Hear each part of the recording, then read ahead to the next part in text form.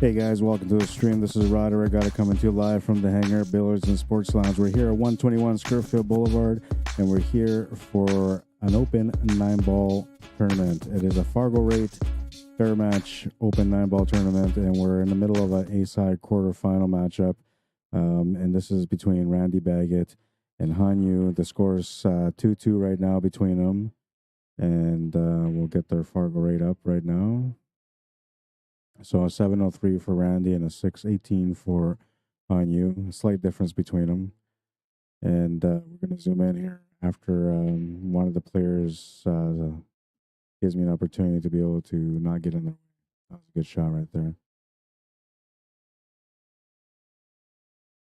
Get a little closer here.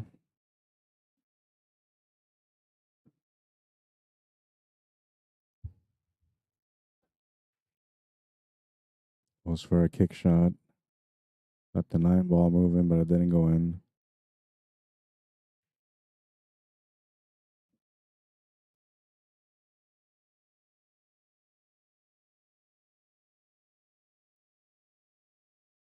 Playing a bank safe. He's going to leave the shot on the 2.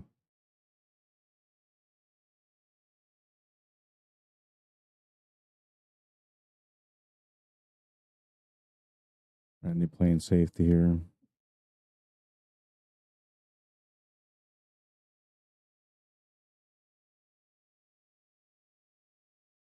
Great shot from Hanyu. But then he lost the cue ball.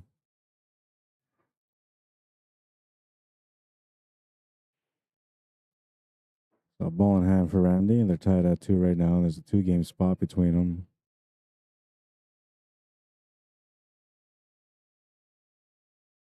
Got to open things up down there. Oh, and he got the worst end of it, and the 5 comes back to create an extra blocker on the 4. Making this kick shot on the 4 a bit harder than it should be.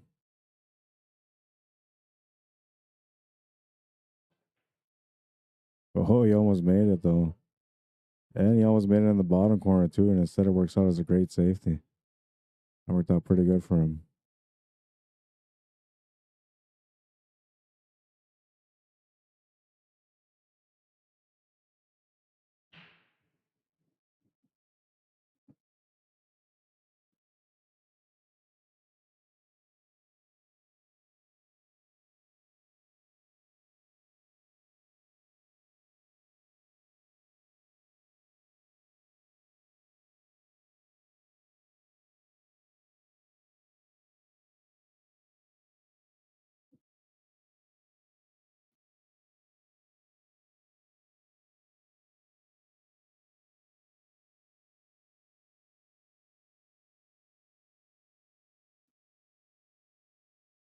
Gonna come up short on the 4 ball.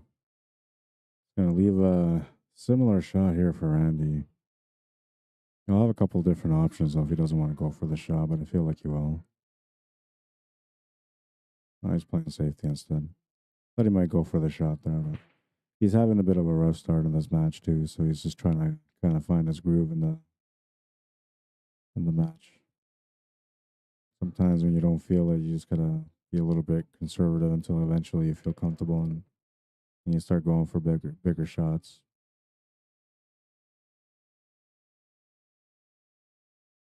Good hit on the 4. I'll leave the shot for Randy.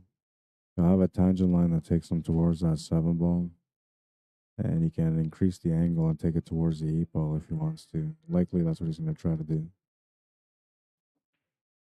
He's going to try to go around the 8 ball instead. And he came up short on the 4, bounced off the 2 horns, and he got good on the leave. Han can still see the 4 ball, but there's no pocket available.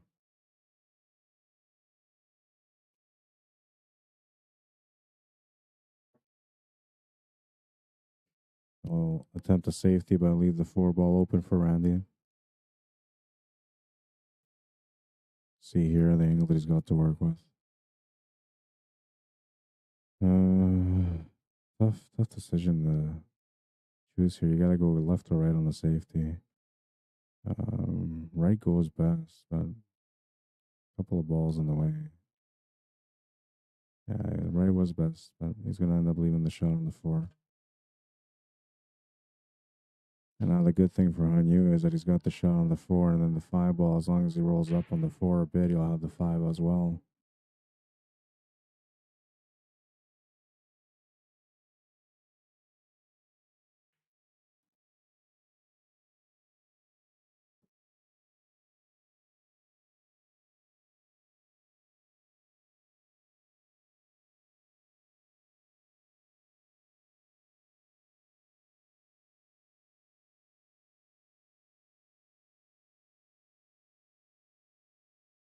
Oh, he leaves the 5 ball hanging.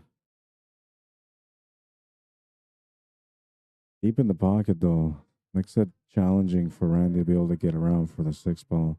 He's taking a look to see how deep it is and which side he can work with best.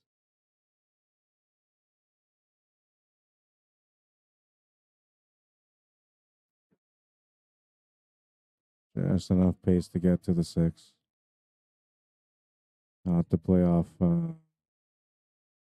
almost 3 rails and a half, I'd say, for the 7. Lots of pace on the 6 ball here. You can play it soft too, just come off the 2 rails and a half, but he's going to want 3.5, I think.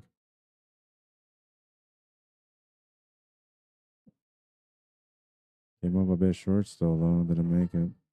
He kind of got up on the shot too, which is, all signs of a player that's not comfortable or warmed up yet. Usually, a disciplined player like Randy will normally not have any body movement in his shots, but got some body movement on that 6 ball. Now, Hanyu's just trying to figure out how to make this 6 ball work for him for the shape on the 7.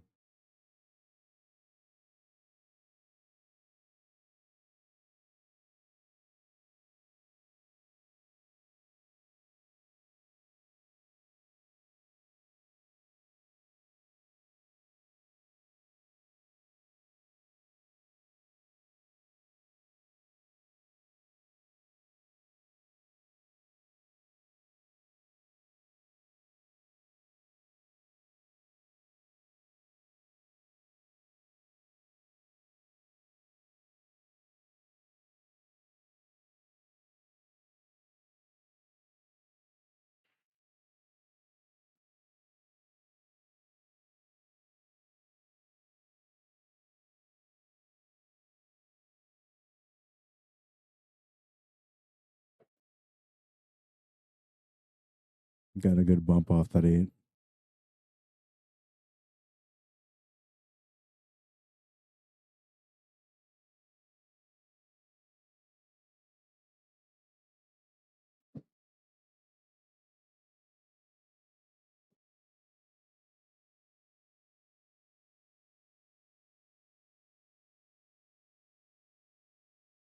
It should be good for the 9.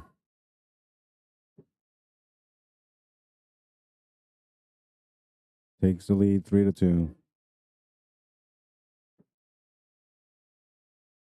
Now, these guys have a bit of history too. They played against each other a few times lately. And Randy's had the best of all the matches. He's beaten Hanyu so far every time. And Hanyu on those nights had some really rough matches where Randy didn't really give him any shots. This time around, though, Randy's a little rough around the edges, just warming up in this matchup. He's given Hanyu some opportunities. He's got a lead in this match, looking like he's got a good chance here to be able to maybe get ahead in this match and be able to win it. It is 9 ball, so anything can happen. It's a fast-paced game.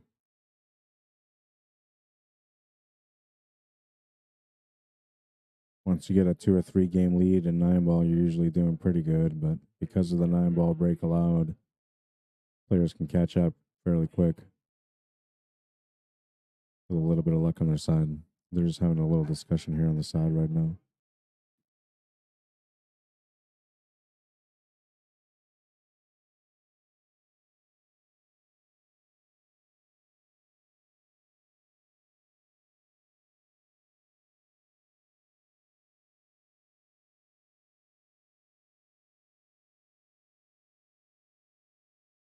All right, looks like they finished their discussion now. What's up? Jonathan Pacatang, welcome to the stream, man. Rolly Cardoso, welcome. Robert Griffith, welcome to the stream. Smash and break. He made a couple of balls off the break, but he also scratched. So ball in hand for Randy. I'll have a chance to tie things up now.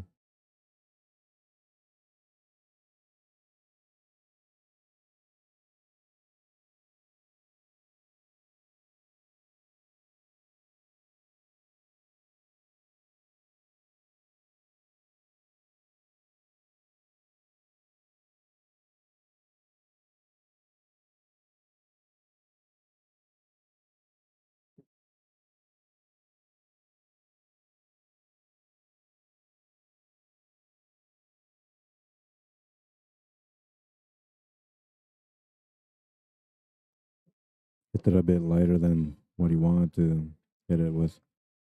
And now he's going to have a tougher cut on this three. Likely he's going to end up playing a safety here. I wonder if he just used a 9-ball as a blocker and just hit the right side of the three and come off the top rail for position behind the 9. I'm surprised he went for that shot. And I'm trying to find his rhythm, trying to warm up.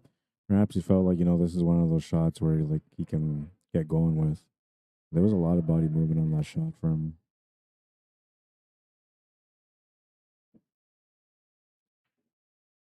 And Hanyu was warming up for a while prior to the tournament starting.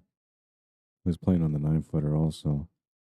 So for him, this table is smaller. He's a little bit better prepared for the longer shots. And because he was playing for a while, he's also warmed up a bit. And he's shooting fairly good so far. I'll have a chance to get up 2 games here now.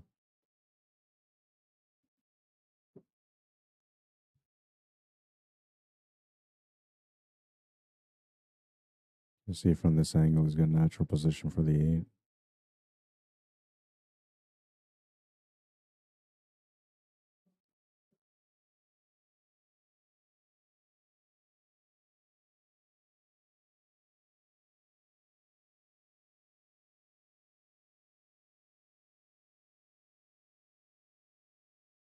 Randy says that's good. Hanyu will take a 2-game lead.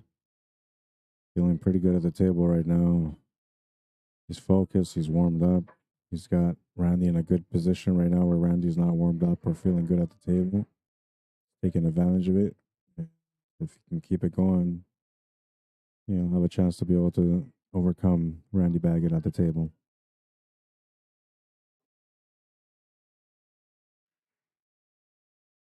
Can I turn up the volume? Yeah, I can do that. Is that better?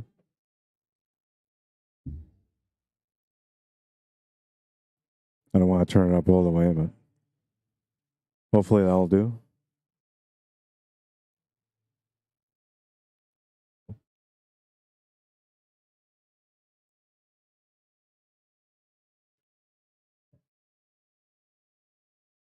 Just pushing out here. I almost left him hooked, but he gave him the shot on the 1 ball. Better? All right. Right on. Jericho Espiritu, welcome to the stream. Lisa McNabb, how you doing? You're very welcome, Robert. Roy Weeb, Darren Cloche, welcome to the stream.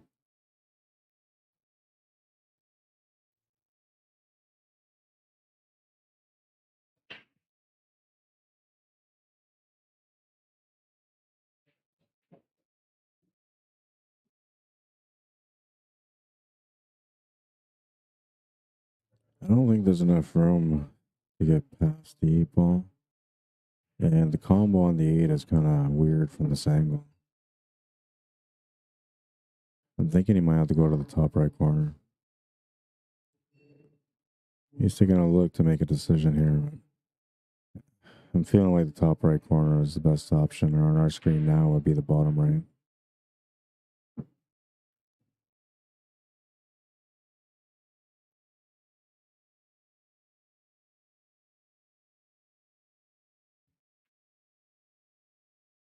Yeah, I didn't like the combination there. I didn't think it was a possibility.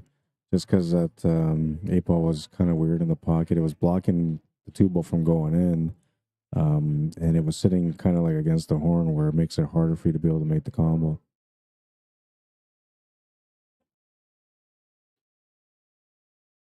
Looks like he's hooked Randy just a little bit.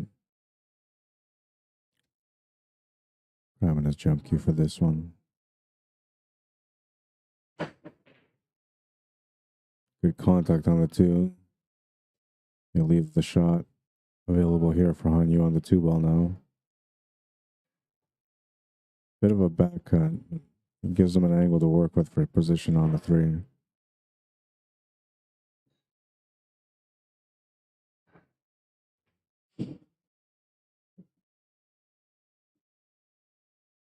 And he's overrunning the cue ball a bit here on this one. Looks like he can maybe hit the edge of the 3 ball. I don't think he can make it though. Oh, I'm wrong. He was able to make it.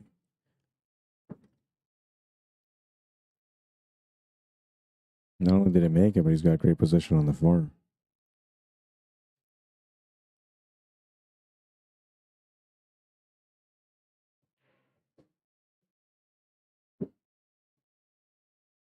Extra bump on the 5.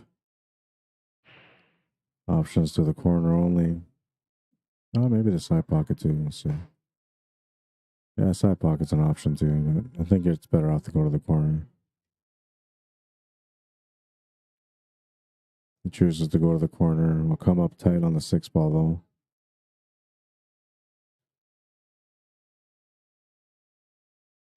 That's one of the things about playing on a diamond table is you have to make a decision on whether to hit the ball soft or hit it hard.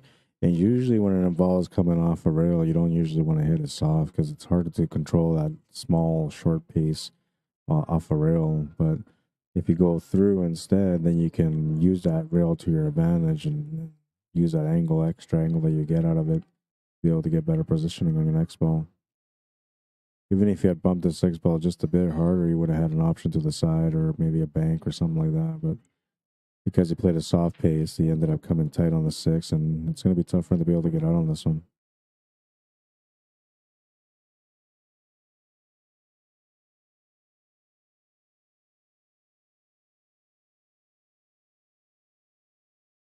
Oh, he was trying to go for the 9.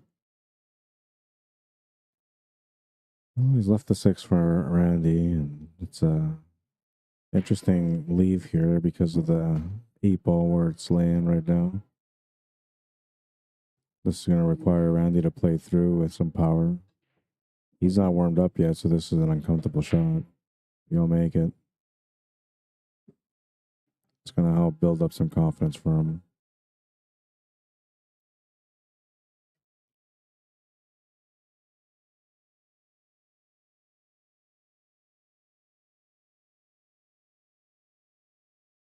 Yeah, see, now he's starting to get it. Starting to feel a bit better at the table. Down by 1, 3-4. Anything can happen in a short race. In a long race, usually, you always say that the better player will come through, but the better player is always different every day. And I'm telling you right now, like there's a good chance that Hanyu can win this match, but the experience that Randy has, he should be able to get back in the match and take the lead within the next few racks. All depends on the decision making that Hanyu does at the table, whether he goes for some big shots at key moments or if he plays smart in those moments, and if he goes for the shots, whether or not he makes them. Rack number 8, up by 1. 4-ball's going to go to the side. He'll have a bit of a shot on the 1. 2-ball sitting right by the 1-ball.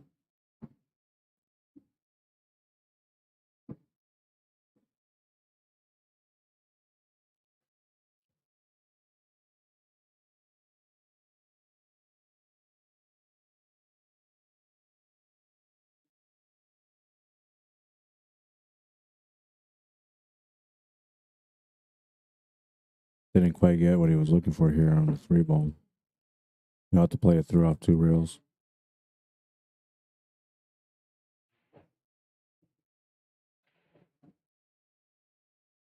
You had to make up for it there. He got good on this 5-ball now, though. Really nice table here for him.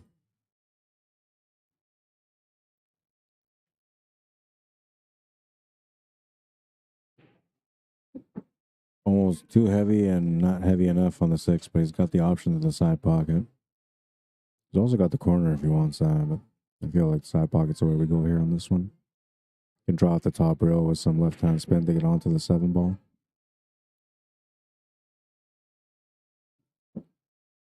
And all he's got to do is just get over to the right side of the table for the 8-ball. And he wants to be away from the rail. That's key, because he wants to be able to follow through for the 9 after the 8-ball. Unless he sells for a long shot on the 9. Uh-oh.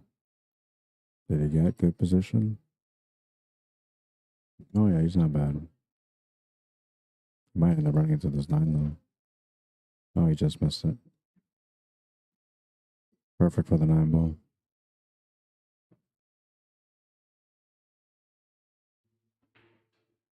Takes a 2-game lead back, 5-3. Needs 3 more games for the win. Randy is looking for 7 wins. Frank Hernandez, how you doing? Vicente Rodriguez, bienvenido. Eddie Cox, how you doing? Frank Blackplume, welcome to the stream.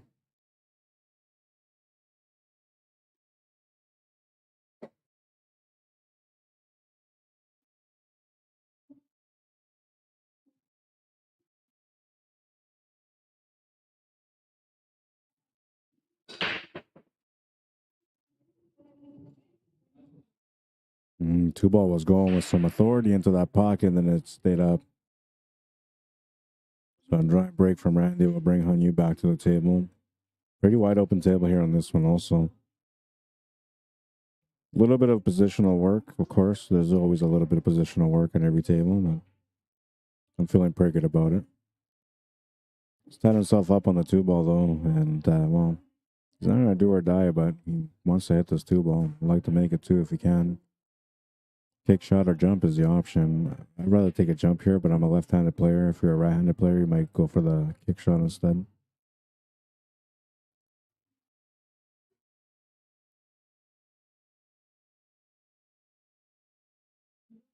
Now, the only reason I don't like the jump is because if you go for the jump, then you might lose cue ball control for shape on the 3. But if you just jump it softly, gently, you should be good for the 3-ball. He's right-handed, though, so this makes it tough for him to jump, so he's got to kick it.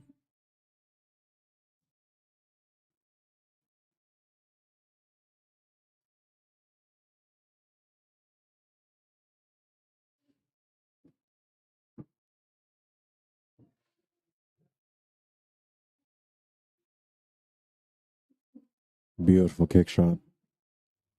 Absolute beauty.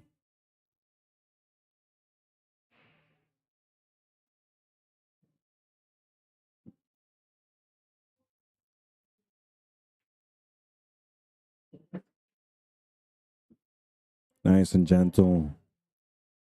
Perfect weight. Perfect contact.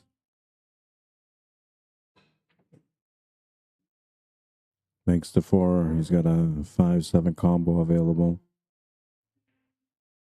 He's got to watch the pace on this one because you would like to leave the 6 or the 5-ball set up in the side pocket.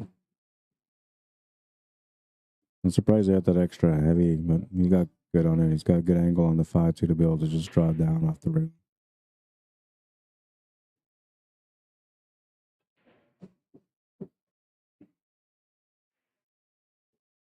A little straight on the 6-ball. He's got some angle to work with, but he's not happy about it. I think you just got to settle for a long shot here. Pick that 8-ball maybe in the top right corner. Try to sit up for the right side middle. That would work also. I don't think you want to pot it on the left side middle. The angles are a bit tight. I don't think you really want to force stroke this either on a draw because you may not get a good cut on that 8. So yeah, you got to find the right spot. Top right corner. That's the right spot.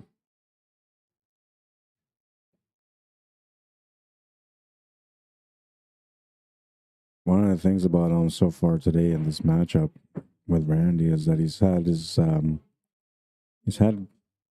good rhythm going. He's been walking around, he's been looking at his angles, he's been thinking about the shots, and he's also been fairly aware of what to avoid in order for him to be able to not run into trouble.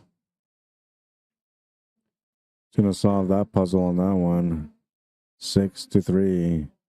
Needs 2 more games to win this match against Randy Baggett, something that he has not been able to do yet in the last few tournaments where he's played against Randy. Randy's had his number every time, but Randy is not warmed up. He still needs to find his rhythm.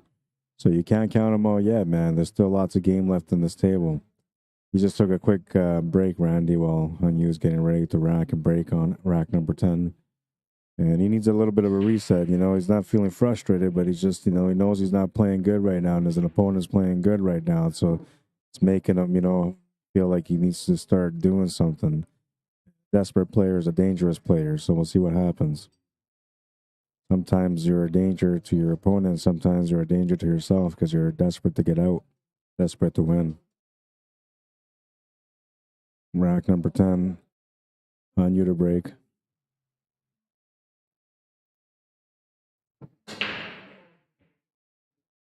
Well, lose the white ball off the break. The 3 and the 6 go in. And, well, this is a good table for Andy. He's just got a small little puzzle to figure out here, and he'll be all right.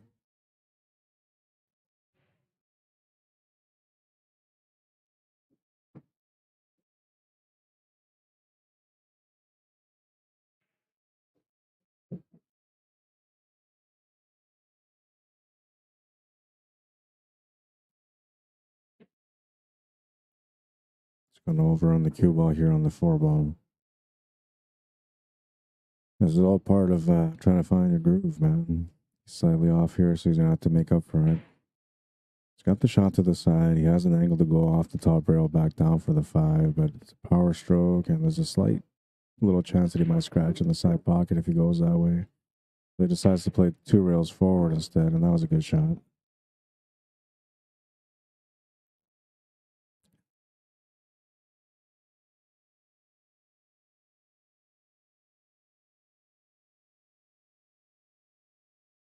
Makes the shot on the 5.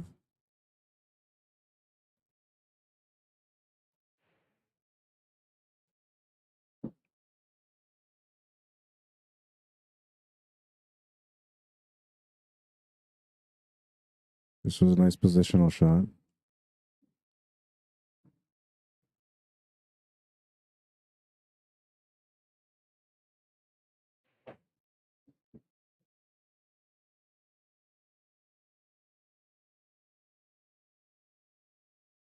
That's going to feel good for him now. He finally got to get going on a rack. 6-4, he's down by 2. Breaking next. Rack number 11, trying to get within 1.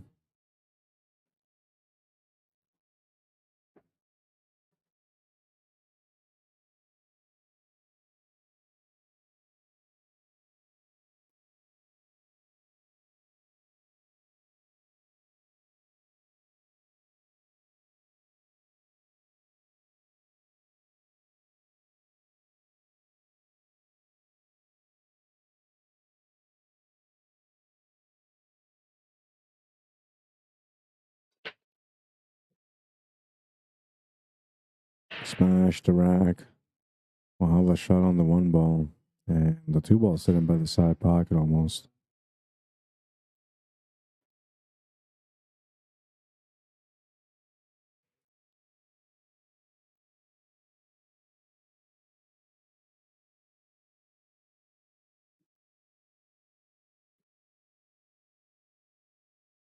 Comes up short from what he was trying to get on the 2 ball. Still make shape off this 2 for the 3.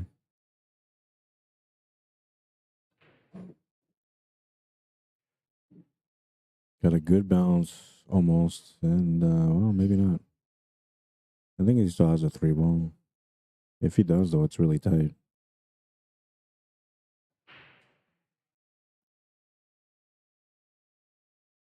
And I think the 7 ball's in the way for the combination for him to do a combo 3 to the 5.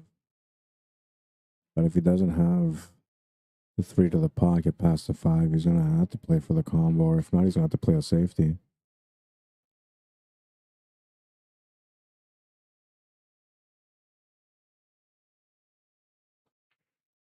Went for the combo. We'll get lucky and make the 3-ball. The 5-ball is going to go in too.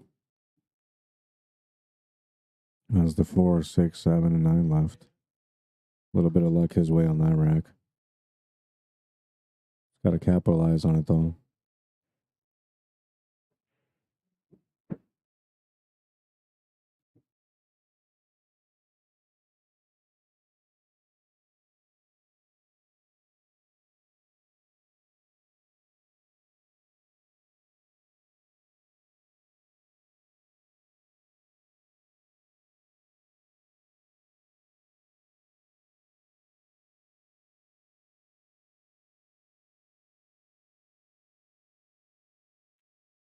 Down by 1.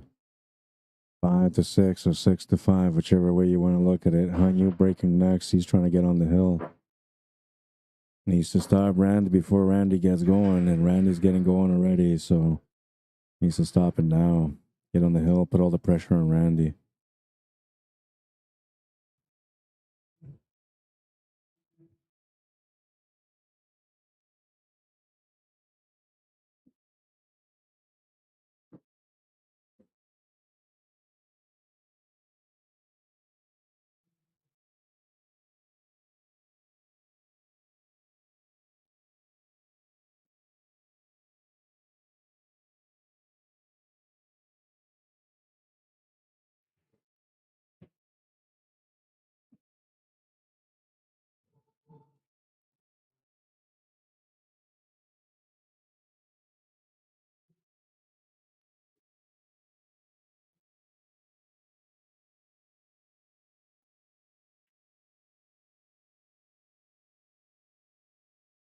Smash and break made the 8 and the 4, but he's got no shot on the 1.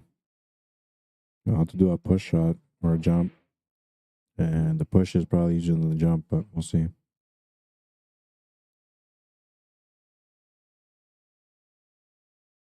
Hard to predict what the player thinks when they're at the table, especially when they're like in a position where they want to finish the match, right? I think he's going to be disciplined here, though, and just play a push. He's just trying to figure out the right spot.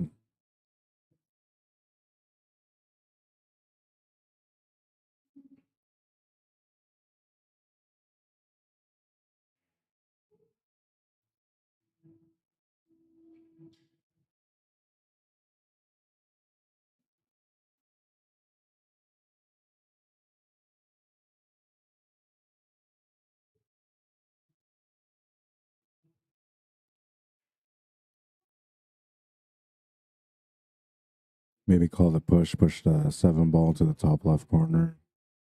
Make the white ball go over to the right for the 1 ball. And maybe that will block the from going to the corner, forcing Randy for a combination or a safety.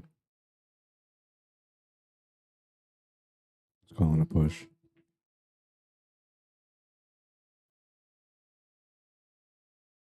That worked out not too bad. Randy's not going to give him the table back, obviously, so that worked out not too bad.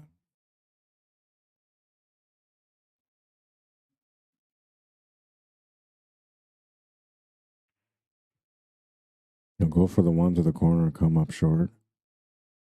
It's going to give Han a chance to get on the hill now. Everything's pretty open here on this table. The hardest thing he's got to do here is just get shape from the 7 to the 9. Looking real good for him here to be able to get on the hill.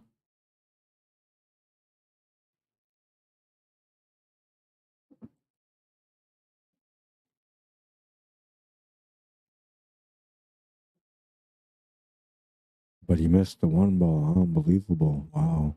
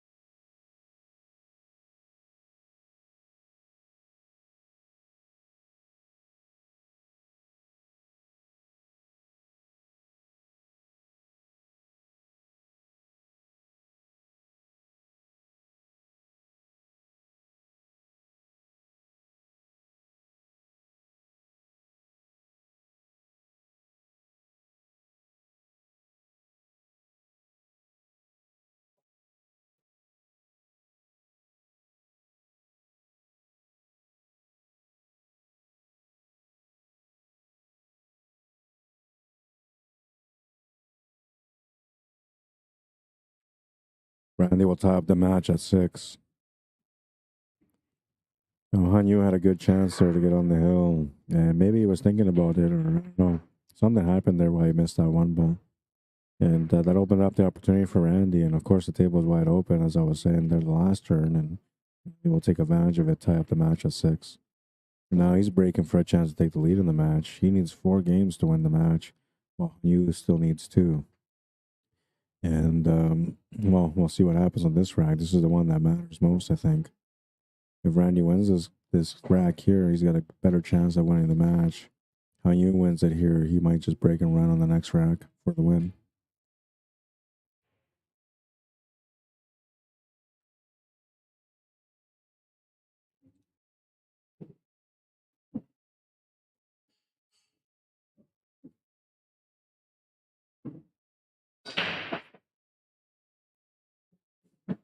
Smashed it, made the 9 in the corner, but it doesn't count, so I'll get spotted.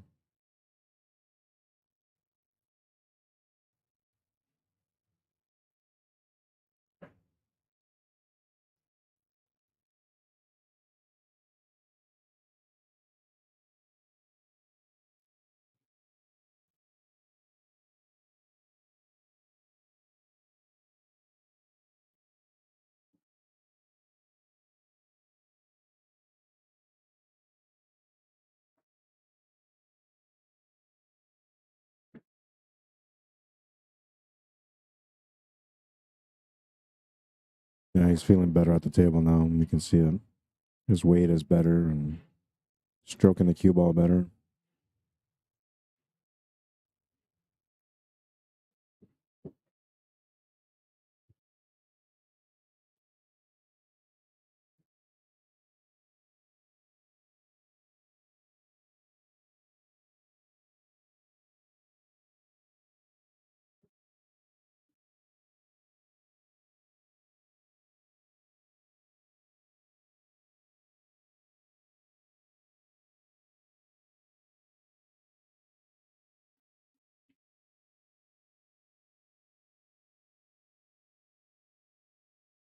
Great shot to get onto the 7 with some angle for the 8.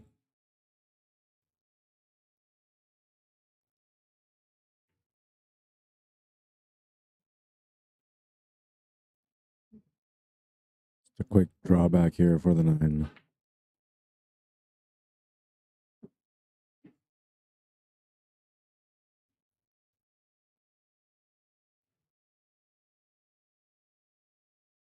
Takes the lead in the match, 7-6. Looking for 3 more for the win. Hanyu looking for 2.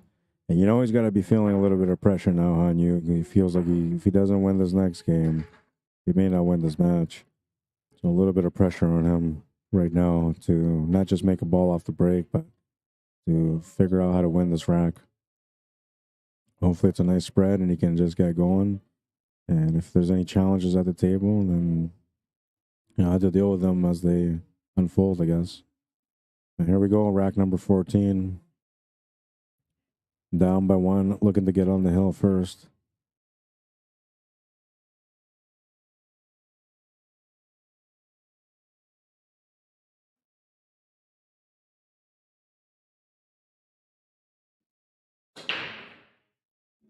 Smash the pack.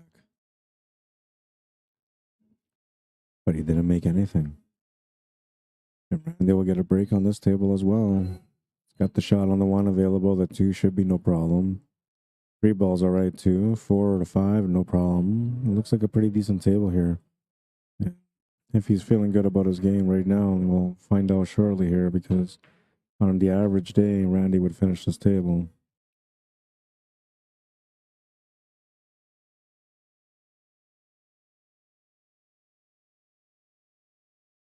Slightly out of position here, but he can still draw off the rail and come back across the left side for the 3.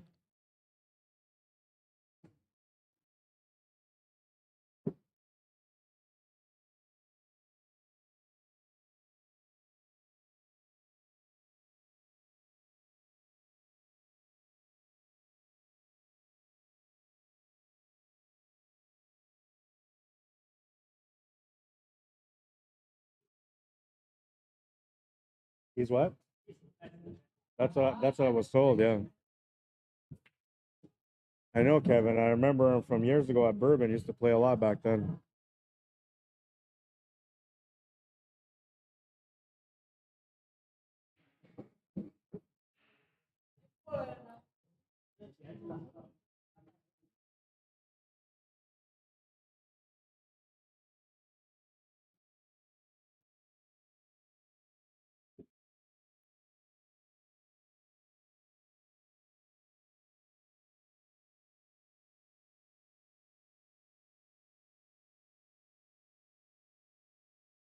Well, it looks like he found his game.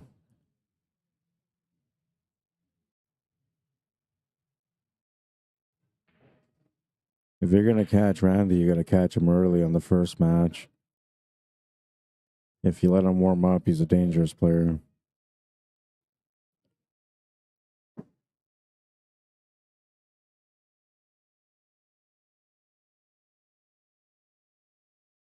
Makes the 9. He's got a 2-game lead, looking for 2 more for the win. And I believe it's Hanyu's break.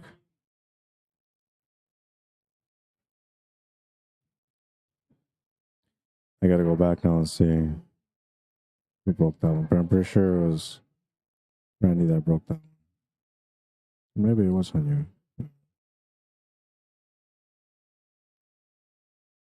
Well, it was Hanyu that broke, so it's Randy's break.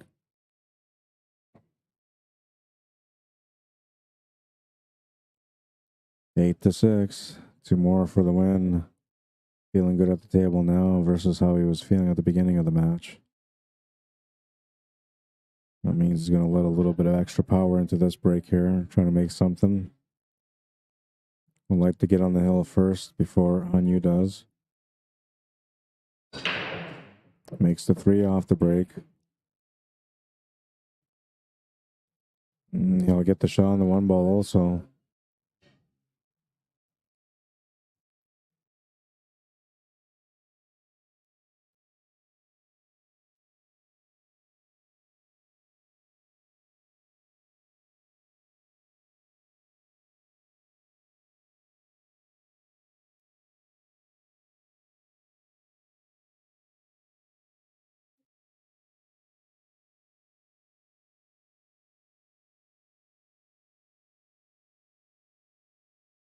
Not bad. The angle on the 2 helps him set up for the 4. She's actually pretty good here.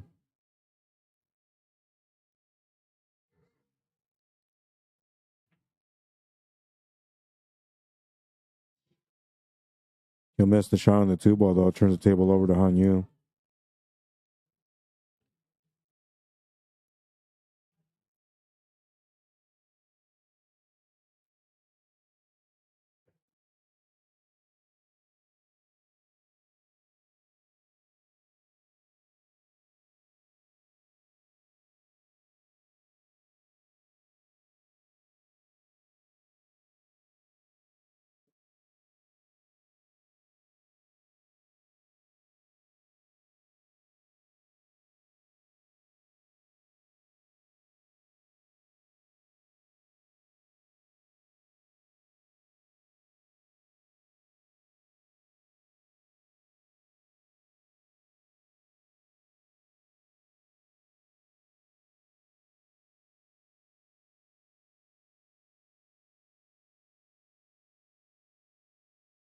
A little bit of body movement on that one. He needed to get perfect shape for that 8 ball because he ran out of position on the 6. And a little bit of body movement is going to make him come up short. Randy will have a chance to get on the hill now.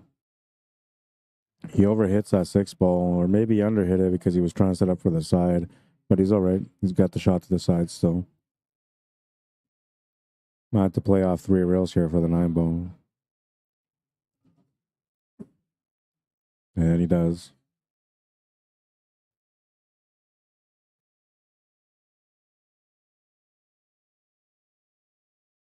He's on the hill.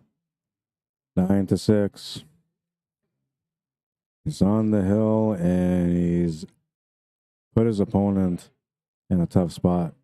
Hanyu needs to win this game no matter what if he wants to continue in this matchup. Anything other than that, Randy Baggett will move on to the next match.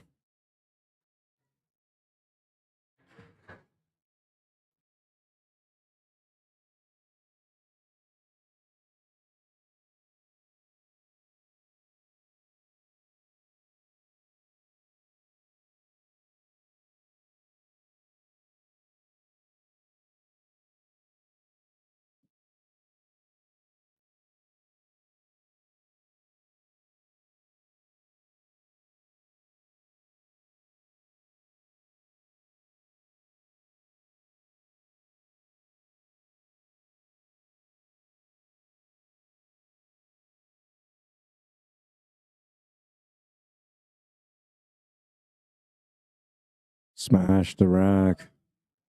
Need a ball. And he's got a shot on the one. Got to work this one out, though. Can't afford any mistakes on this one, so he's going to take his time with it.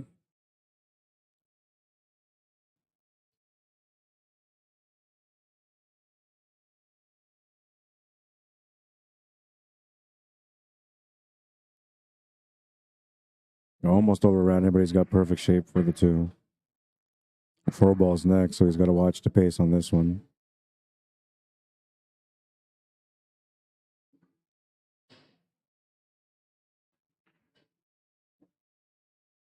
Perfect weight. So you have to do a draw shot here now to set up for the 5 in the right side middle.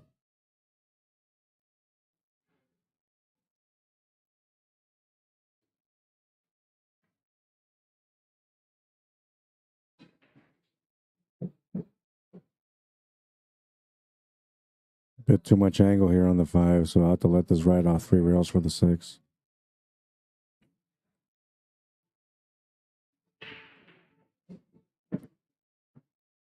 Needs a big bounce on the 3rd rail here. That'll do.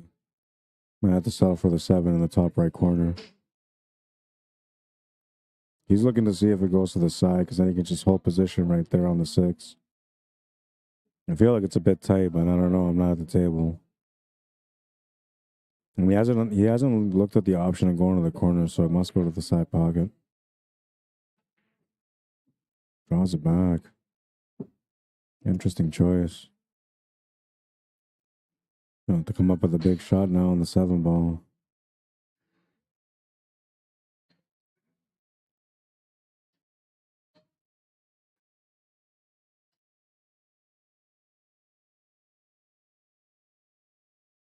He knows he's in a do or die position here on the 7.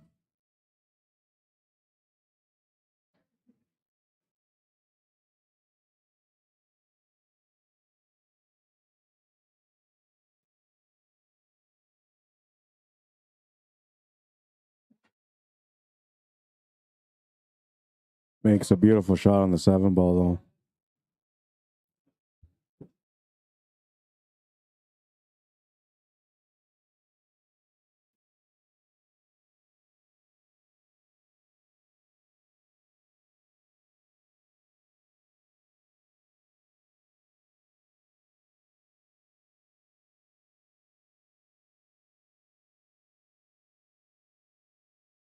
Oh, and then he's going to miss the 8 ball on the other side, but he's going to get a decent lead. Well, maybe not. 8 ball is bounced off the rail enough for Randy to be able to have a back cut on the 8 ball, and then the natural angle off the 8 is going to give him the shape for the 9. He should be able to close out here as long as he makes the 8 ball. And he'll make the 8 ball. Natural shape for the 9 is there. Looking to close out the match.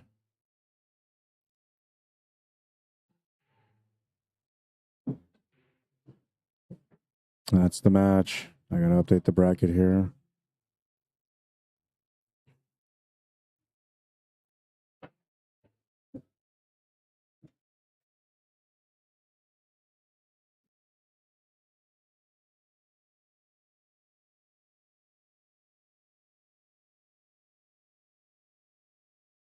Oops, I got the wrong way.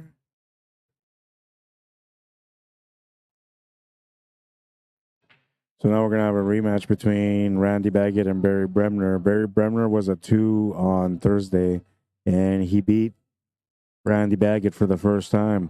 Randy and him have played a few times, and though Barry's gone to 2 and 3 against Randy, he's never beat him. But last Thursday, just 2 days ago, he beat Randy for the first time.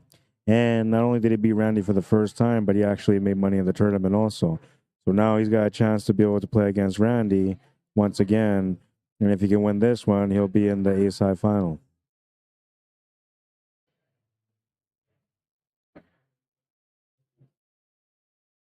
We're going to get that match going right now. And I want to say that the race is like 13-3. I think that's what it is. I'm going to look it up right now. It's going to be a ridiculous race, though.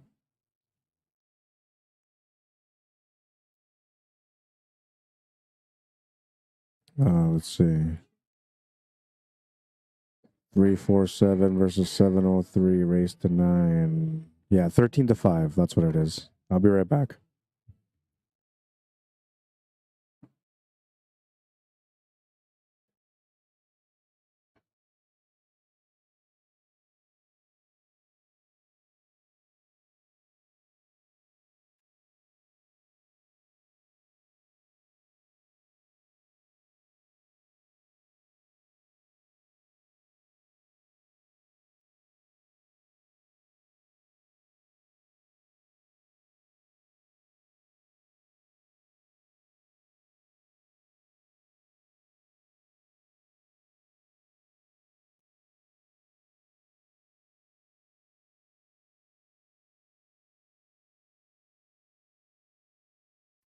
Thirteen to 5 is a race between these guys. I'm going to set it up here. We'll put Randy on the right this time.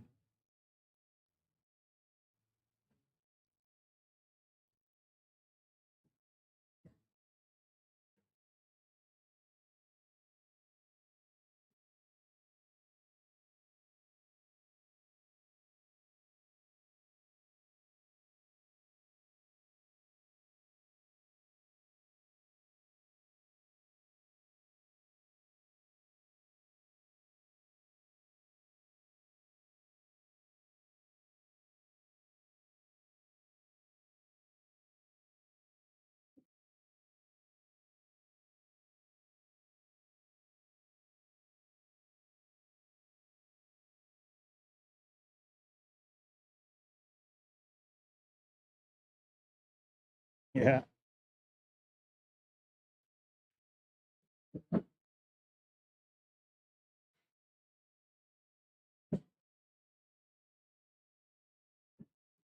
Against who? Ben. Oh, yeah.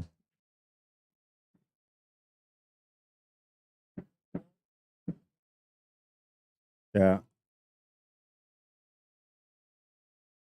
I got to test to see what it looks like here for 10. My space for my scoreboard might be tight, so I might have to fix it. It's not too bad. Just have to move it over a bit.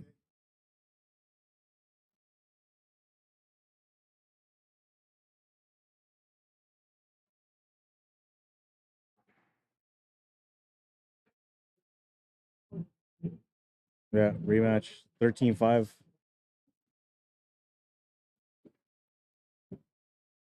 You can shorten it if you want to, but I don't know what it would be. 12-4.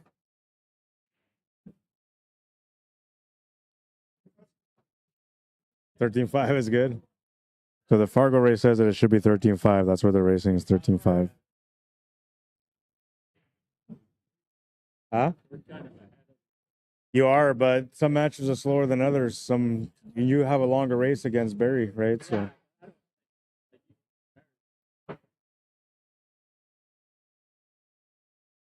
they're at 7-5 right now.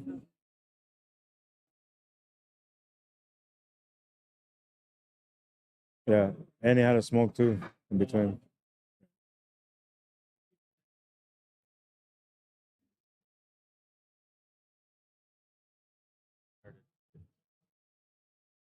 Yeah.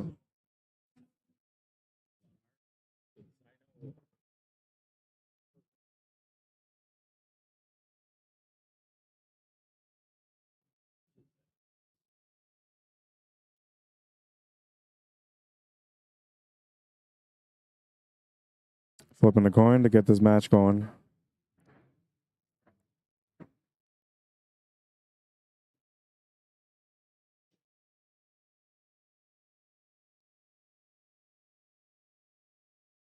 Mike Sundstrom, how you doing?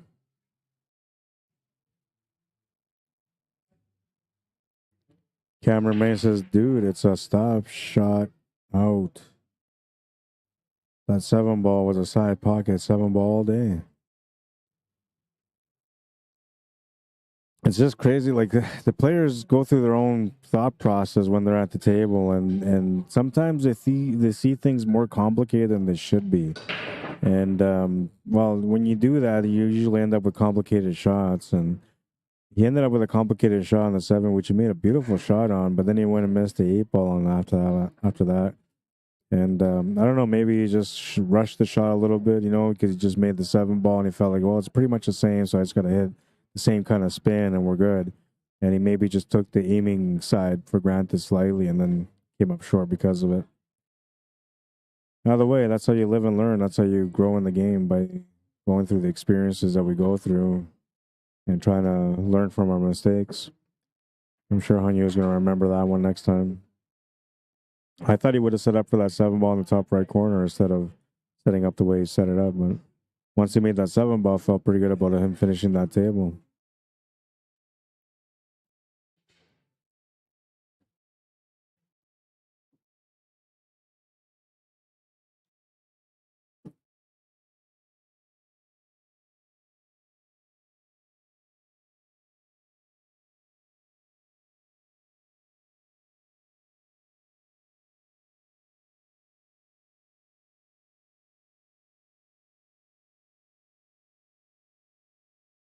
Well, he's got a chance to get him on a 3-hook now. He's got him on 2.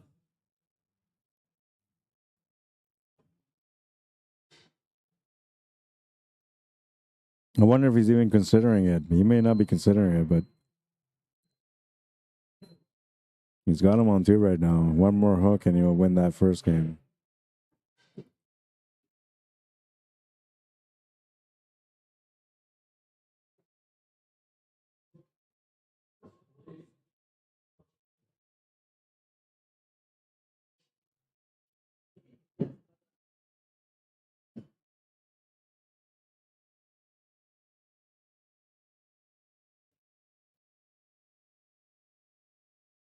Makes the 4, or sorry, what did he make?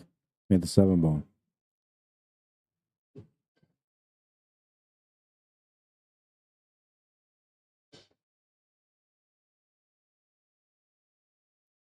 Makes the 3 ball as well.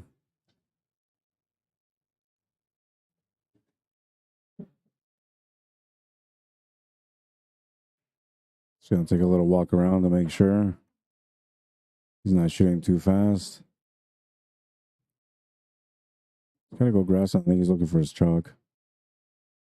Yeah, he went to go get his chalk, I think.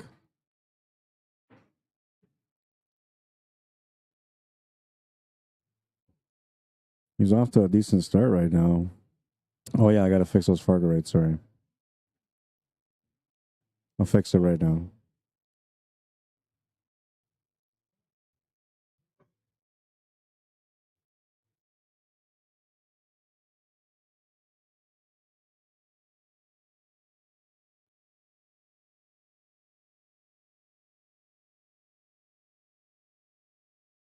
There's the FargoRate difference is doubled up. Doubled up and a little bit of change on top.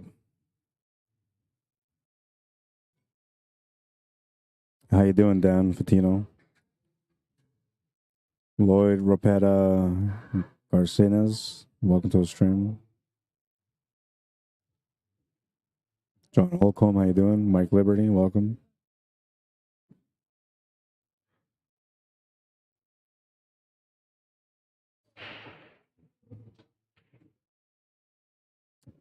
Well, missed the 8 ball. He's looking good on that rack. I believe he was going to start off with some authority there, some confidence from Thursday's matchup.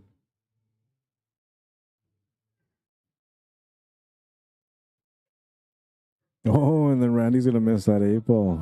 Uh-oh. Chance here for Barry. Oh, and he'll miss the 8 ball. He's going to get a bit of luck here on the leave, though.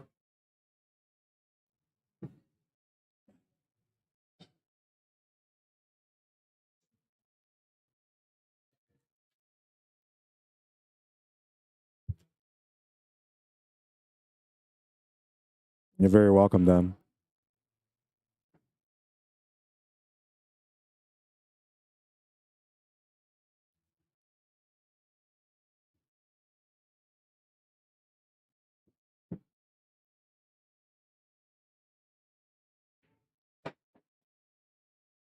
Great jump by Randy. He's going to make the 8 ball, too.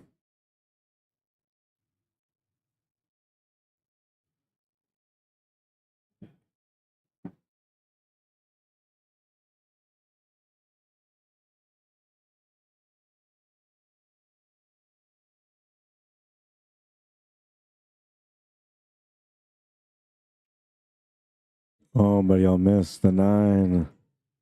Oh, well, at least he left to pass the side pocket, so now Barry still has to earn the 9 ball. That was a nice. I was wondering whether or not he's going to feel guilty about that jump 8 because he was just trying to hit that 8 ball. He wasn't trying to bank it into the pocket. He was just trying to hit it, and he got a big bank out of it with a setup on the 9. A little bit of guilt there on that one, I guess. And Barry's going to miss that 9 ball. Tightens up on the shot, and he gets a break on that one. 1-0 takes the lead.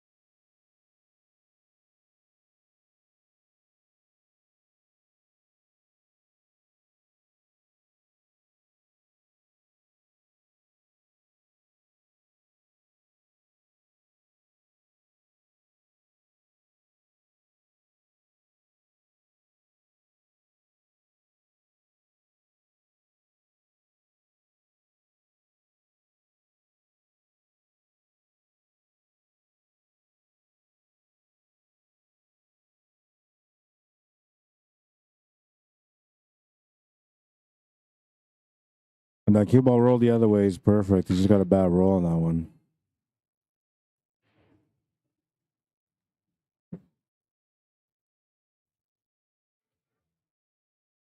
Smart to play safety, but I think he's left the shot.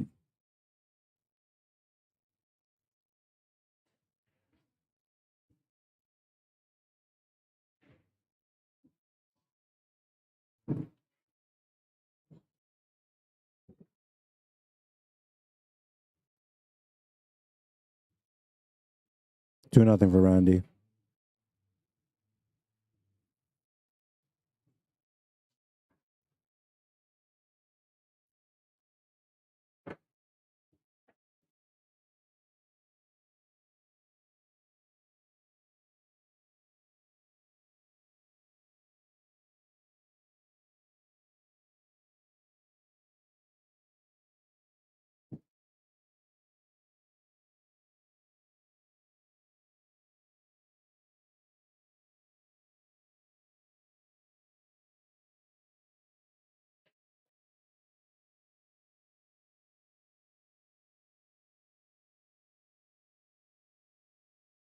Dry break. And Barry will get a chance at the table. Not much to look at here at the 1 ball, though. He can kick it, maybe. If not, he's going to have to play a push.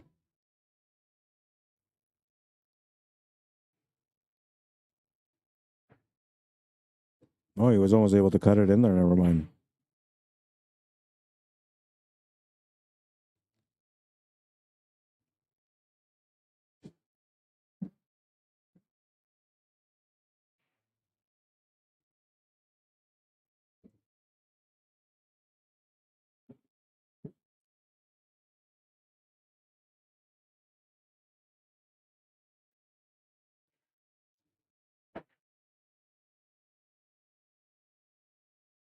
Almost got lucky on the 9.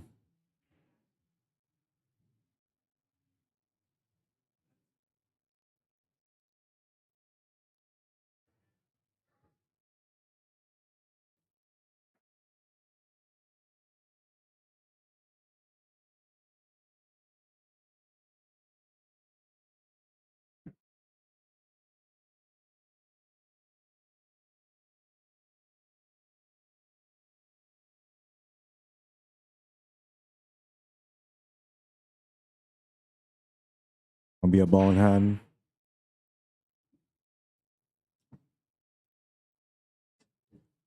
Things look a lot better when you have a ball in hand in this situation. Still going to have to play one good shot here for the 4-ball.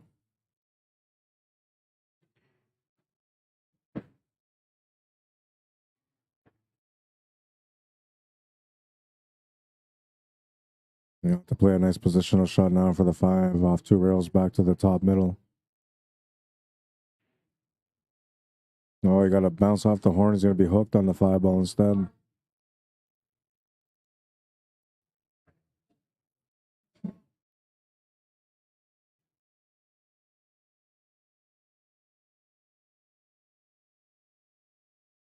We'll hit the 5, but then the cue ball will double hit it, and we'll leave a sort of an opening here for Bremner.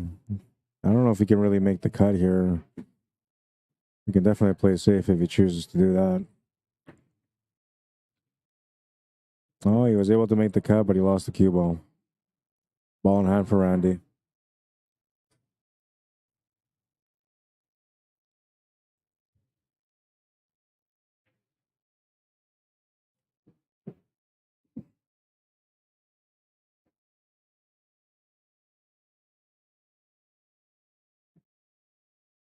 Randy misses the 7, leaves it over the pocket for Barry.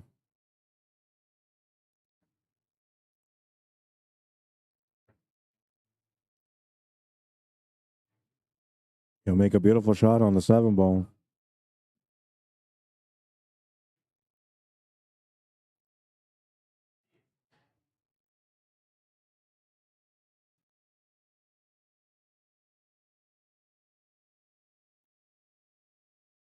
We'll scratch on the 8-ball though. Ball in hand for Randy.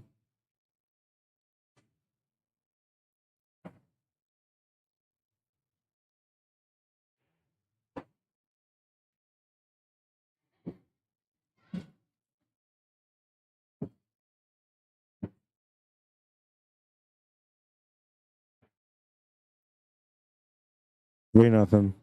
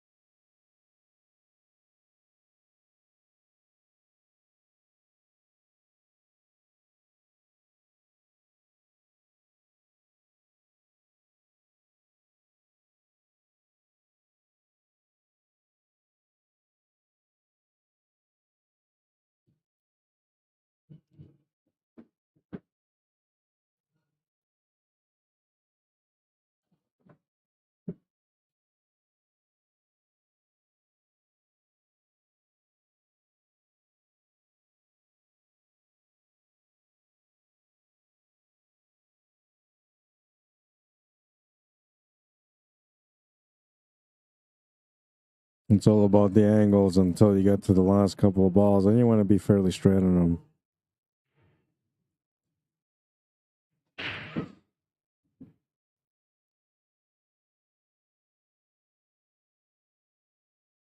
Four no.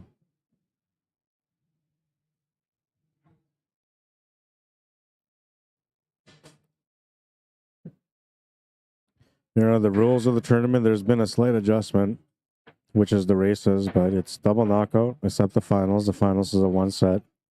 Alternate breaks, handicap races by FargoRate ratings. The A side was going to be R5 races and the B side R4 races, but we changed it to 9 and 7. So it's R9 on the A side, R7 on the B side. Golden breaks allowed, but only in the bottom 4 pockets. 9-ball combos are allowed. 2-ball racked at the back. 3 foul rule in effect. Cue ball fouls only, and a 1-set final, as I mentioned a little bit earlier. Moving into rack number 5 now. Barry Bremner to break, trailing by 4.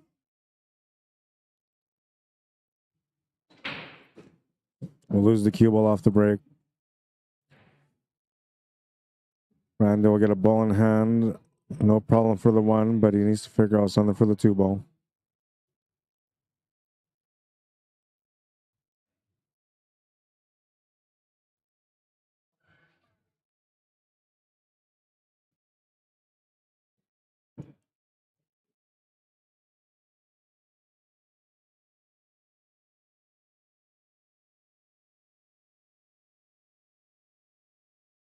Absolutely nothing.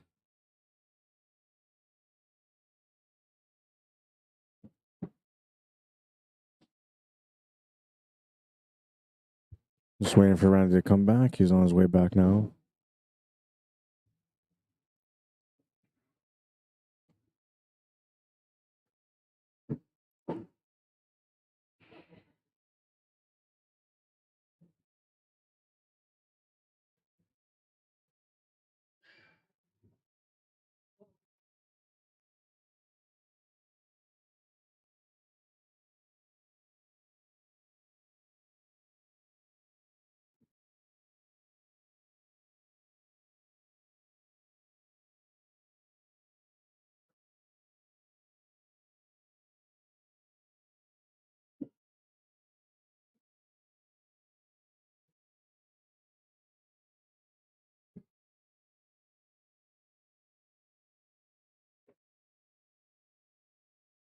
We'll open up the 2 ball.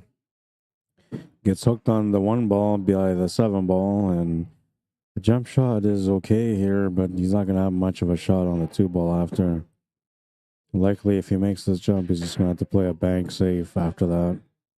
Unless he feels like he can make the combo 2 to the 8, then he might do that. Or 2 to the 4, sorry.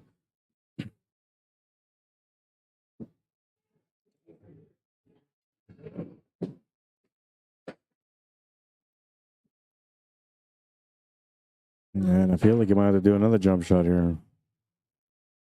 Maybe not.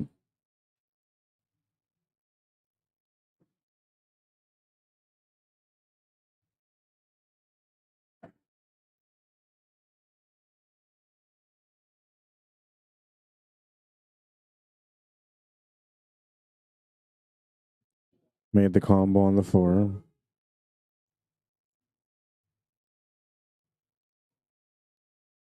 Okay. 10-5. 6 could have been possible, but you're playing against Ralph now. Okay.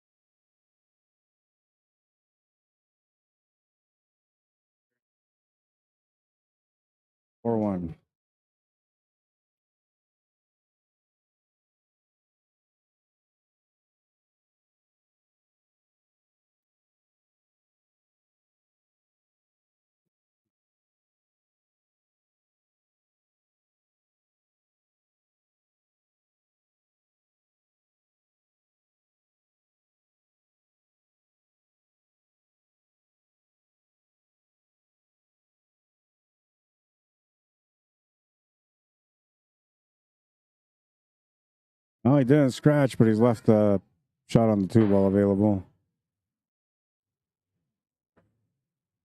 Oh, maybe he didn't. Randy had the jack up for it. And he's left the shot available for Barry on the 2. And I got to see what's going on for the B-side matches. So we get those matches going right now, too. Nope.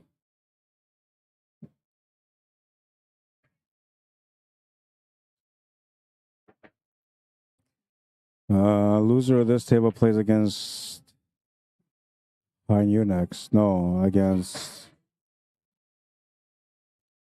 Ron Shusky.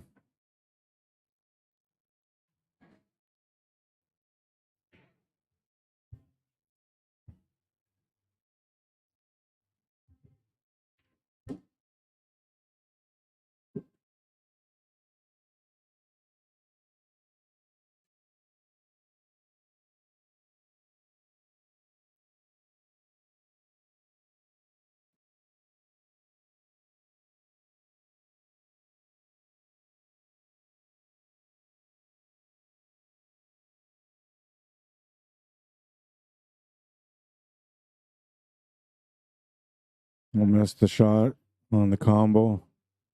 Leaves the 4 available for Barry. Should be okay here from the 4 to the 5, even the 5 to the 6, but you never know. I mean, it's one of the shots where you got to go off the top rail and back down, so the pace matters. He hit that with some extra power. Was trying to open things up, but he'll come up short. Turn the table over back to Randy.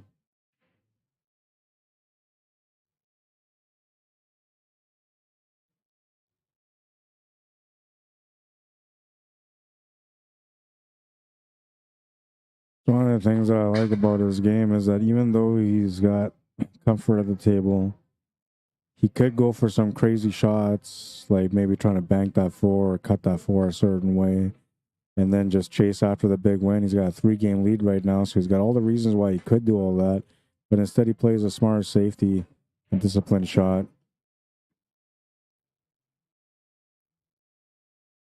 And that's something that a lot of players won't do. They don't have that discipline usually when they're in a position like how Randy is right now. And that's the reason why a lot of times when there's a big gap between 2 players in a race, I was gonna go somewhere there, but he dropped his chalk and I had to point it where it was, and I forgot where I was going. Oh, I was gonna say, yeah. So that's the reason why, like, when there's a big gap between 2 players, and the one player that has to go the deeper in the race gets a good lead. A lot of times, where that player ends up coming up short or losing is because they end up turning the table over too many times to their opponent from taking too many risks at the table, just trying to get the finish a little bit quicker. And that's one of the things that you have to try to avoid when you're playing at the table, right? If you're the player that's spotting so many games, you know, you have in the case of Randy, you know, he's got an 8-game difference between him and Barry. You have to try to be consistent on trying to make up ground so you can get to that finish line. And that's what Randy's been doing so far in this match. He's taking his chances when he felt like it was right, and he's played smart when he had to.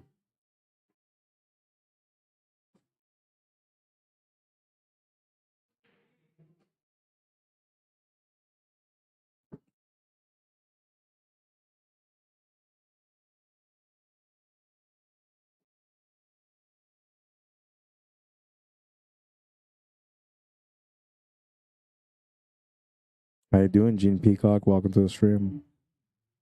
Young Tran, welcome to the stream. Thomas Tubo, Michelle Therian, Zahid Pervaz, welcome to the stream. 5-1.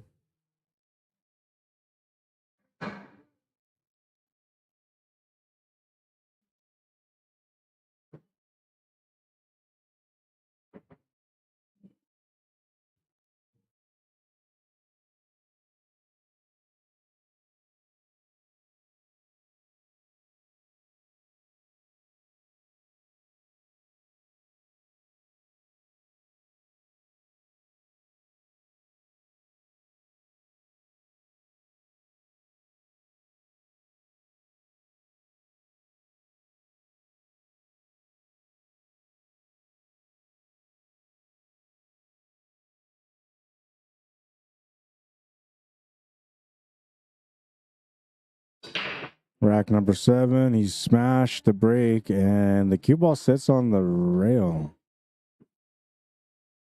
I don't even know what to say here. I had no idea what the call is in this situation because it's like on the table. What is the call on that? Isn't it live because it didn't fall off the table though?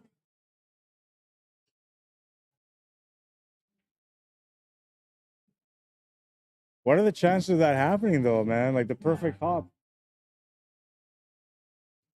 All right, so if it was on the bed of the table, it would have been fine, but it wasn't on the bed. It was hitting the rail, so that's why it was ball in hand.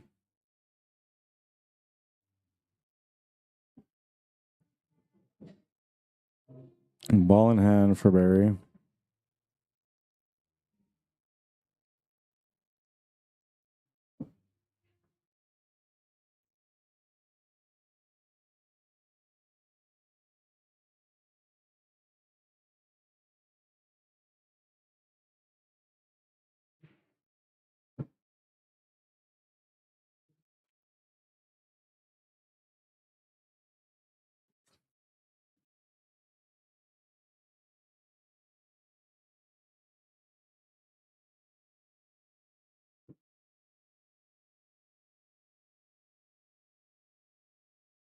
Almost the shot on the 2-ball. Bumps into the 9-ball, but the 9-ball doesn't go in the pocket.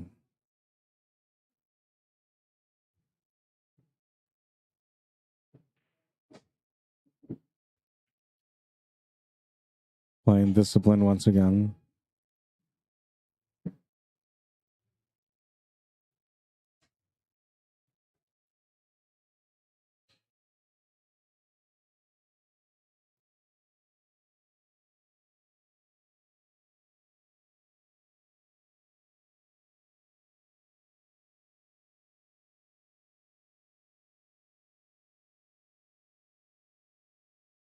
I don't think he'll go for the 9 here. I feel like he'll just play safe.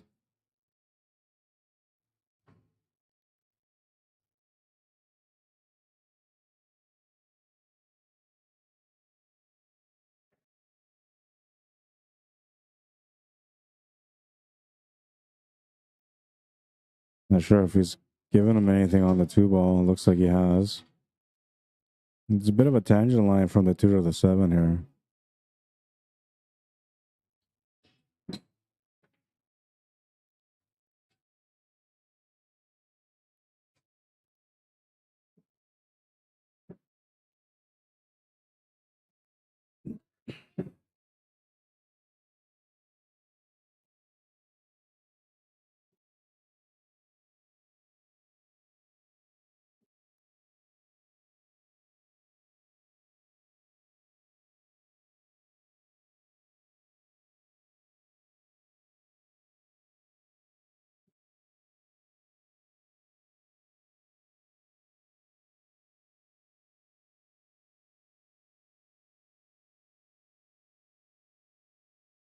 I missed it. I was gonna stop it and record it, but I didn't. Like I totally didn't.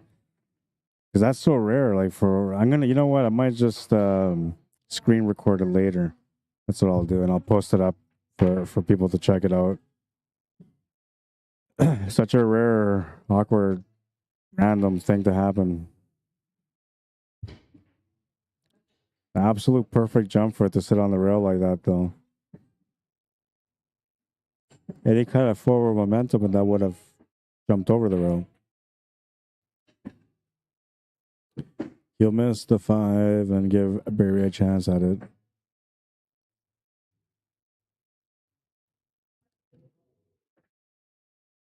He used to play off 2 rails with a little bit of left-hand spin here to be able to come between the 8 and the 6 to shape up for the 6 in the top left corner. He's just played it across, and he's going to shape up for the bottom left instead.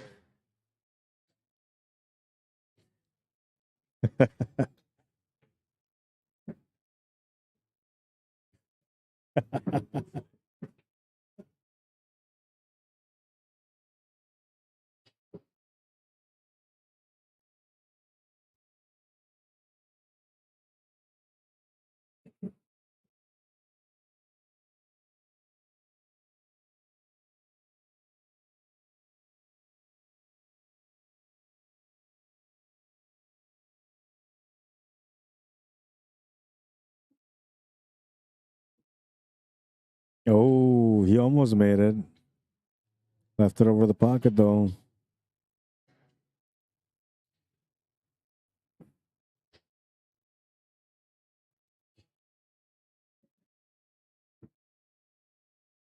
He says, wow, I've never seen that before. I mean, yeah, it's ball in hand, but what a break. Yeah, no, that was totally interesting. I'm telling you. Like, I'll probably never see that again in my lifetime. It's the first time I've ever seen that happen. Oh, not only did I miss the 7 ball, but he's scratched. And he made the 7. So just the 8 and 9 remaining here for Randy.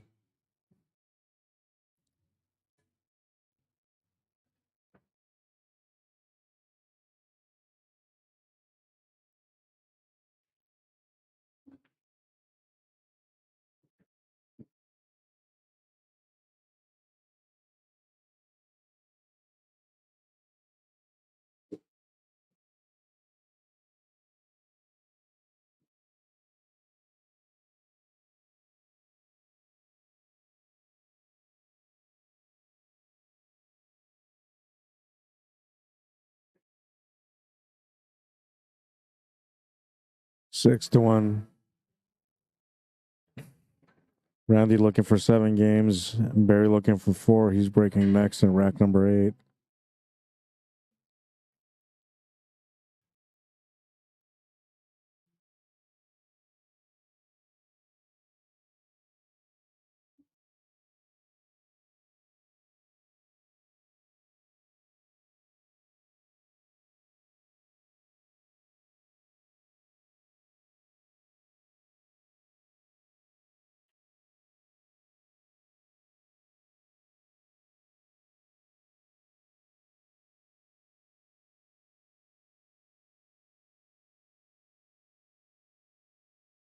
I've been itching to play so much, but I can't play yet. I'm still healing.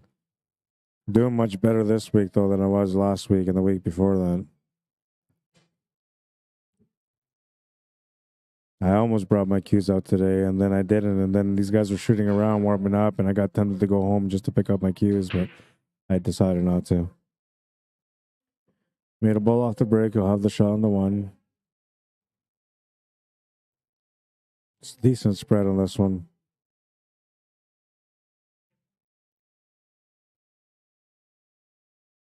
Misses the shot on the 1.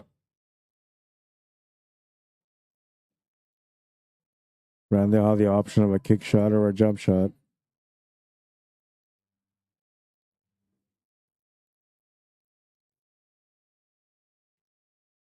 Makes a beautiful shot on the 1.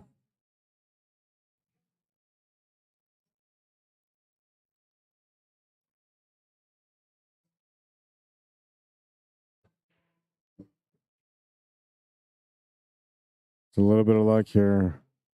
You'll have the shot on the 4, but the 5 ball's been tied up.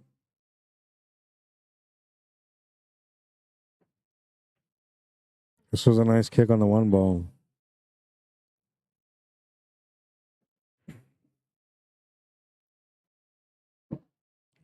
Randy will scratch on the 4 ball. Ball in hand for Barry. Looking to play a safety here.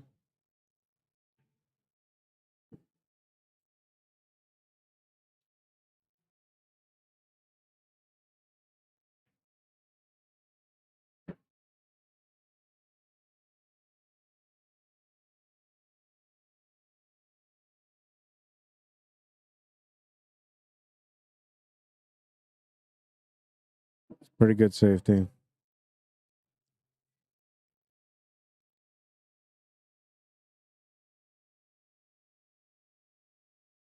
Barry's going to try to bury the 8 ball in there. Ball in hand for Randy.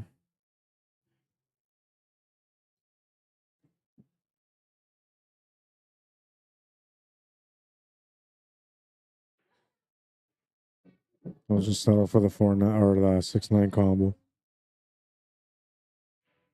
And he makes it. 7 to 1.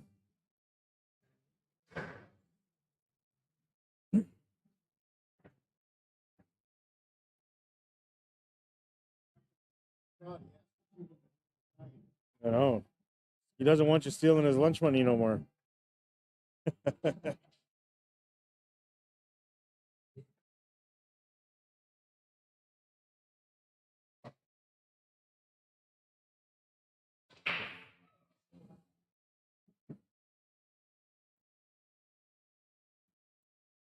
Lost the cue ball. Looks like Randy's just ragging for Barry.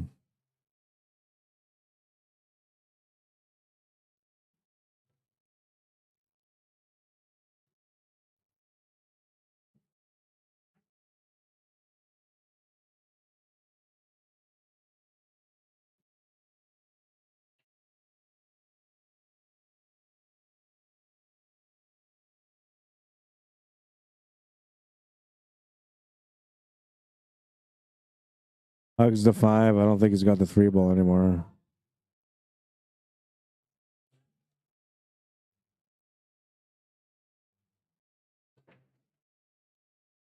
He's going to get lucky, though. The 4 ball's going to go to the side.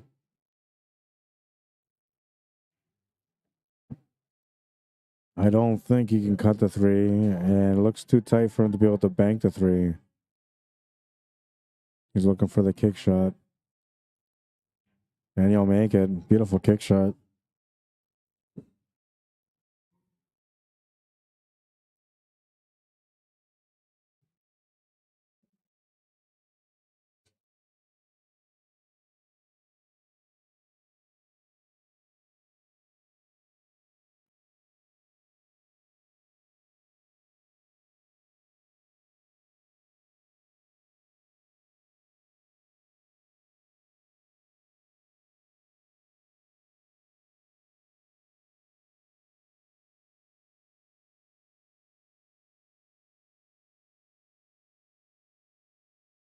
Almost missed the 7 ball.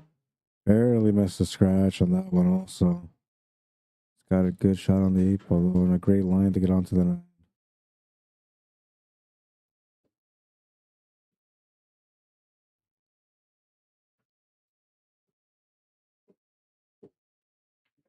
Eight to 1. Looking for 5 more to win the match.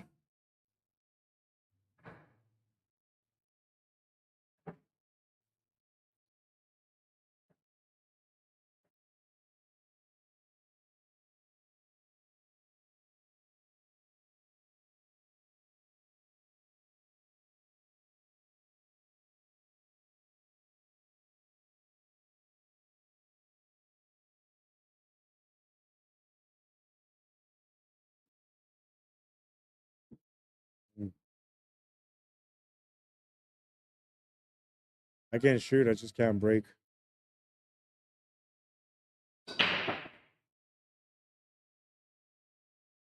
3 ball was going to the side, and so was the 1, but they'll both stay up. A dry break from Randy will turn the table over to Barry.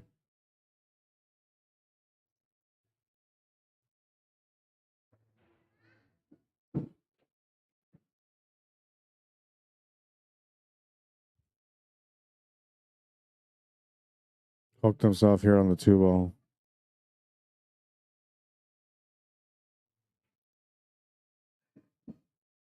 Can maybe make this 9 on the side, though, if he gets a good contact on the 2. Oh, he'll miss it. Ball in hand for Randy. The easy 2-9 available.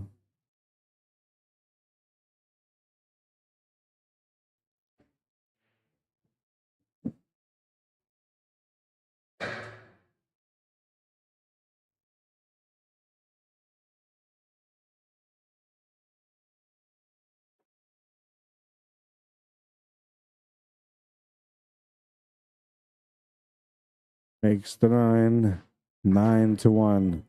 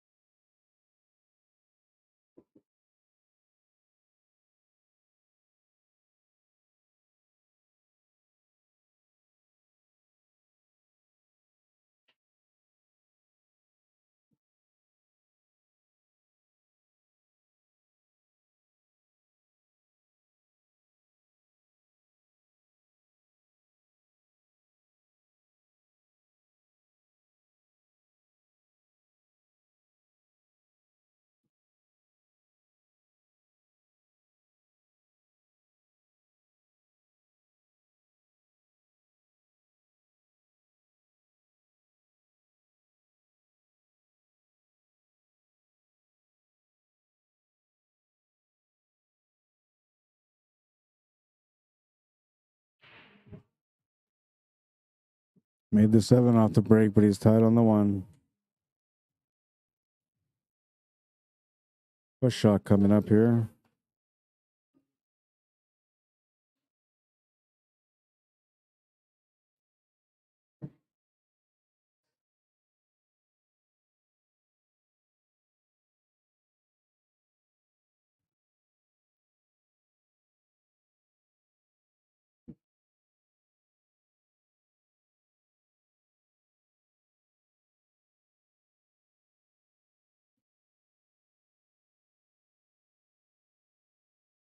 Randy will miss the 1 and leave the shot on the 1 for Barry.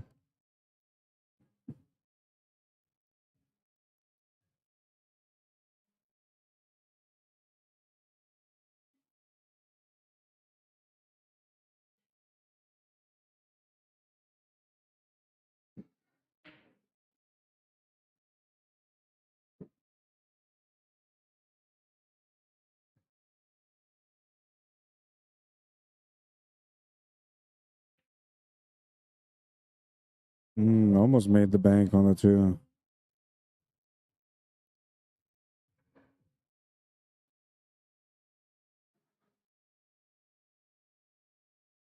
Randy will miss the shot on the 2 ball though, but he made the 5, so got lucky on that one. Flukes and 9 ball counts, so because that ball went down, it's still Randy's turn.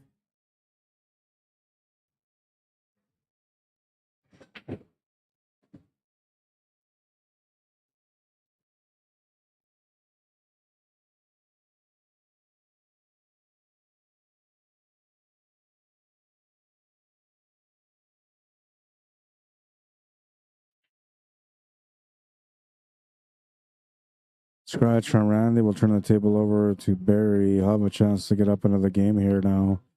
Just 4 balls remaining, 2 sitting close to the pocket. With the ball in hand on the 4 makes it basically 3 that are sitting by the side or by the pocket. So I have to watch out not to end up with some awkward angles.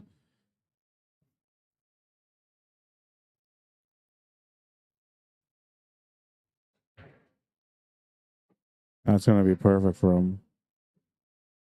Just got to watch the pace on this one and settle for the 9 ball in the corner, top right corner.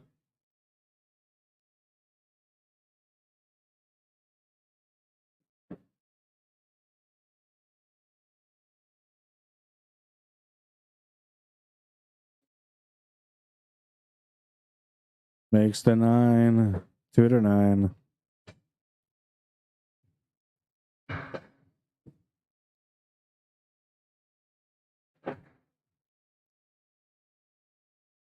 Randy Baggett's break.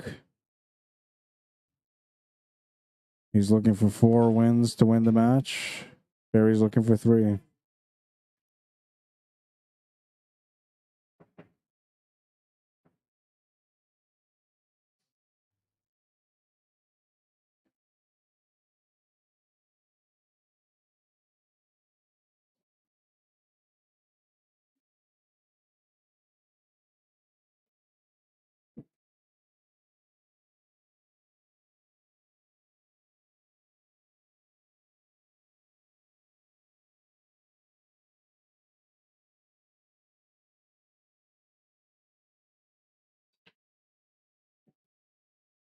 Rack number 12, a smash and break from Randy. Made the 2 ball, has a shot on the 1.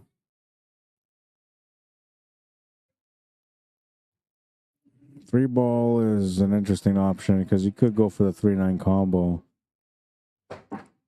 Oh, balls are rolling over the floor. Surprised Randy made that shot because there was like 5 balls that went rolling on the floor.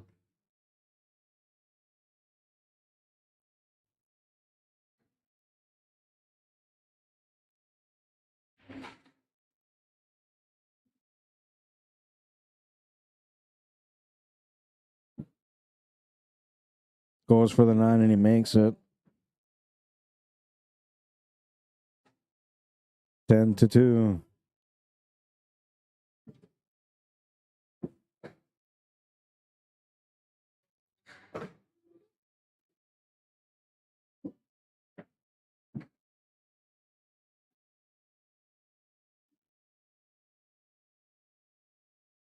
Gonna move this over to make it more centered.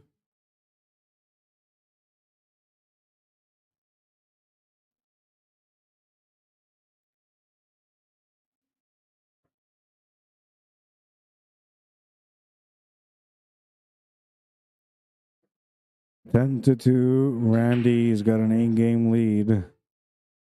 Barry Bremner just broke and made a ball. He made the 2 ball. He's got a shot on the 1. Angle for the 3 is also there. 4 balls chilling by the pocket.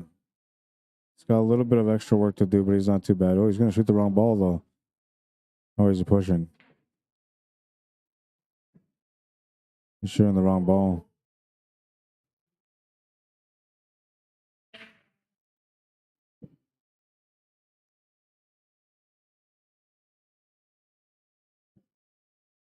I was going to say, for a push, that was pretty hard push. It's ball ahead, yeah. I was wondering what you were doing. I'm thinking he's got to be pushing, I guess. Oh. Shot the wrong ball. Ball in hand for Randy. That's going to help things here for him.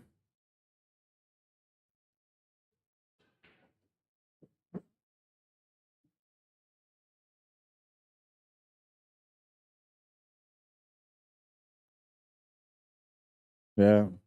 Well, for me, even with the camera, like I have a tough time seeing the 1 and the 9 sometimes. Just depends on how it's sitting.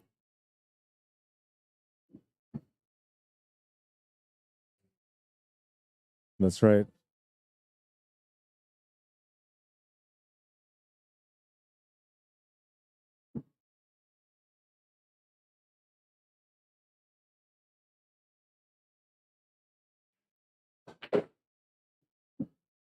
At the 4 stroke, that one to get position on the 6 ball. And you'll have to power through this one also to get position on the 7 ball, unless he tries to go for a breakout. But he can just play shape as long as he gets to the right side of the table on the 7 ball. He should have the shot to the top left corner. And he had the perfect shape for the 7 ball, but he'll miss the 6.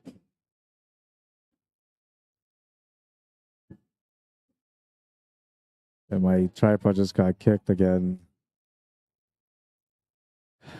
I'll just let it be.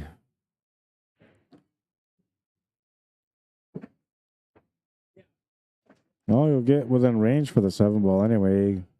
Shot is available.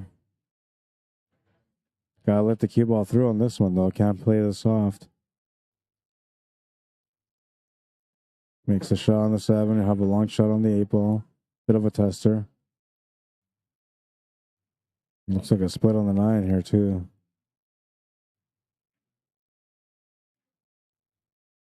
Not bad.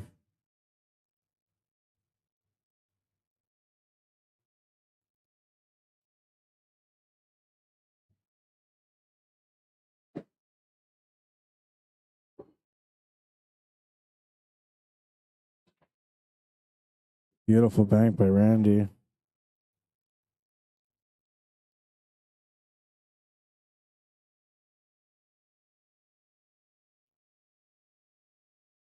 $11 to 2.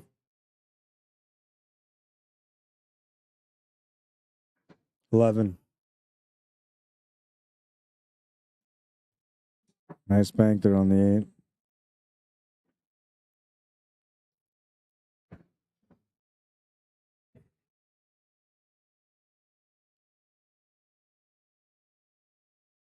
I'm going to try to correct my camera real quick. So I'll have to go side view for this. I'll have to keep it on side view for a little bit while I'm trying to correct my other camera.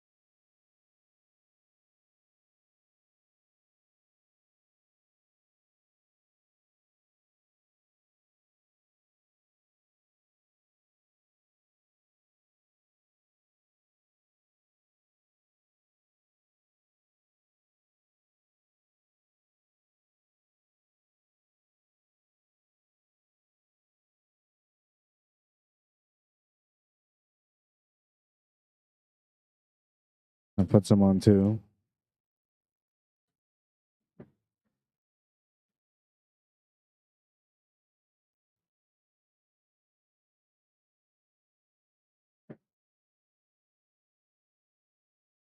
So you should be able to get him here on 3.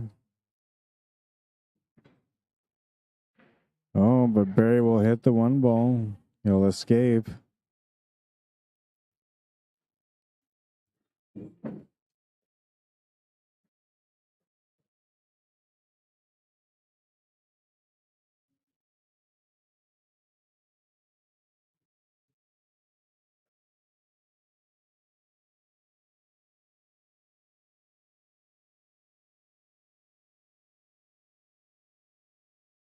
He's got a good angle here on the 2 balls, you can see.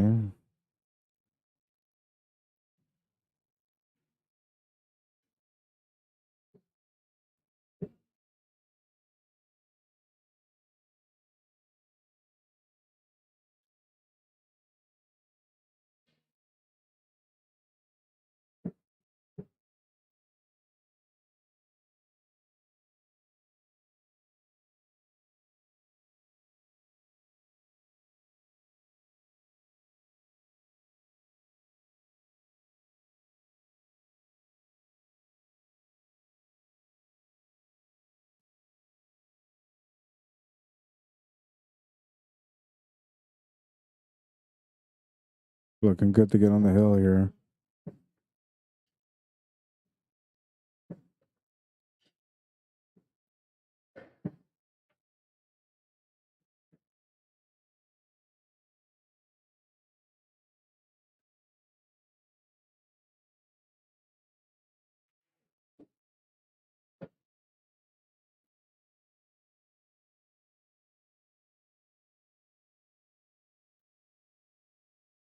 He's on the hill, 12-2.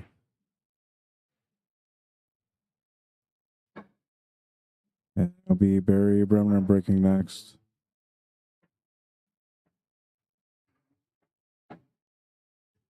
I had to test my camera angles here because I feel like it's completely off from where it was earlier, and I won't know until I test it. So I'm going to zoom into the top of the table to see how bad the calibration is. Yeah, it's off by quite a bit.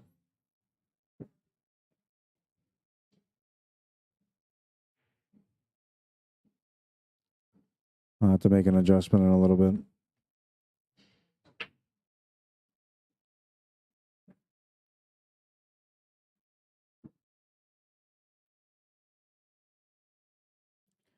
Dry break and a chance for Randy to close out the match now. We'll make the combo from the 1 to the 6. Should be able to get down for the 2, no problem. The 3 sitting just below that. This looks like a good table for Randy to be able to finish. Lost the cue ball a little bit here on the 2 ball, but he can still make the shot. I'll have to try to compensate for position on the 3 now. And that's where he might come up short on the shot. It's the position. But it's taking a longer shot. It's got a decent cut on the 3. Should be able to control position here for the 4 as well.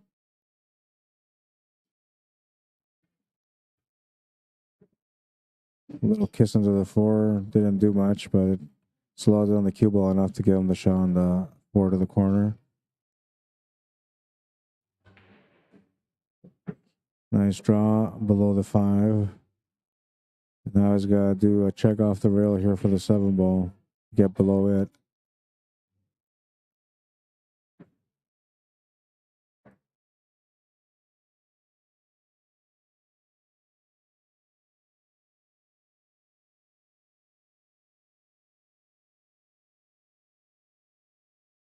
Just the 8 and the 9 remaining. Barry says that's good. 13-2, the final score. We're going to get another match going here right away.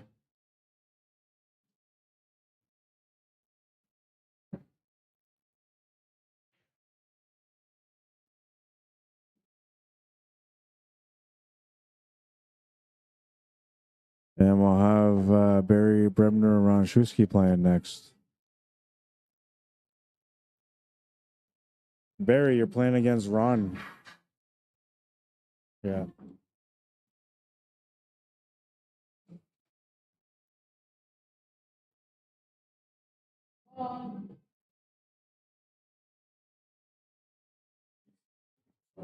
Mm,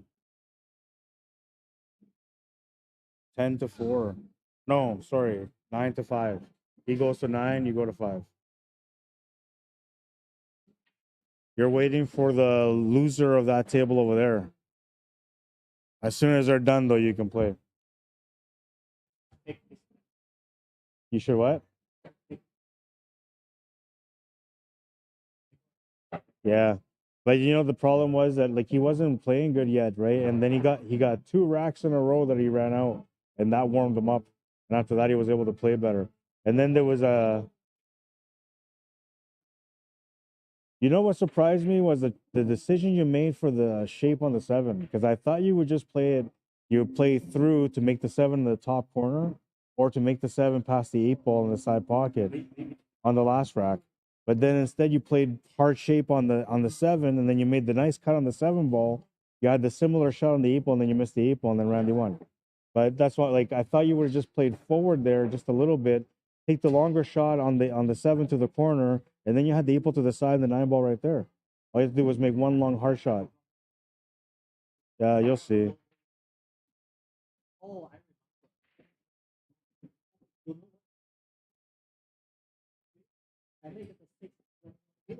Yeah. No, because it was oh, I can't remember how the ball was set up, but I remember that the 8 ball was by the middle, pointing to the side. The 7 ball just barely went by, but it was really, really tight. And that's the reason why you decided to play through, because it didn't really go to the side. And then when you played the shot, Kevin's kids were running around here, and they ran by as you were shooting, and then you lost control of the cue ball. It went up to the top of the table. You had that hard shot on the 7 ball. Yeah. But you weren't trying to play shape the way you play shape on the 7 ball. You were trying to play it short for the corner, right? And instead it went long, and that's only because the kids walked by and it distracted you. Yeah.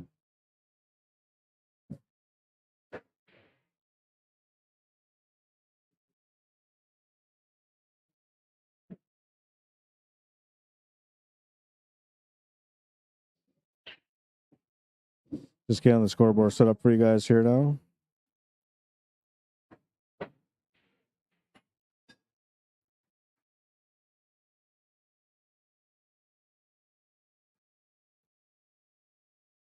It's a 9-5 race in this one.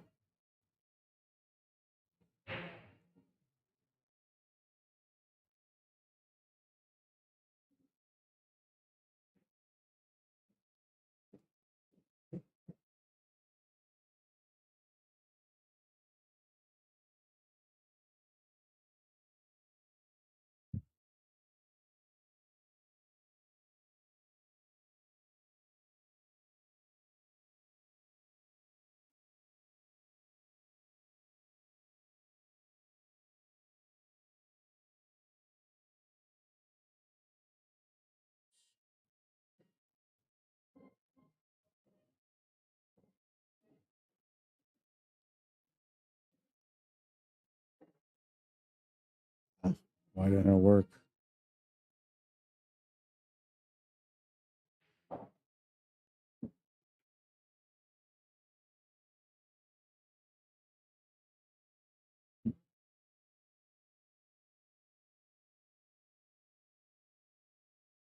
Barry, did you win that first game? Yeah. Ah, you kicked it again, man. I'll fix it.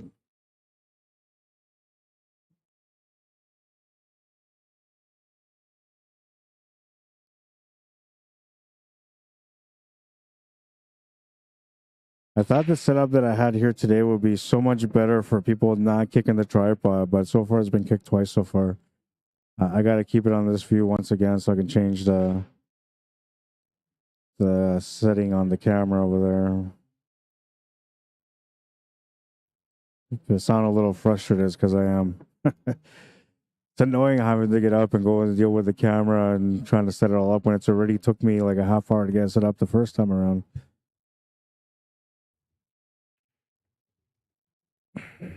But I gotta do it.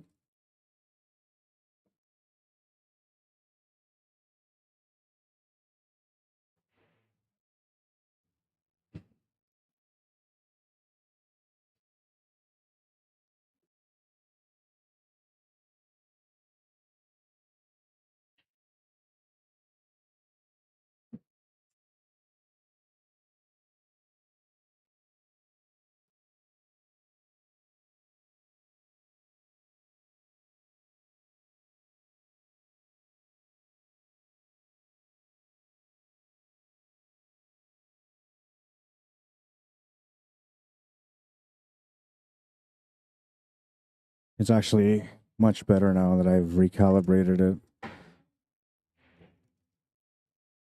You'll see right away here.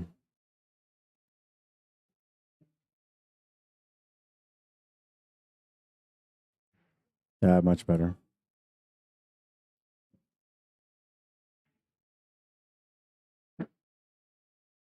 I'm assuming that the rest of the calibration should be good now too, but I'm going to test it real quick. Get hit from bearing.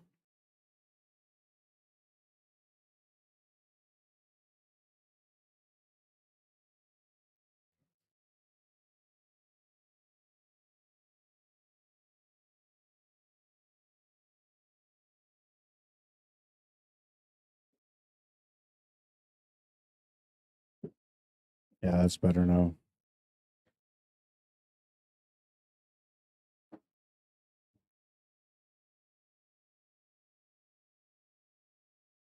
Sorry, I'm just calibrating here, making sure that everything is good.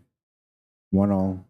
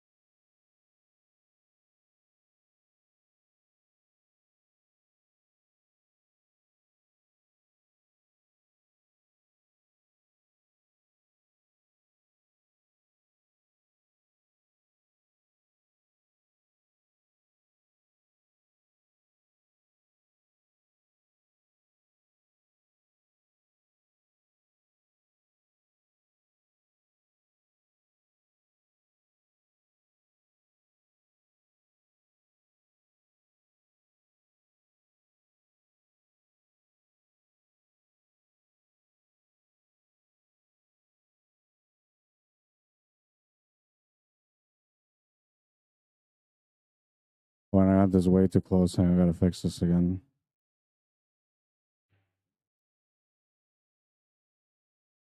Oh, nice shot.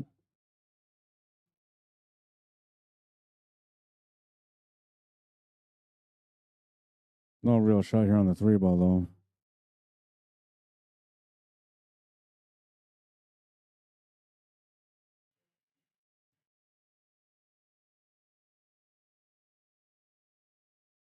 He'll hit the 3 on the way back, but it'll be a ball in hand.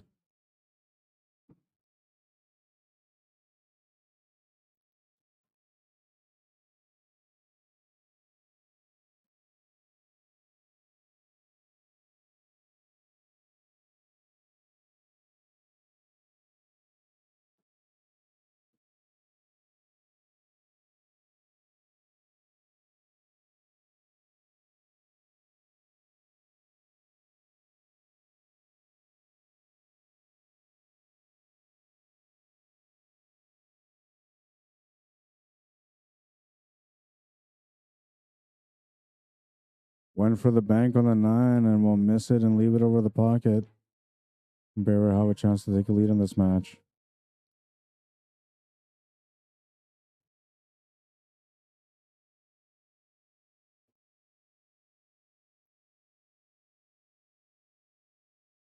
Two to one.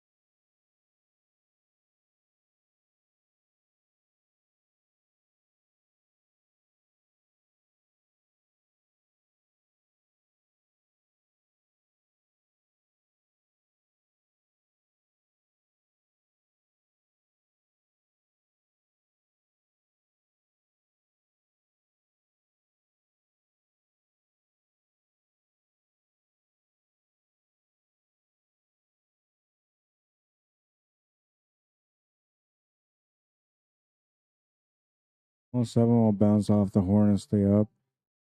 Table's turned over to Ronnie or Ron Shusky.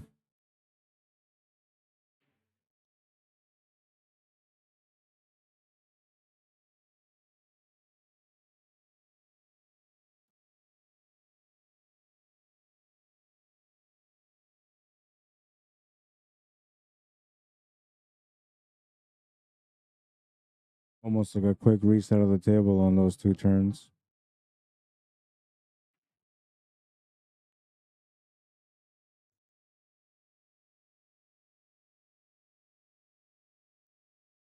You can see the edge of the 1, but he has to swirl or masse around the 5 slightly.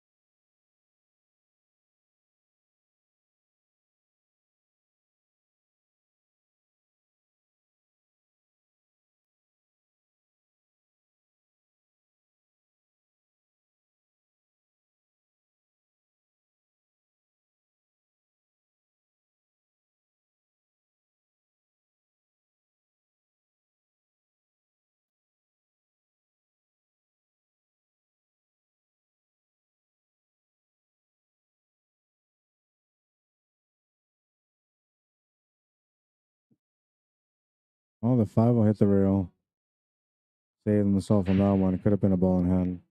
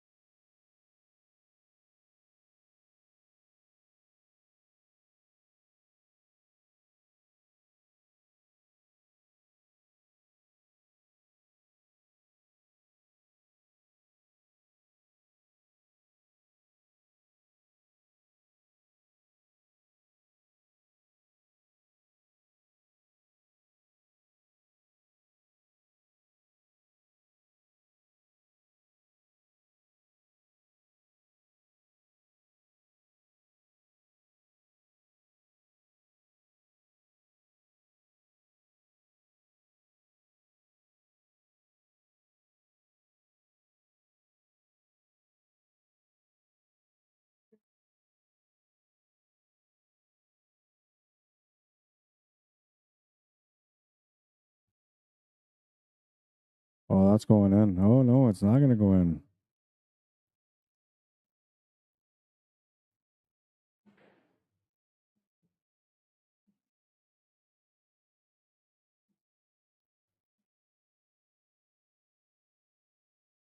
Get the 9 ball first. That's a ball in hand for Ron Shusky. Oops.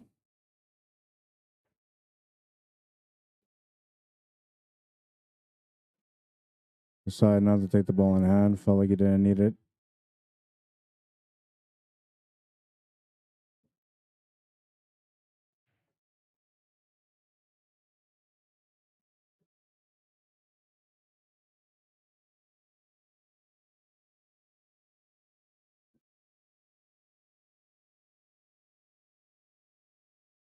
Makes the 9. Ties up the match at 2.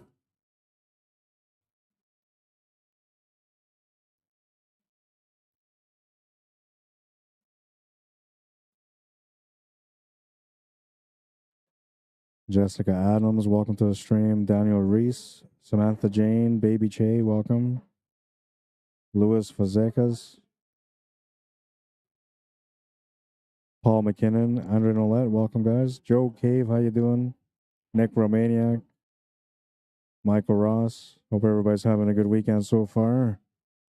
22 degrees here in Winnipeg, Manitoba, Celsius that is. It's, I don't know, we wouldn't call it gray weather, but it's not bad. Better than our winter anyway. Rack number 5, Ron Shusky to break.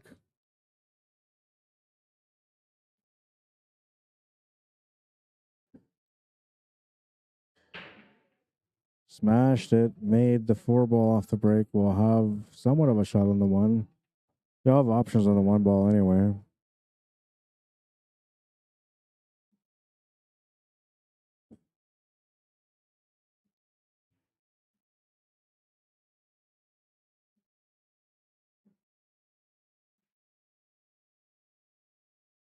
No, he's going to leave the peak at the 1.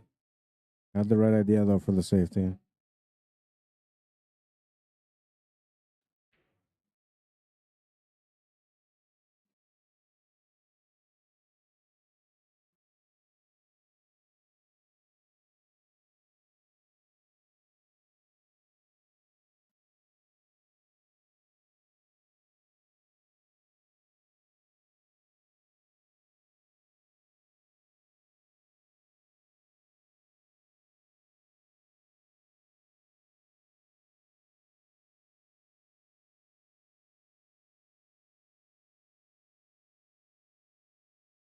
I got to figure out another matchup here real quick.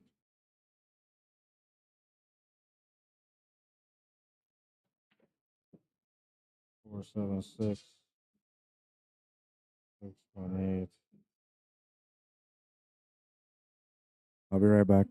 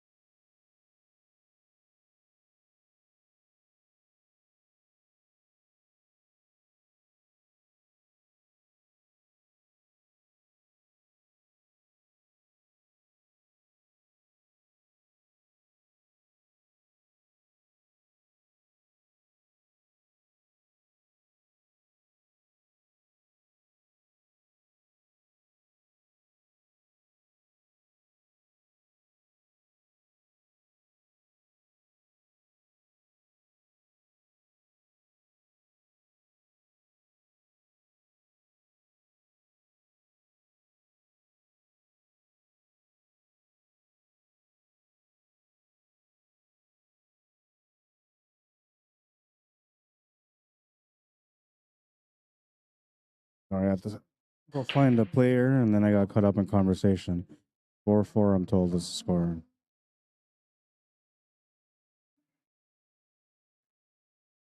All right. And we got Barry coming up to the table now. He's on the hill, so he's got a chance to close out here. And this table ain't easy, so I'm assuming we're going to have a couple of turns each at this table. Looks like you can see the one doesn't go past the 4 to the pocket, but it does go past for a safety.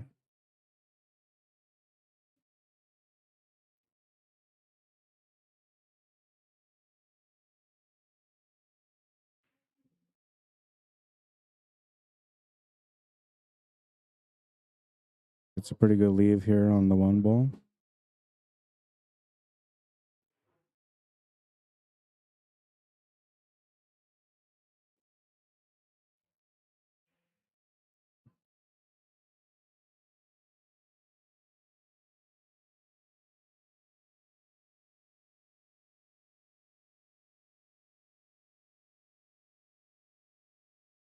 Good hit on the 1 ball. He's pushed the 9 ball far away from the pocket, so it's safe right now for the moment. But there could be a 6-9 combo eventually.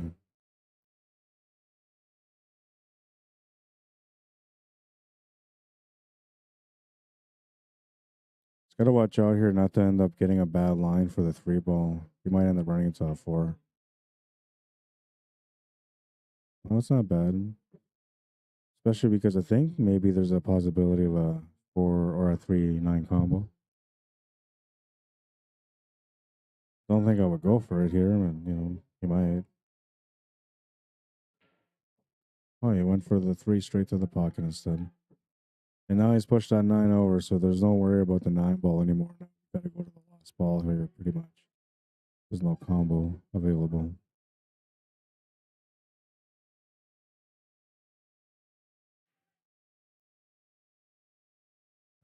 I feel like that was a ball in hand, but I don't know. They're playing it as if it wasn't, so. And even if it was, he still had a good shot on the 4 ball. He didn't really need it.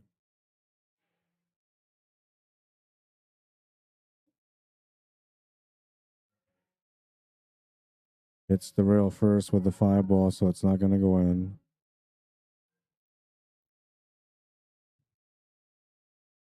You better have a chance to close out the match now.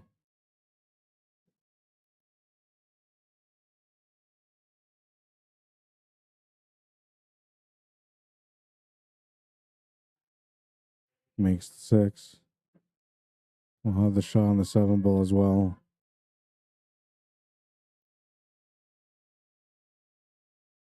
Oh, but he hits the rail first with the 7 ball in that shot. And he'll miss because of it.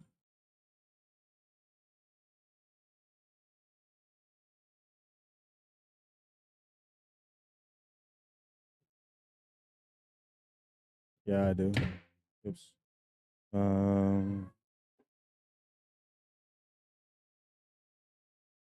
You guys can play anytime you want. I mean, I wanted to have you guys on here though. Yeah. So you can wait till after these guys are done. But Barry's on the hill right now.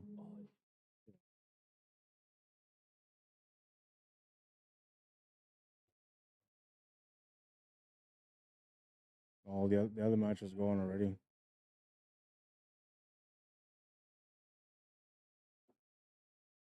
Just order something anyway, whatever. It's you and Mike, so I'm sure he's gonna want a little bit of a break too. And the race, I think it's like a 10-8 race or something like that.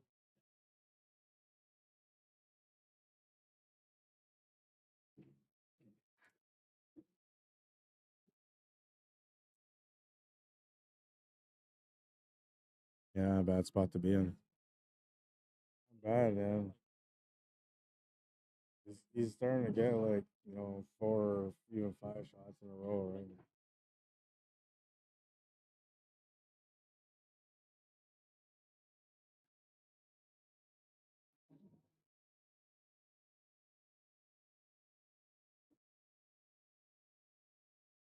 Oh, he missed it. I know. Good leave though.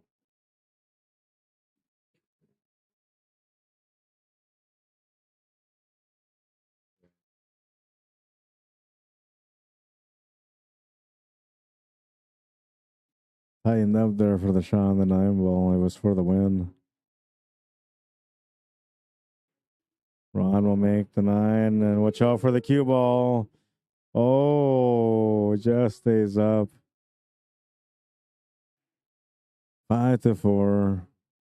He's got the lead, but he's also got his back against the wall. He needs to win the next 4 games to win the match. Very looking for a win still. Had a good chance there, but he missed that 9 ball, man. That's not pressure. That's just anxiousness, you know. That feeling when you're about to you win the match, you're all thinking like, yes, I'm gonna win my match. I'm on the TV table and I won, baby. And then you miss.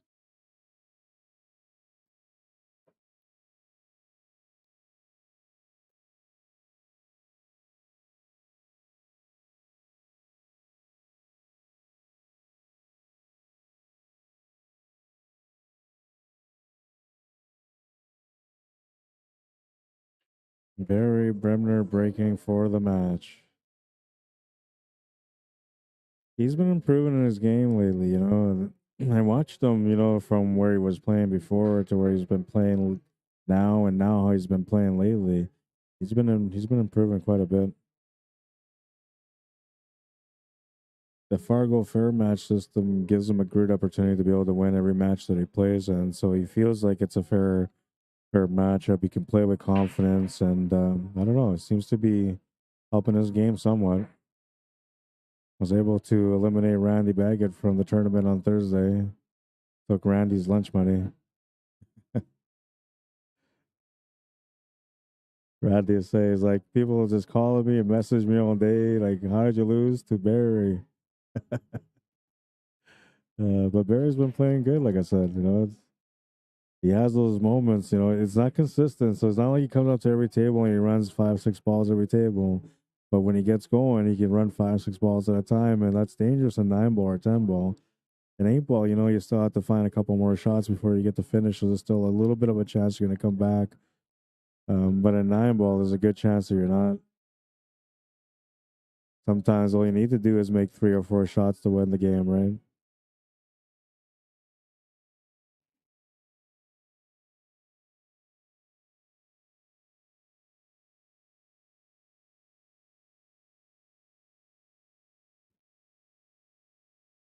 Oh, he popped up on the shot, but it still went into the pocket. I wonder if he's going to try to find the window between the 4 and the 7. Oh, he's going to keep it short off the draw.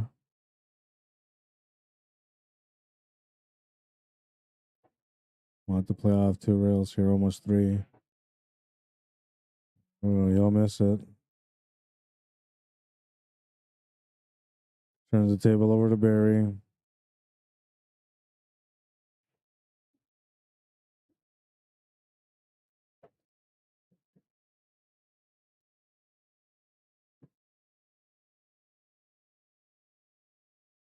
Now, the only thing I can see here is like a back cut to the side, but it'd be really tough to do.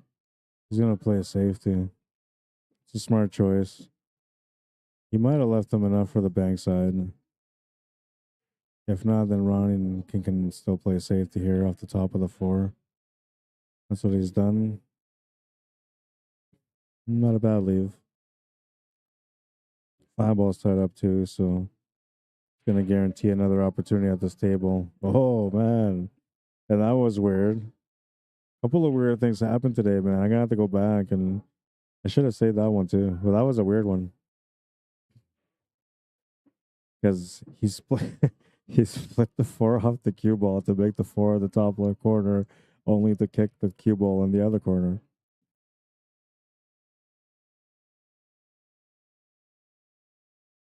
Not sure what he was trying to do there. I thought he might have been trying to play safety, but he's left him the perfect shot on the 5 ball.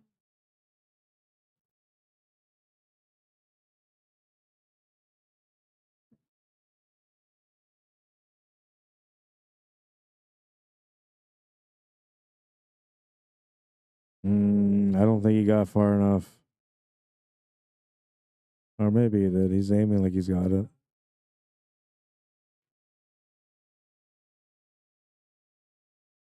Turns the table over here to Ron Shusky. He's got a good angle on the 6 to get onto the 7 ball. He'll make the 6, come off the rail for the 7. Another nice angle set up here from the 7 to the 8.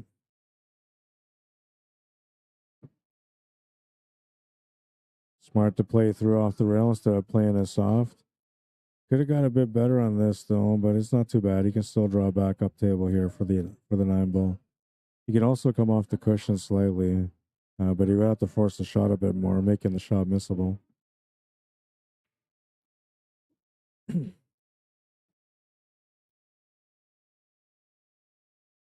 Good position on the 9 as well.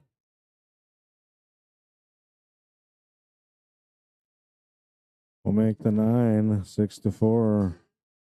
2-game lead, needs to win 3 more to win the match. Barry Bremner on the hill, waiting for another opportunity.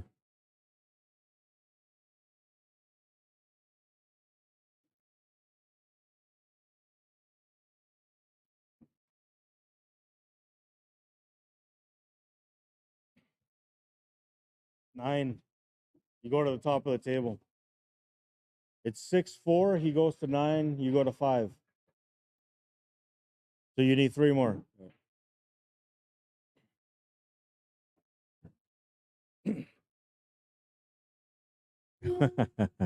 They got some smack talking going on the table over there.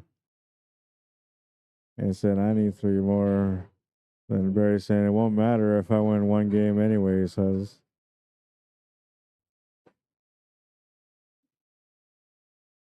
They're still smack talking over here. He says, now I got to make the 9 ball off the break. Rack number 11, Ron Shusky to break.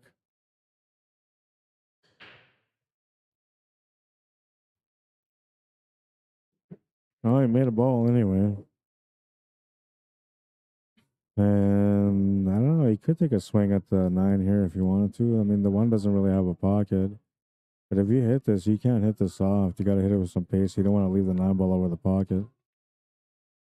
Decided to play safe and smart instead, and he'll make 2 balls off that and have a shot on the 1 ball still. But now the 9 ball is sitting by the side pocket. So now this is important. You have to get rid of this 9 ball like ASAP. Makes a great shot on the 1. He's got the shot on the 4. He can play position for the 5 while trying to go straight into that 9 ball also. Kind of like a 2-way shot.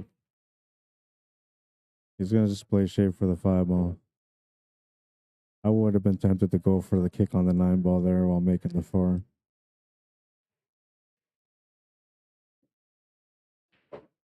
Big draw for this one. He's going to come in tight on the 6 though. Too tight on the 6. He's going to call the 9 ball. He's going to try to draw off the 6 ball into the 9. Oh, and he does. Great shot. 7-4.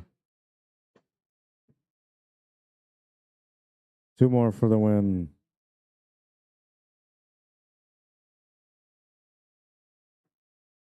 In a tight spot, but he did well.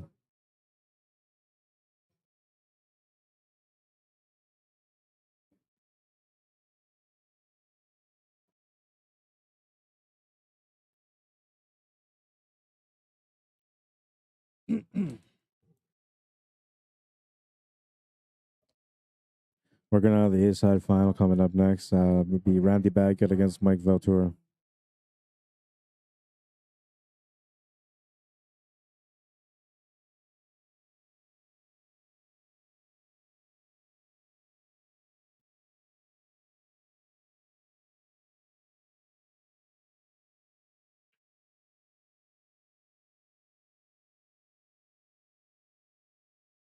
Comes up dry on the break. We'll leave a shot on the 1. 2 balls tied up below the 6 ball, but he's got an angle to get onto the 2 ball from there. Oh, look at that. That worked out perfect. He can see the 2. I think he can cut to the side with the breakout on the 6 and the 4 to get shape on the 3 to the other side pocket. No, he's just playing safety, using that as a wall instead. That's smart too, and good decision there.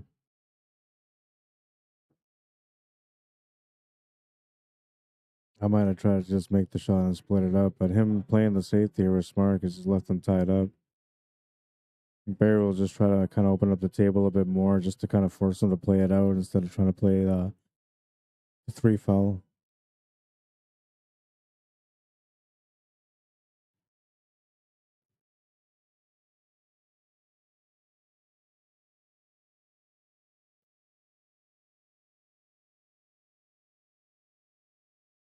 He's got a pretty decent table. Most of the work comes pretty much here, shape of the 5, and then from the 6 to the 7.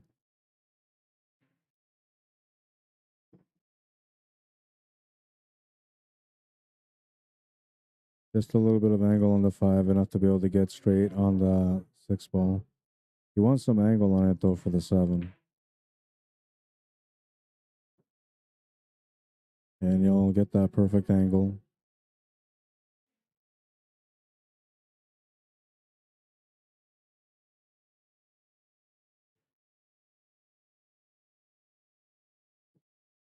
Bumps into the 8 ball, will make it as well. See what kind of angle he's got on the 7. He should be good here for the 9 as well. Oh, interesting choice to draw back instead of for a longer shot on the 9.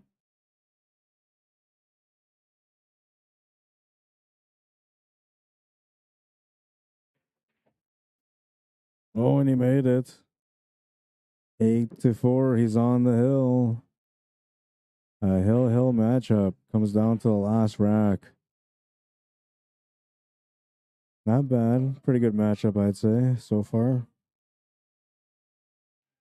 You never know what you get when you have medium FargoRate set up, you know, but all I know is that all the matches are fair and every player has a chance to win. You can see here, Barry has a chance to win, Ron has a chance to win. Randy and Barry, when they played, Barry had a chance to win that one also. Randy and Hanyu had a great chance to win on his match. One of the reasons why I've been using this rating system a bit more often now, because I feel like it's one of the most fairest systems when it comes to matchup play for a tournament. And it's a good way to avoid the sandbagging aspect of the game. I mean, there's still a little bit of room for sandbagging, but it's not as much as when we normally use our league handicaps. And the reason why is because like the league handicaps that we use are based on team results, where in tournament play you're doing individual results. So the Fargo race system gives you an individual result, which makes it more accurate about where your level is. Sometimes you have players that are in a little bit lower in skill, but they play on a good team that's strong in skill, a higher level than they normally would play in. And then they end up winning or doing well, and then next you know they get bumped up again. But meanwhile, they were not quite ready to be bumped up yet. They just their team was really good, and they just happened to be on a good team. That's all. And then those players end up getting absorbed in the league because they have no choice but to keep playing, or to quit because you know they feel like they just can't compete at the higher levels, or they feel like maybe it'll be tougher for them to find a team, so they just don't bother. So that's why I like the Fargo rating system because it's individual, you know, and it gives you an accurate reading of the skill level of each player. And the matchups are pretty decent. I mean, I think below 70-point difference, you're looking at a straight race. Anything past 70 points, now you're looking at a 1 game difference. 100 plus points would be like a 2 game difference, and it kind of goes on from there. We had a matchup earlier between Randy Baggett and Barry Bremner, and the Fargo rate difference between them was 50%, right? Oh, and I still got the Fargo rates up here. I got to change that. But I'm talking about it right now, so here you can see it. Barry's Fargo was 347, and Randy's was 703, and they had to race 13-5. Or normally, if I was to put them on a regular tournament, like the way we run tournaments here with our league system, they would have had like a 3 game spot between them.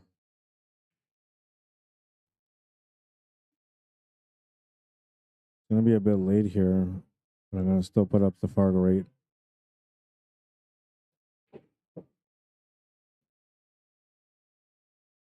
That's something I usually do right away, and I totally forgot to do it.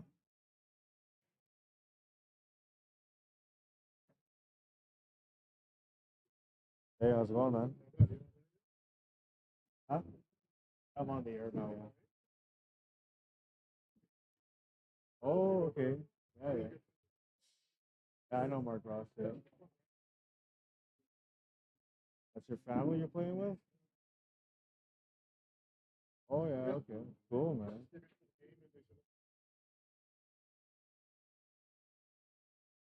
Oh, yeah. Back in the day, I used to be the chef here back in the day. Yeah, when it was Triple B's. Yeah.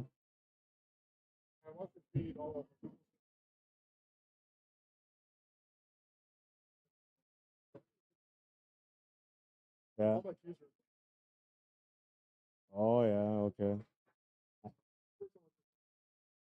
They're nice. Yeah. A little fast paced, but they're pretty good. Yeah.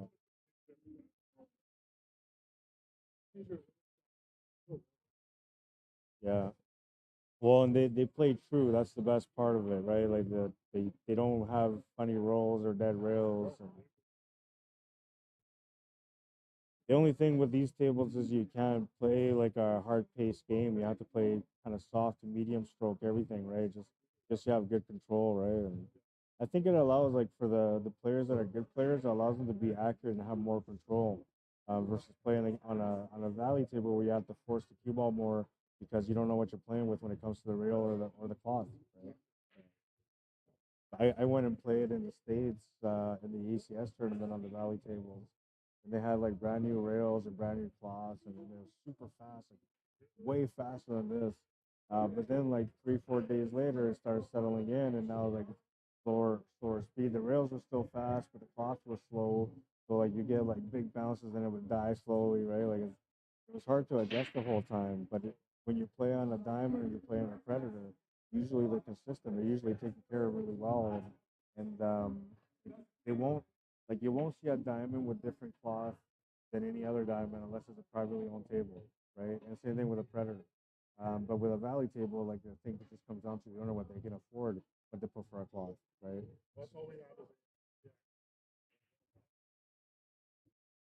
Yeah,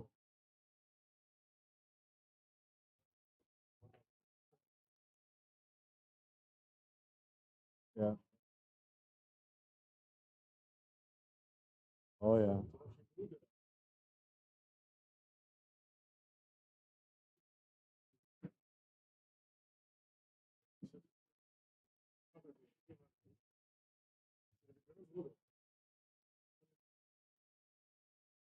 yeah. Oh yeah. Does it have the snooker rails like slightly lowered?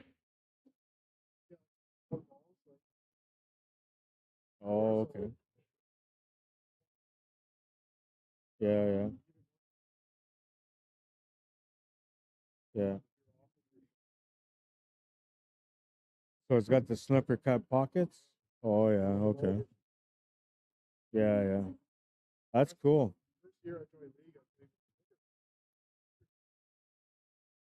Yeah,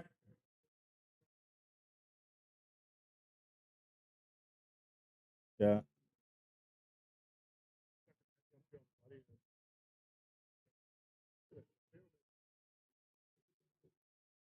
Mm. Well,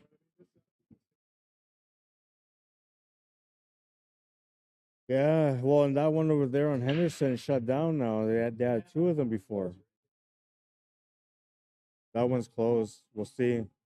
I tried telling Kevin he should try to buy another one and expand, right? But he doesn't see the point. Be nice if he had like more space here because he can put more tables in and it'd probably still be busy the whole time, right? There's nights when they can have like the tables I have here, they could add like 10 more tables and those tables would be gone too, right? Because of the university being so close that usually they come in big groups all the time, right? And two tables at a time every time they come out. I don't know who won the match. Who won the match? You did 9-4. Okay. Now we're gonna have the A side final coming up next. Yeah. Hey, you won though.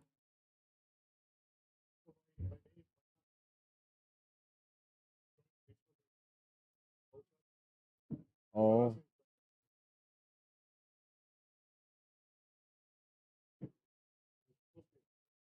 and it sucked.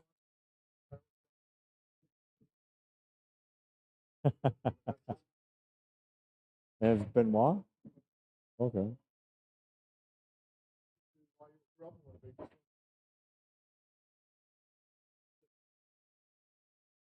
Yeah.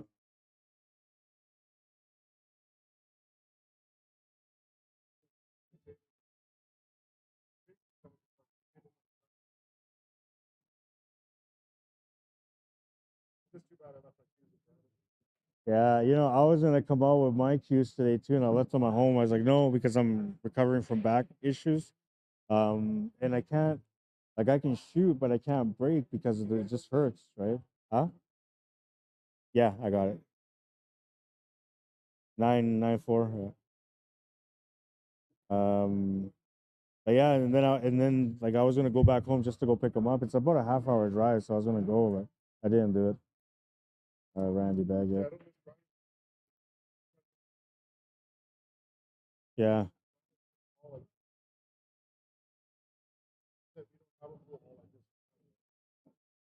not at all. Okay.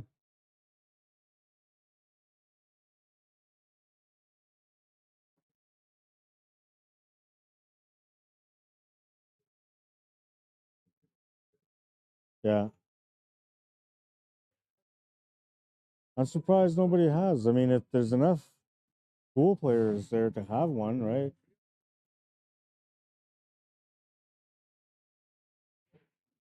Well, and then I don't know. Like I feel like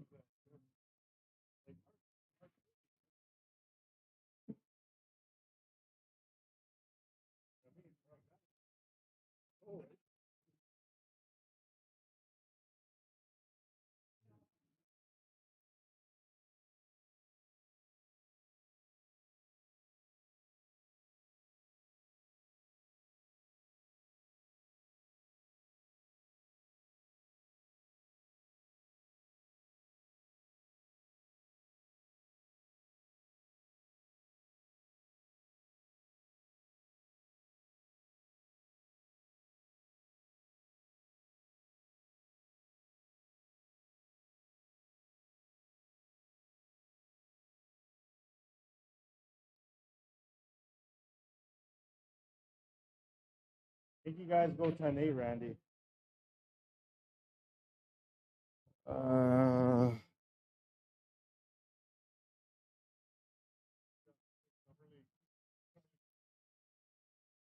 yeah,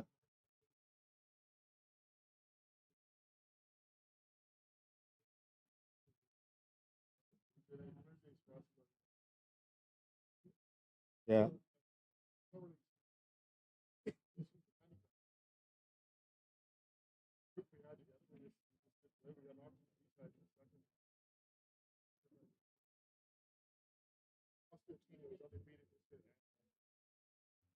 yeah.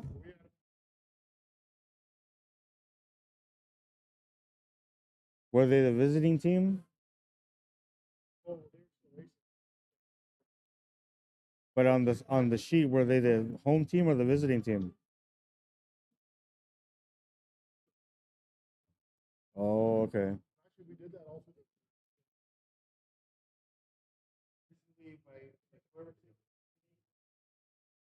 Momentum between like the last round and the second last round. They'll have two of their best, no, sorry, three of their best players finishing the round, and then two of those players starting the next round. Right, so then it's like you have a swing of 5 games. They're usually taking visitors the best.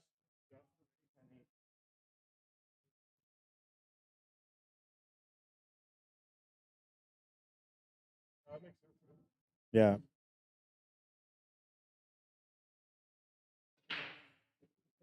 Yeah, see you, man. You shouldn't. Yeah, you did. Well, and then you missed that 9 ball. If you don't miss that 9 ball, you had him there, right? Uh, it happens though. Okay. Well, nice meeting you anyway, man. Yeah, for sure. Bring your cues next time.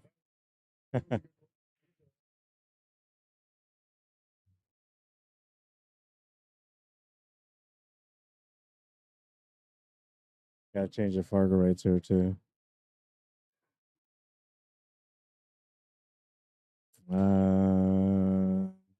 I've let my go with a 606 against everybody, except for against Randy. I feel like it wouldn't be right. So,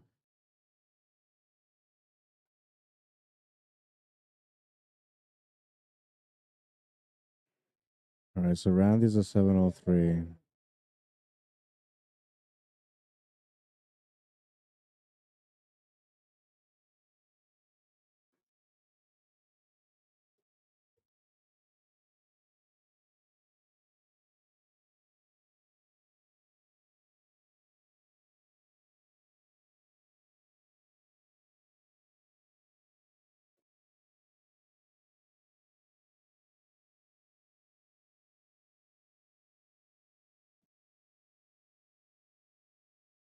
So Mike Vatour is a 626. Randy Baggett is a 703. 2 game spot between them. Randy racing to 10. Mike Vatour racing to 8.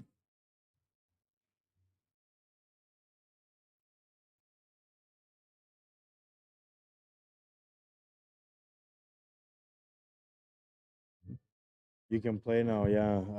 Hang on, I'll tell you what your race is. 6, 18, 5, 16.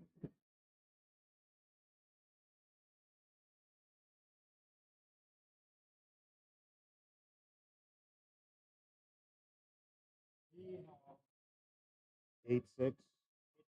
Yeah, you go to 8 with Ron, yeah.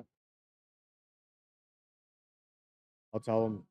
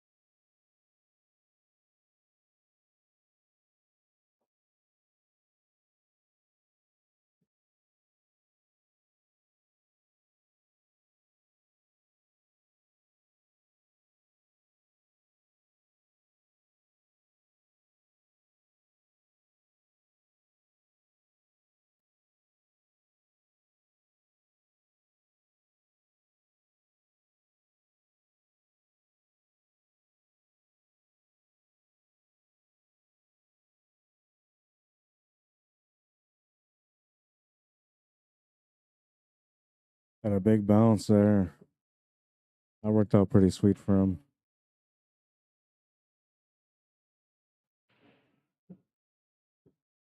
Uh-oh. Oh, he's just gonna miss it. Table 7, I guess, where he's standing there, where he's shooting at the table right now. Yeah, Hanyu. He goes to 8, you go to 6.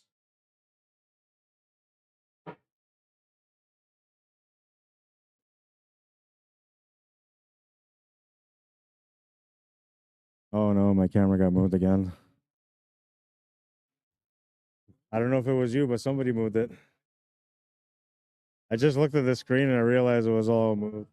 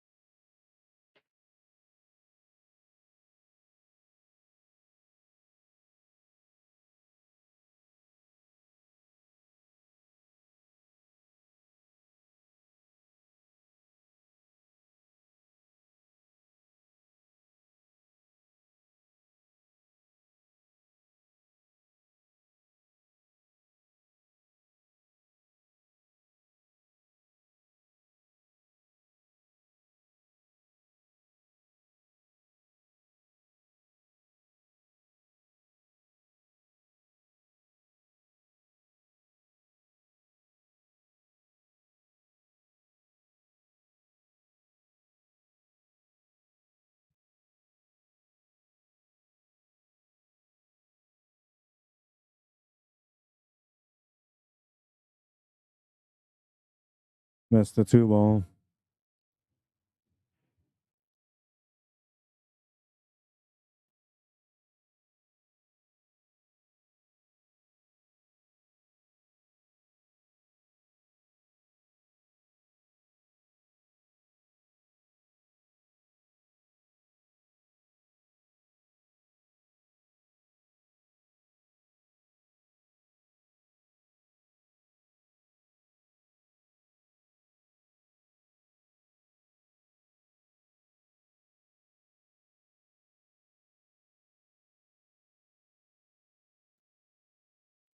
Got a bit of a bump there off that 8 ball, and he's okay on the 7 still. I had to go and it looked like the cable got pinched for a bit, so I wasn't able to get a connection, so it lagged for a little bit there. Well, we're good to go again. I got anything going on YouTube? Oh yeah, we got some chat on YouTube too. I missed it for a bit there. Brian's Q Sport stream says, "Hi Rod, is there a bracket for this?" It's on challenge. Well, it's pretty much done though. We got this match, and then the B side is a match going down between Hanyu and Ron Shusky. The winner of that has to play against the loser of this.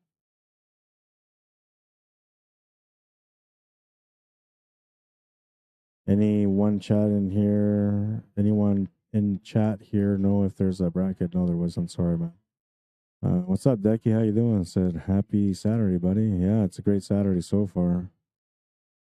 What a shot. Got disconnected. Now we're reconnected again.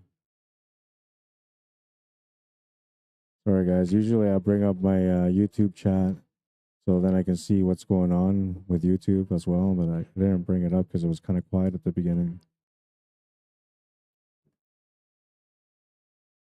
Now we're bringing it up right now, but there's no point because when I reset it, like, well, maybe I'll do it up right now.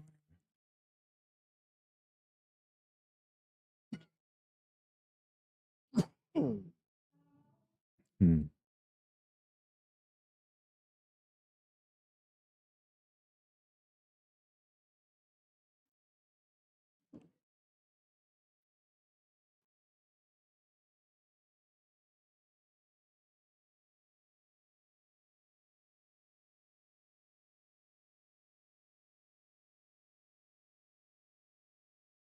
I don't know why it's not letting me do it.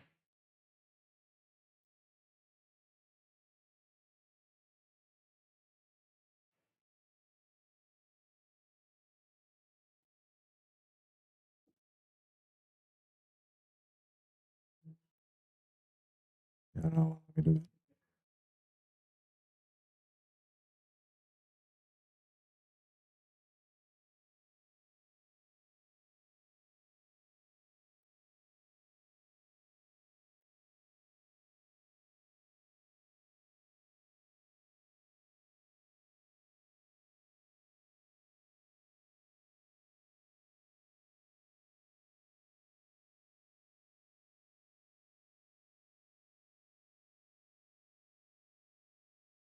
Yeah, I know. No matter what I do, I can't fix it.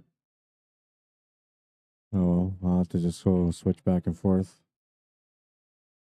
to check up on the chat.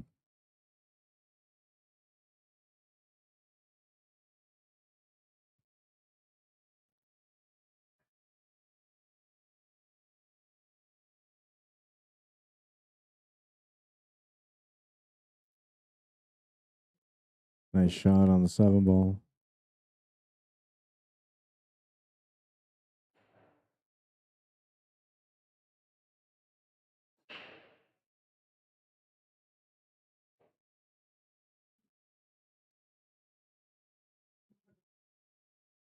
Really nice bank. Oh yeah, for sure.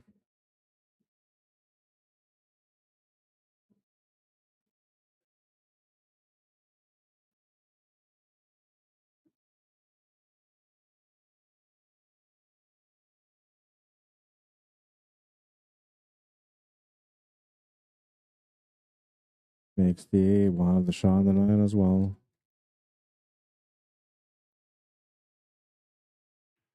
Off to a good start on this one.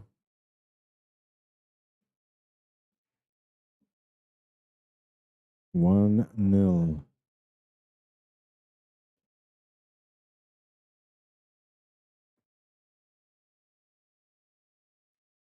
A-side final.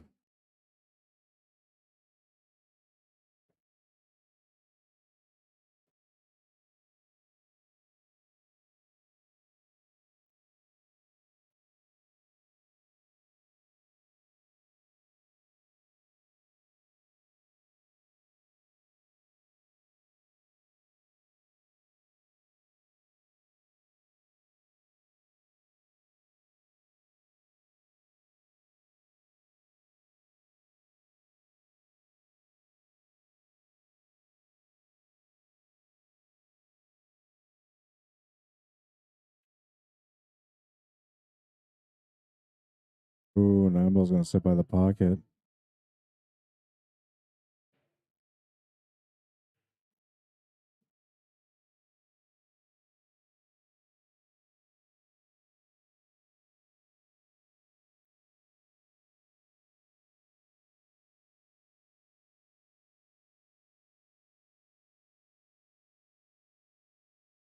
Gonna make the 9.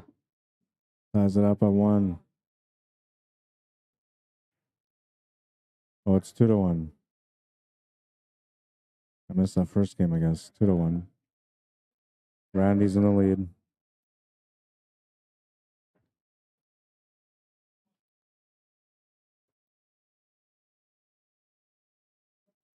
Because I was setting up my tripod, and so I missed that first game.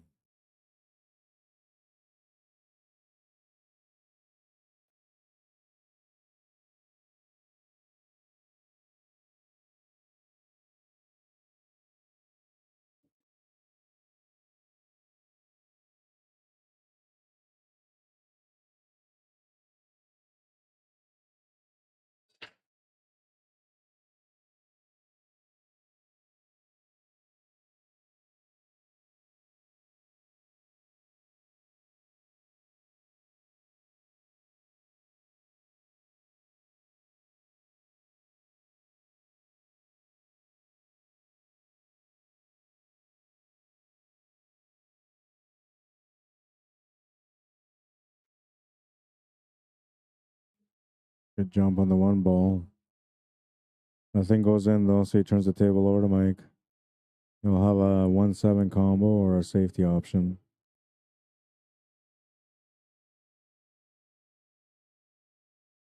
Bridget Heimer, how you doing? Craig Murky, thank you. Yeah, Randy won the first game and I missed it. Thank you. I updated it. Big New Glenn. How you say your name? Welcome to the stream. Javier Sanchez, Alonso, bienvenido. Welcome. Bruce Redmond, David Rice, Carmelito, Tana Franca. How you doing? Welcome. All right, so I'm going to do another jump shot here now. Another successful jump. Looking for a good leave as well. If he can get that, he will. The 7 will come through for him.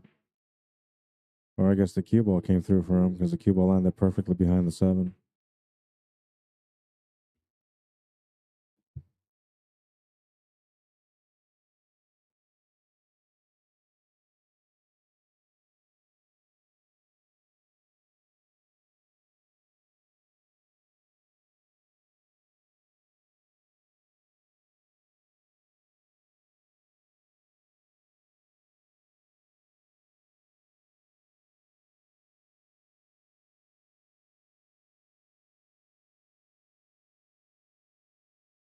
Not a bad reply. He's left him pretty safe. And I think he's taken away the jump option. Or maybe it's still there. Yeah, he's got enough to be able to get into it. And another successful jump. 3 of them looking for a bit of a lucky leave on this one. And he kind of got it. I mean, he doesn't have direct contact with the 1. He can easily throw around the 3 ball though, and he can always go off the rail too.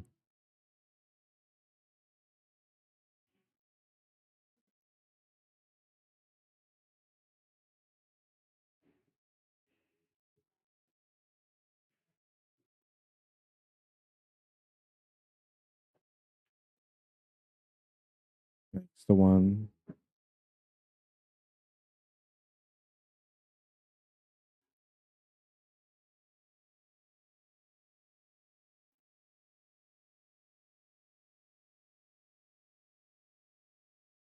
Couple of key shots for him is going to be from the 3 to the 4, and then if he gets good on that, he should be all right from that point on. But then the 5 to the 7 will also be a bit tricky depending on what kind of shape he gets off the 4 for the 5 ball. Oh, my curtain just went down again. I gotta go put up this curtain. Trying to block the sun from coming in through the window, and it's glaring right through right now.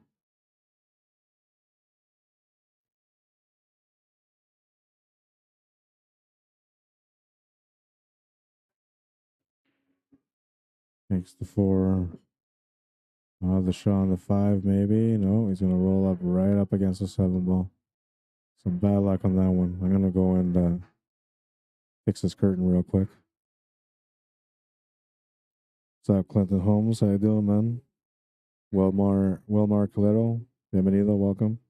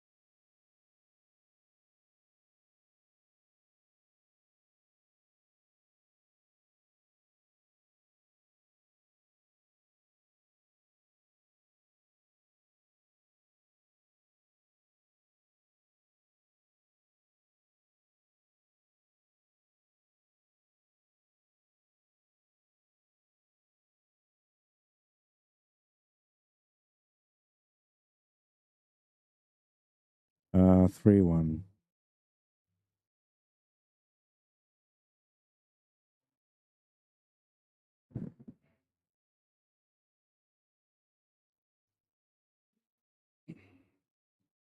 I thought I was being called up to watch a shot, but it wasn't for that. So the question was because one player thought that the other player had won the match because he or won the game because he made the 9 ball off the break, but he made it on the top corners. And the rules are that the 9 ball counts off the break, but only in the bottom 4. meaning the two pockets in the corner where you're breaking from and the two side pockets. The pockets where you're racking, the top corner pockets, those don't count. And that's where he had made his, so they ended up having to spot the 9-ball and just shoot through anyway.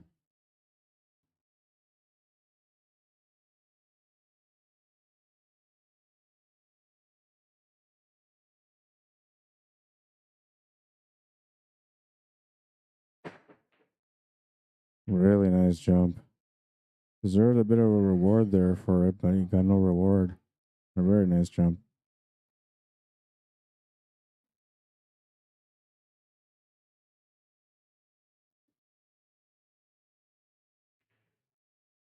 I'm kind of surprised he shot that with a lot of pace like that, because I figured he would have wanted to leave the 1-ball over the pocket, but had he made that 4-ball, that 1-ball wasn't going to be available for him. He did get pretty good on the leave, though. The 5-balls blocked the 1, so the Mike has to either jump or kick here.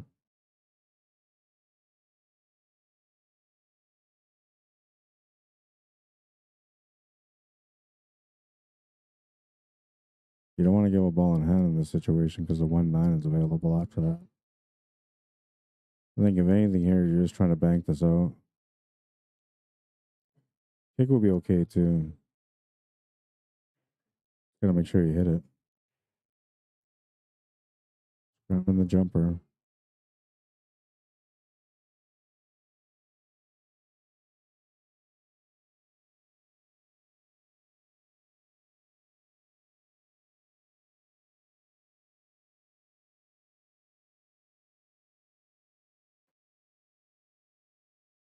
Well, he hit the 1-ball, that's good. And now he doesn't have to worry about a 1-9 combination anymore. So that's also good.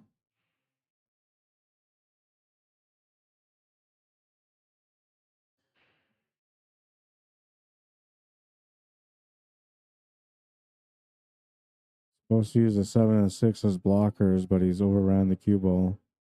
Leaves the 1-ball to the side with an up angle for the 2. You can just play this with topspin, go up table, and you'll be fine. Now, if he tries to play with some side spin here, he's got to be careful. I wouldn't. I just keep it simple. Looks like he's going to try to put some left-hand spin on this. He's going to try to draw across. Not happy about the fact that he hooked himself, so he's just expressing it to his opponent.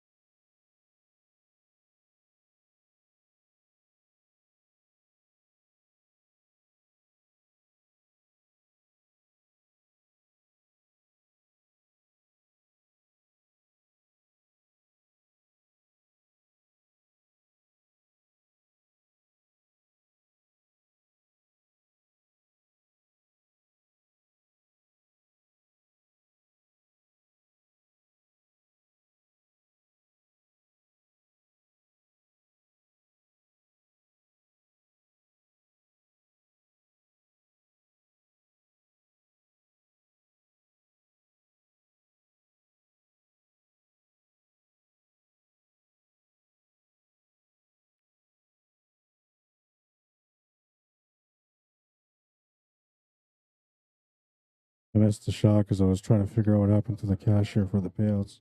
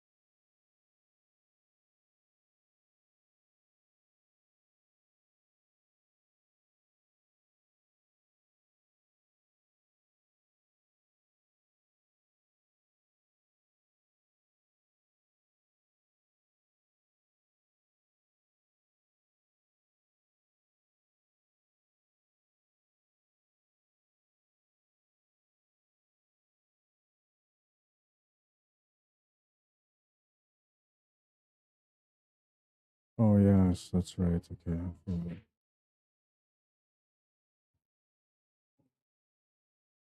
was trying to figure out something that didn't add up, but now it adds up.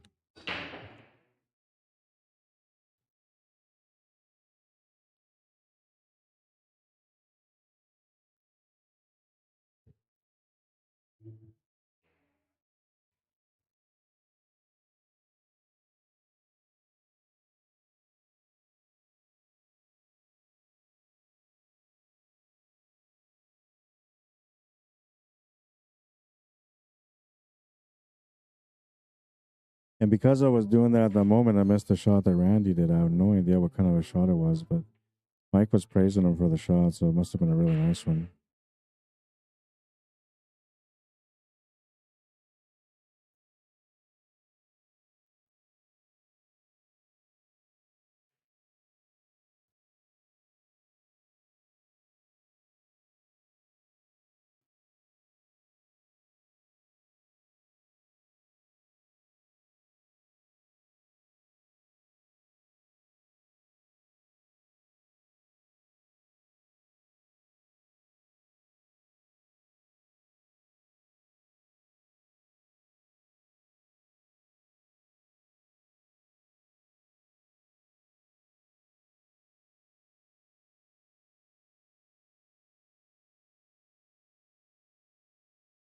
Great hit on the one ball.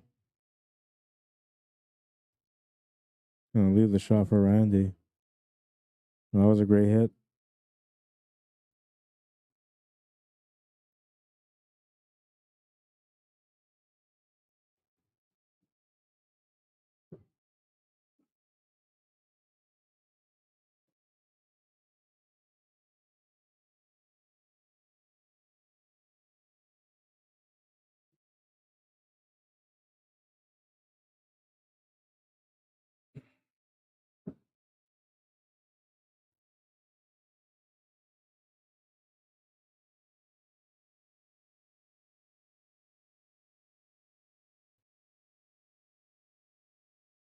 It's gonna scratch the cue ball.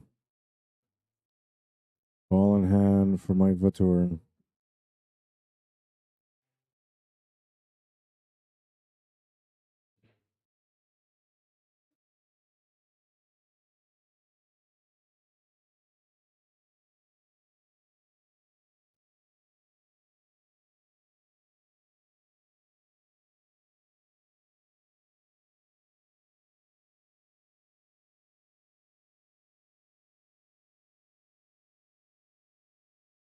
Just gotta figure this out.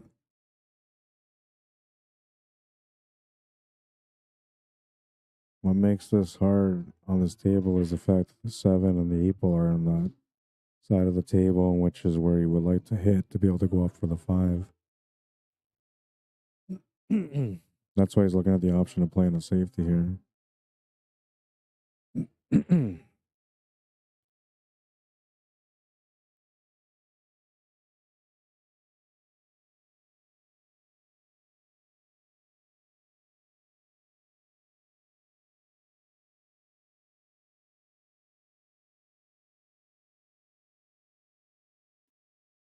Kind of like here, maybe he's just trying to. I like the safety though. I like the idea of the safety. What I was thinking maybe is just banking the six or the four ball straight up past the six up table, and then having the cue ball come off the bottom cushion to the right side to get tied up by the eight ball. That's the way I thought I would play it. But this way it works too, as long as he freezes into the six ball. Oh, he's going for the eight ball. Okay, that worked good. That worked good too. Yeah, the eight ball was the one that you wanted to use for protection. This makes it tough for Randy to hit it, but he should still be able to get close, if not hit it. He's going to hit the six ball instead. It'll be a ball in hand. And so now Mike has to do the four, and then he could go for the 5-9 combo.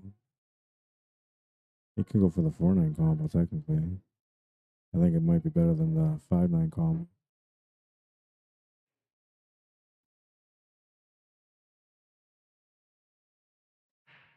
Yeah, I like going for the combo here. I think it's a good choice.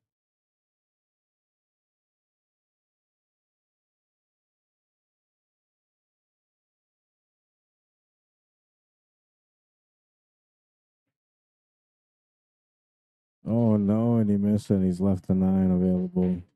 That's the worst part, is that he left it over the pocket. 5-1. I didn't mind going for the combo there, though. I thought it was a good idea. And I like the 4 ball better than I like the 5 ball combo to the 9. He might have sent, sometimes you feel a little bit bad, like going for shots like that and wins like that. Sometimes the player will feel like it's a cheap win. So they'd rather not go for it just because they don't want to feel like they just, cheap skated their way into the match to win. But whatever, it is what it is. Sometimes you have to go for it. And I think if you're playing for money, let's say you got 1,000 on the line, you're gonna go for the 9 ball combo when you see it. I don't think that you're gonna chase it necessarily, but if you see it's available and it makes sense, you're gonna go for it. That's kind of what happened there. It made sense to go for it.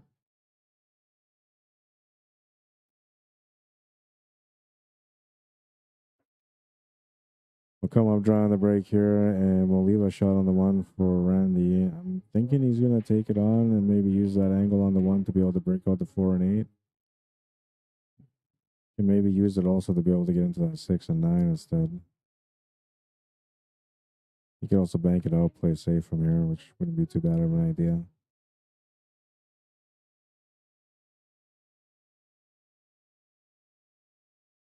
He's gonna bank and play safe, but he was gonna come around the 2 ball. That's gonna leave the shot for Mike.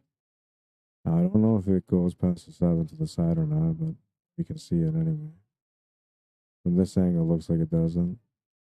From this angle, it looks like it doesn't either. But looks like he's aiming to the corner. It's a good shot to the corner. I'll have to play a combo now. And I guess he's going to have to try to figure out the shape here for the 2 ball next. Not bad. It works. Making the shot is not going to really do much for him, though. I don't think he can get the finish here. He's going to have to play smart. And if it's not now, I'll be on the next shot, but I'll have to.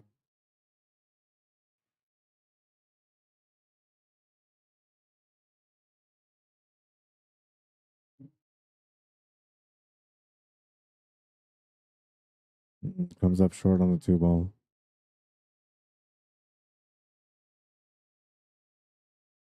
Randy goes up to take a look at the shot right away. He wants to see if he can make it and break out the 4 ball.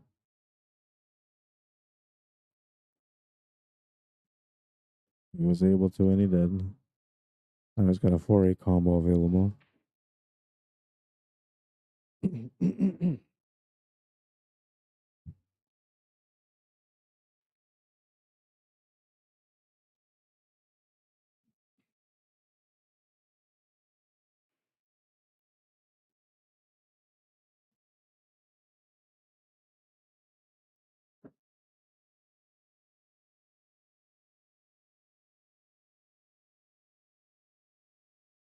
They good to use that angle to break out the 6 ball also.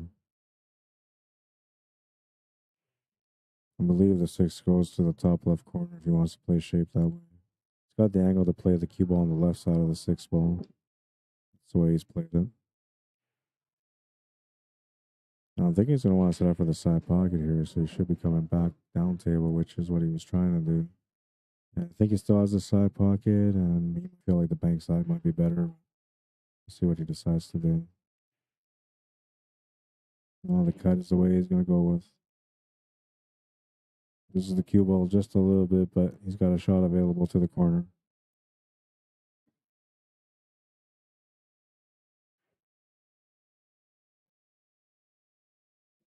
We'll make the 9, 6-1.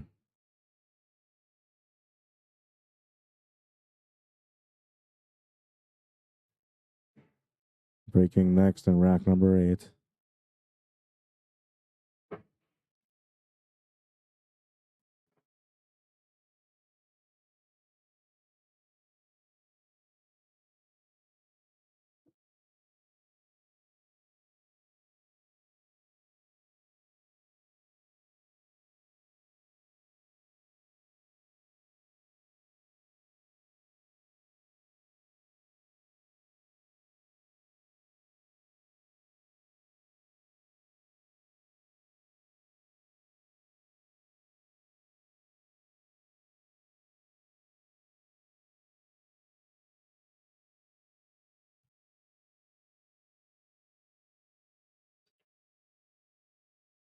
Smash and break in rack number 8. Takes the ball off the break. We'll have a shot on the 1. 2 balls. Going to have to go to the top right corner. Tricky shape here from the 2 to the 3. So the 1 to the 2 is important. Oh, and he played that perfect. Got the right angle for the perfect setup on the 3.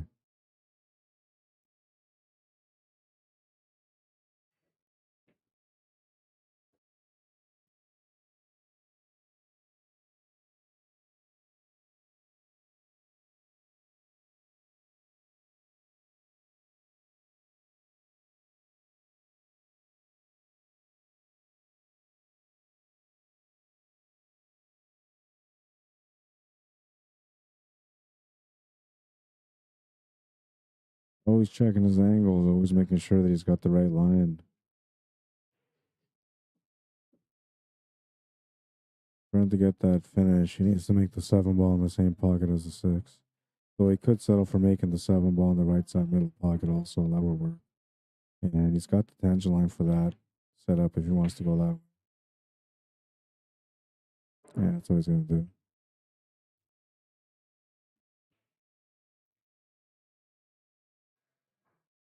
It just made sense with the tangent line that he had to be able to set up this way because, you know, then it also helps him out for the shape on the 8. He just needs to pop draw this a little bit or stun draw over to the left. He's going to go off the top rail instead.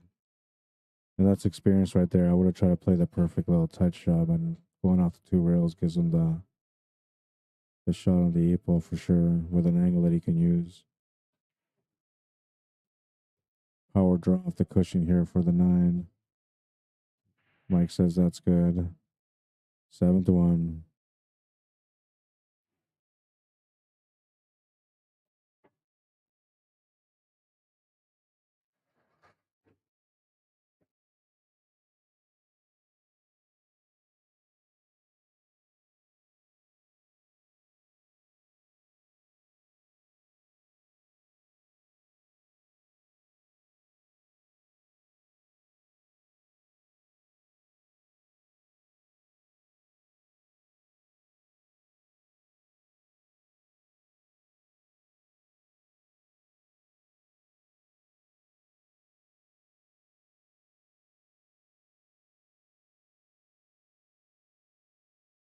Rack number 9. Mike Vatour to break. Trailing by 6 on this matchup. Looking for some momentum of any sort. And we'll come up dry on this break, but he comes up good on the leave. Randy will have the option to kick or call a push. 2 balls in a tight spot near the 6 and the 9 ball, so doesn't really have too many options to work with. And calling a push would be, I think, the best choice here.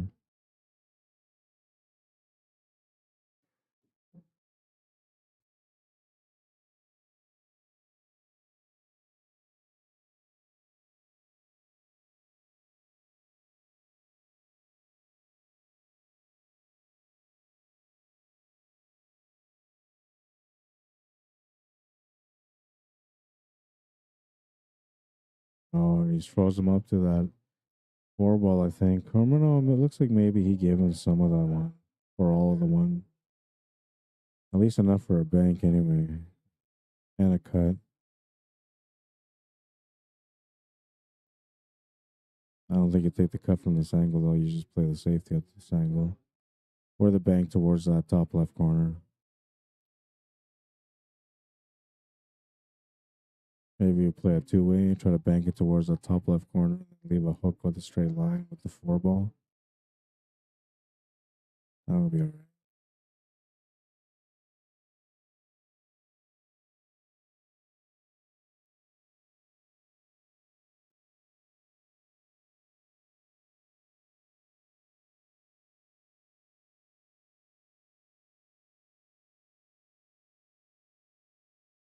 Not sure if he's left him anything on this one ball. Looks to me like he can hit it. Looks to me like he could maybe make it. Looks like he's grabbing his jump cue, so he's got to jump it. And if he's hooked, which it looks like he is, it's not by much. Makes a good shot on the jump. Need a position for the two ball. I don't think he got it. You can definitely see part of it. He could also go off the rail to try to get into it. I think he's just going to play smart here.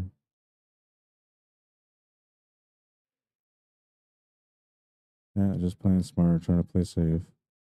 And he's giving Mike a peek at the two ball. It does go to the bottom left corner if he wants to play the shot. He can use everything that he's got in the top left corner as blockers and just play a safety here, sending the two ball down table. Yeah, that works.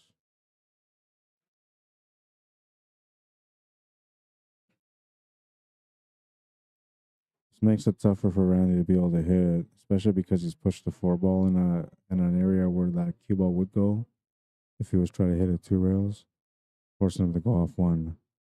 Or sorry, off two, off the top. He just missed it. A really nice effort though. Ball in hand for Mike. Looking for the perfect window on the three ball.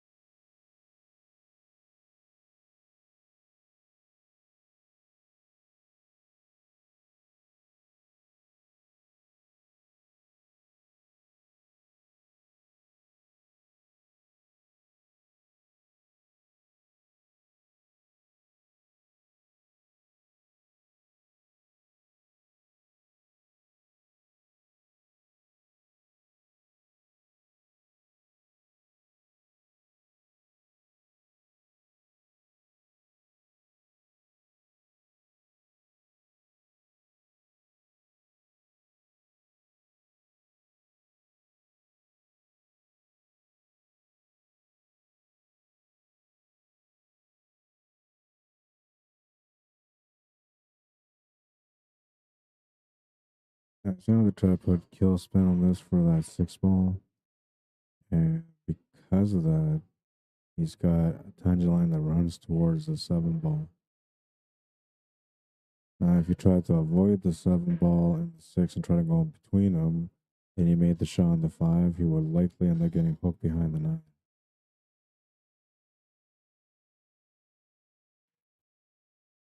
Goes into the seven ball. Try to open up a possibility on the six, which he does get.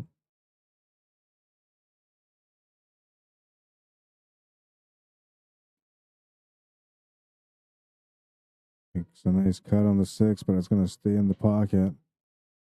And he was looking good on that one, man. Just got robbed in the shot. Huge break here for Randy. He's got a lead. His opponent's about to get some life, build up some confidence on it too. And instead, he's at the table now looking to get a little closer to getting on the hill.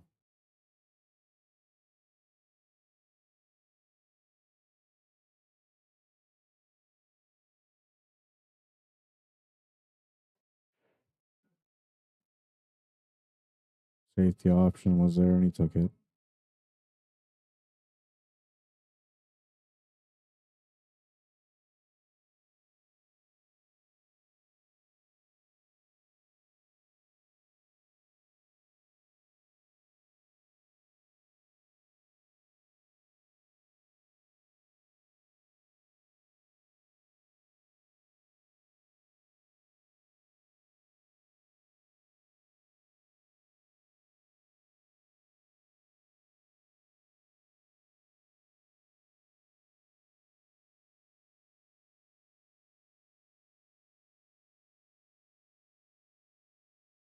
He's about to hit it.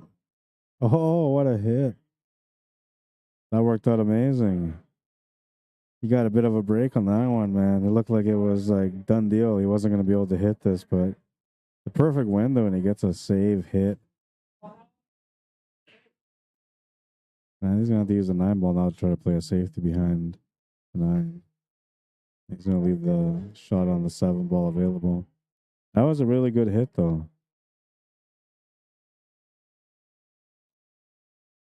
Worked out just perfect. Just past this 8 ball. Wow. That's a huge break.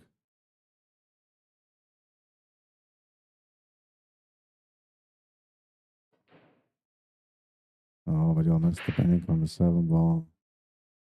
Now Randy will get his chance once again. This time it's looking a little bit better for him.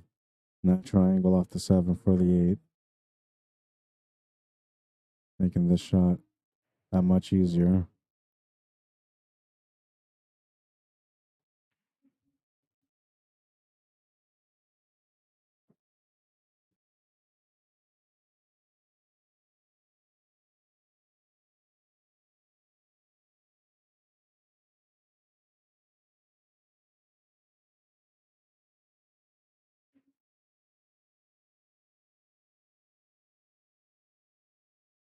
Good on the 9, says Mike.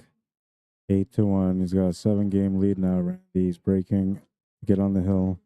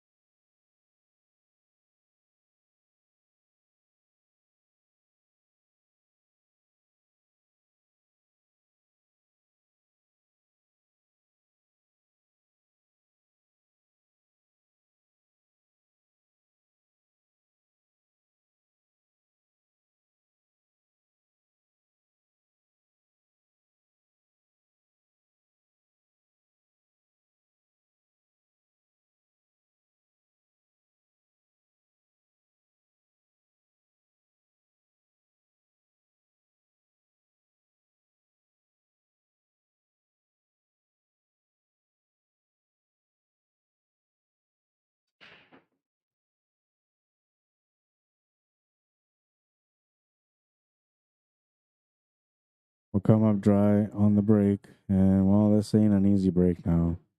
A lot of work on the table. The 3, the 5, the 6 are all tied up to need to be broken out. Trying to get behind that 8, and he's going to come around.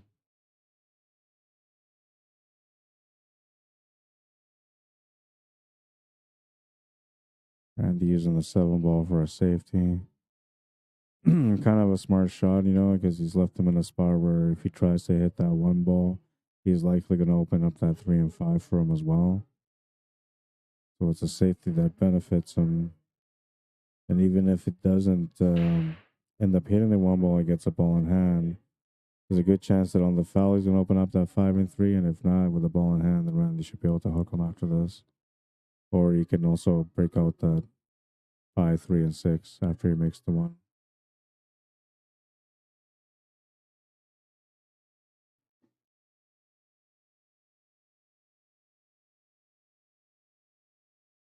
Have to do anything here. You're supposed to go off the bottom rim, reverse spin to try to come off the rail and hit that one ball, but it's tough to do. Looks like he's found the window around the 8 ball here for 2 rails. He'll try the kick from there. Oh, and he hit it. Another good reply.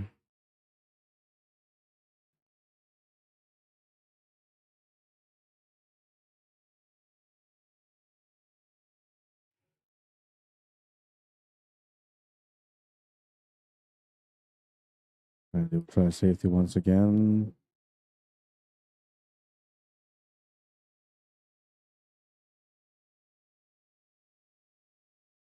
Might have to do a jump on this one.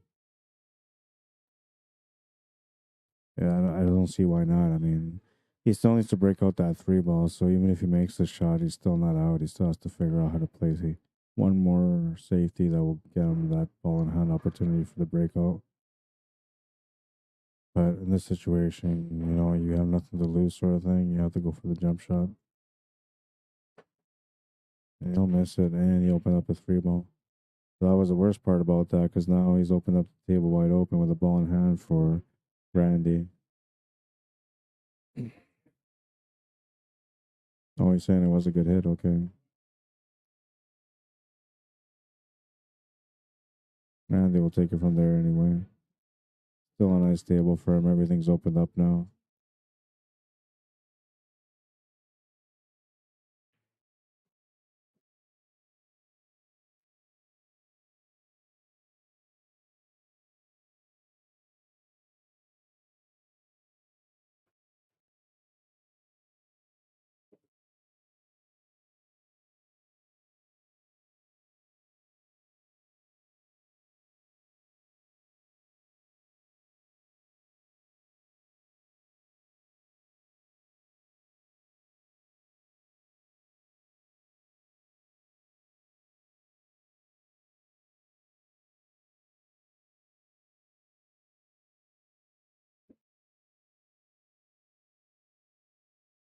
Might be a bit heavy. Yep. He's going to have a jump shot.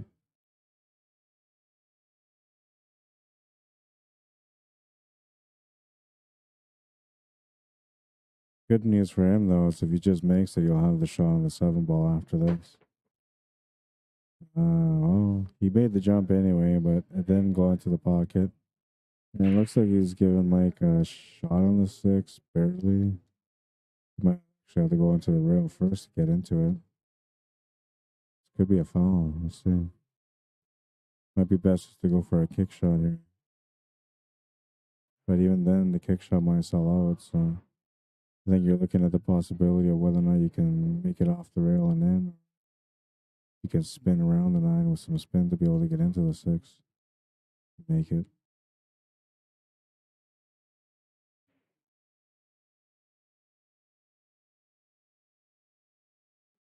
Takes the shot on the 6 ball, though. Oh, and he made the 9 ball. That worked out good for him. 8-2. 2-8. Got a good break on that one. And he needed a little bit of a break. He's been having some bad luck up until now, so that worked out okay. The pool guys usually tend to kind of balance things out on the table. They don't always let the one player get away with everything. Usually there's a balance. Same thing with momentums, right? They kind of share the momentum between the players. And I don't know, I wouldn't really want to say that Randy had all the momentum going at the beginning, but Mike didn't really have anything going for him. And now, he got a bit of a lucky break on that one, so maybe it's a sign of things to come for him. Down by 6, though, and he needs to win 6 to win the match. Randy's looking for 2.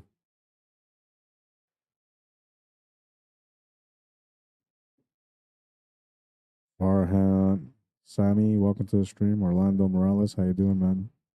Welcome to the stream. Charlene Maines, welcome.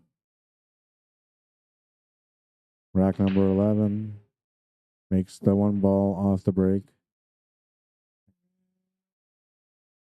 Not sure if he's got the 2.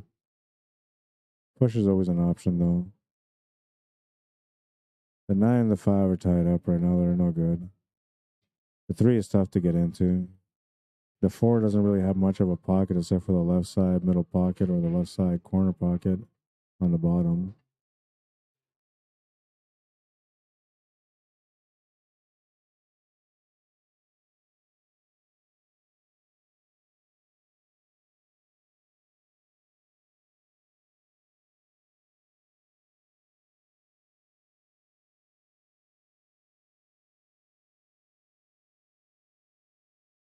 Double kisses it. He's gonna give the shot on the 2-ball to Randy.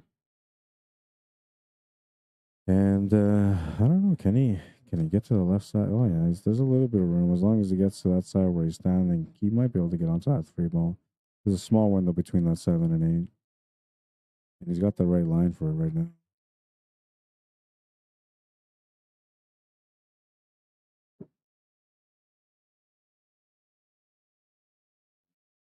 Looks like he got what he wanted.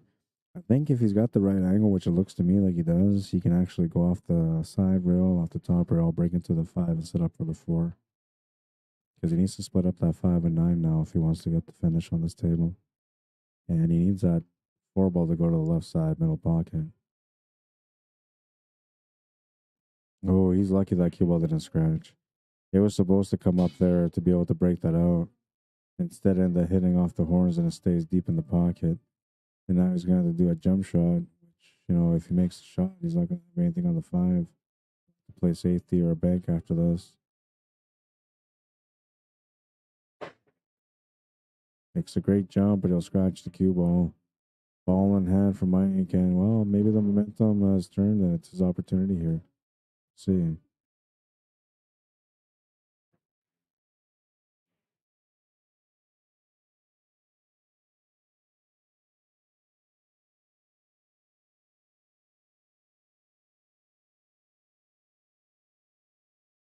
He's got Randy on one hook already because of the scratch, so you can try to play here to make the 4 and then try to play a safety off the 5. Try to get him on a 3 foul. That could be a possibility.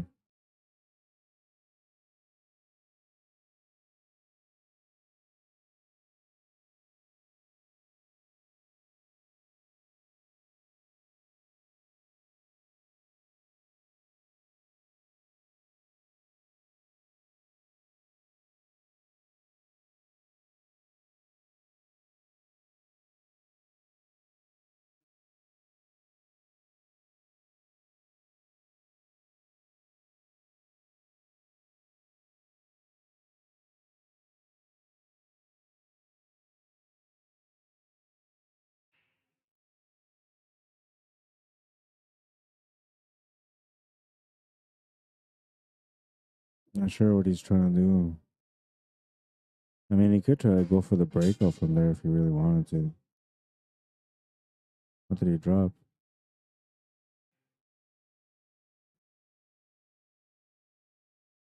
I mean, see what he dropped in there. This chalk, maybe?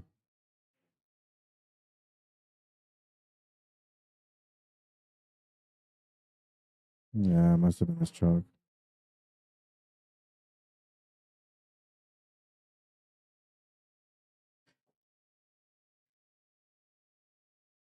Gonna throw him off a little bit. You'll miss that. Jump the white ball off the table. He's just feeling it though because he just lost his chalk and went into the pocket. So usually when something like that happens to a player, they become a little bit distraught, and it's hard for them to be able to get their focus back. Usually until they get their whatever is bothering them back out in their hands or out of their minds. Safety option here for Randy. Plays it.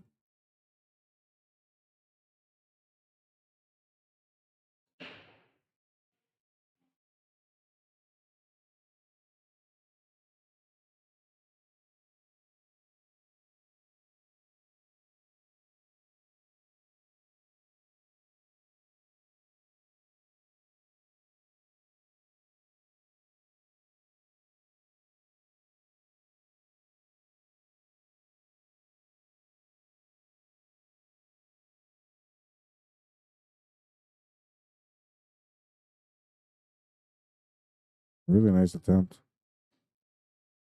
It's gonna give Randy that 5 to the corner though.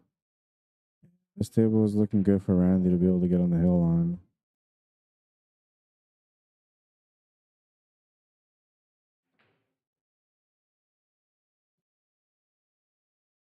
That's the biggest test there of making the 5 and getting shape for the 6. Tight window for the 7 and 8, but he should be able to get onto the 7 no problem, which he just did.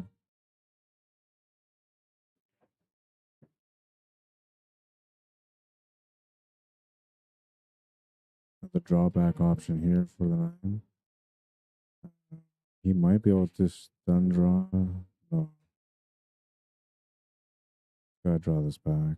He's gonna go towards the other side pocket a little bit, so decides to play off the rail instead.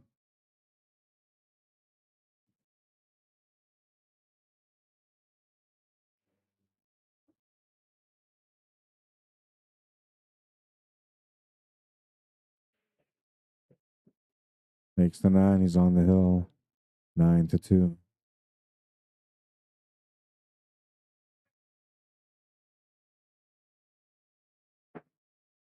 Terry Sherry from Toronto, how you doing, man? Welcome to the stream. Jose Crosby, welcome to the stream.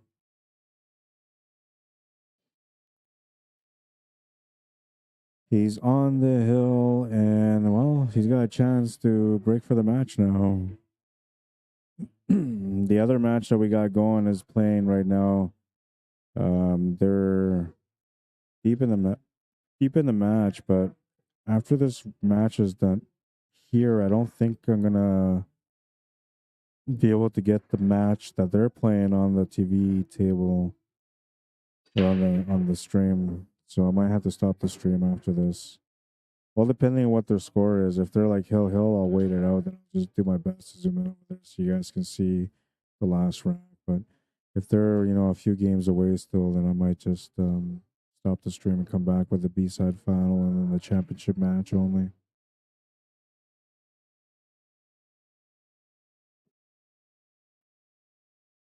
And I'm hoping that things work out here time-wise, that this match will end in time with that match over there so we can go straight into the B-side final from here.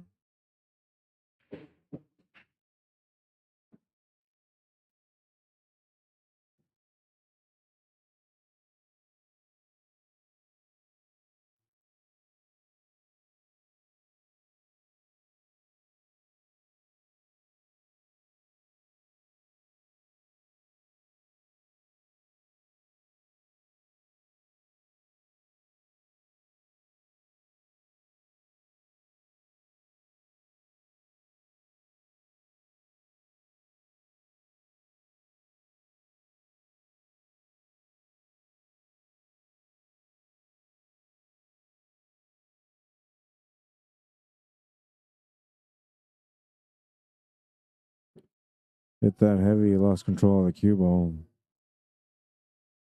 Still make this to the bottom left corner. You have to be careful not to bump into that 6 ball, but he should be okay even if he did bump into it. And he does bump into it a little bit. It pushes it up towards the 8 ball, but I feel like he still has a shot to the side.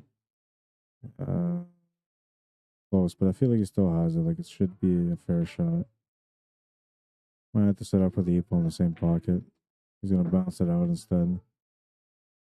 Looking for it to stop here if it can. And it will.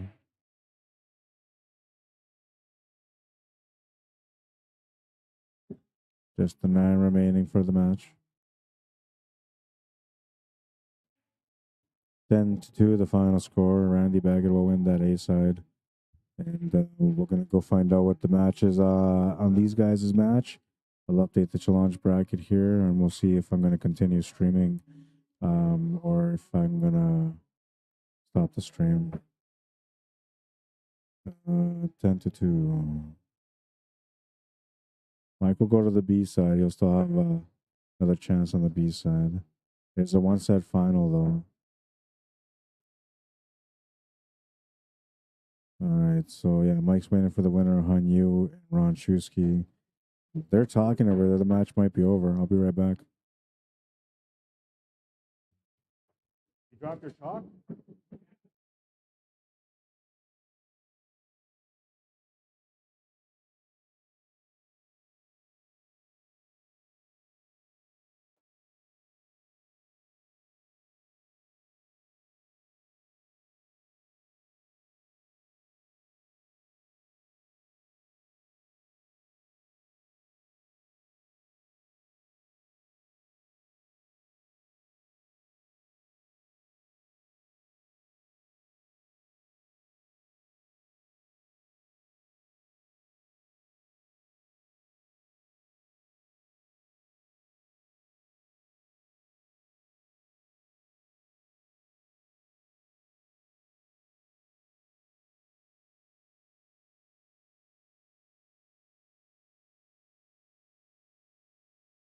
All right, so it'll be a matchup. Hanyu just won his match.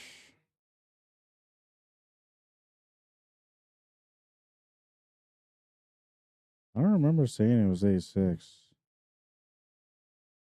But they're saying that it was A6, so A5, and that brings us to Mike Vatour and Hanyu, and they have a 12-point difference, so it'll just be a race to 9 on this one.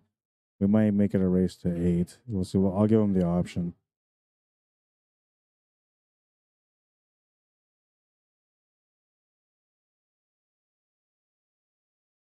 I'm gonna set up the scoreboard here.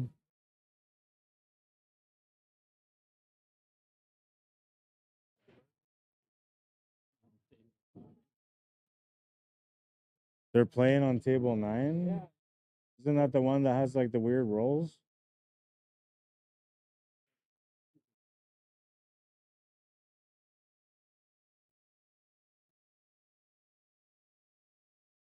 For 10 G's. Wow. He knows it, yeah.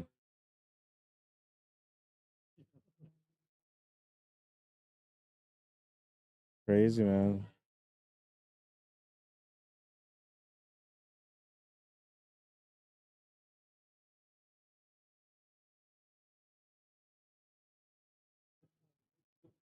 Mike and Hanyu, yeah. It's either 9 or 8, but they're even. Yeah.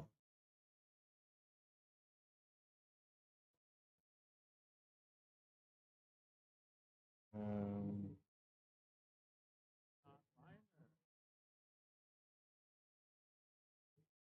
what's that?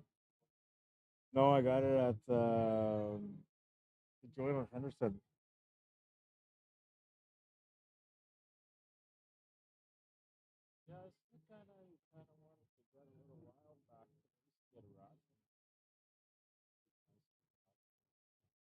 Yeah. All right, we're just waiting for Mike to come back. He went to have a quick smoke break. Hanyu's grabbed his cues just now. He's coming here to warm up in the meantime, and I'll set up their Fargo rates here for us. This is a B-side final matchup now.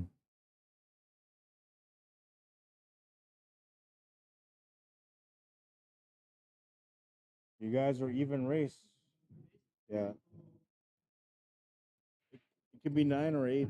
It says 9. It says 9, but you guys can do whatever you want. This is an even race, so it doesn't matter. Ron Shusky. Yeah, he's pretty good. Yeah. Oh yeah, yeah. I know he's a pretty decent player, and he likes to gamble for money too, right? So yeah, yeah, yeah,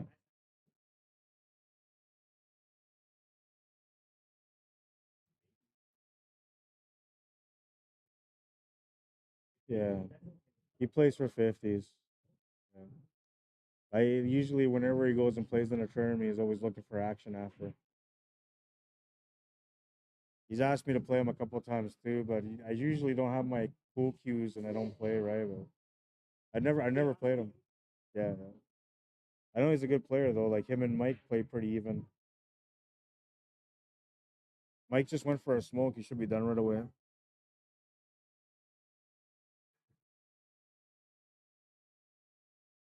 Looks like Hanyu is gonna take a quick bathroom break while he's waiting for Mike.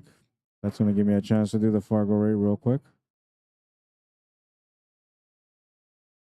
Oh, and it's 6:18.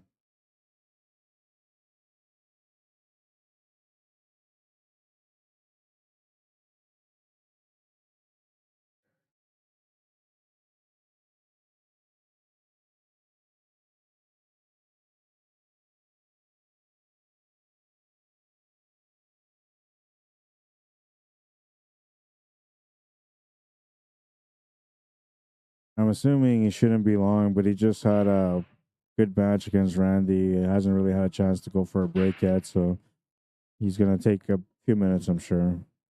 And I don't want to stop the stream to start over because if I start the stream over again, I gotta write everything up, do it all over. It's gonna take me like 15, 20 minutes to get it going. But then these guys will be like 3 racks into their match already. So I might as well just be patient.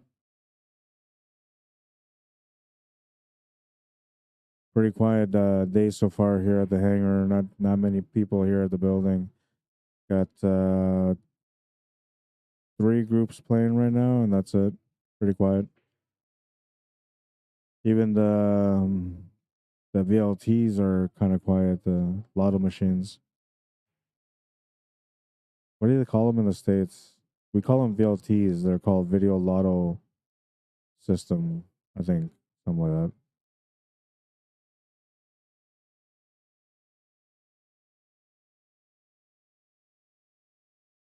$5.16.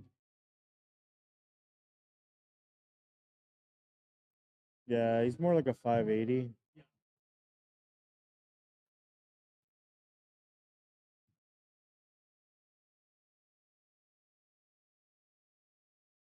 Top 2, yeah. 120 and 60.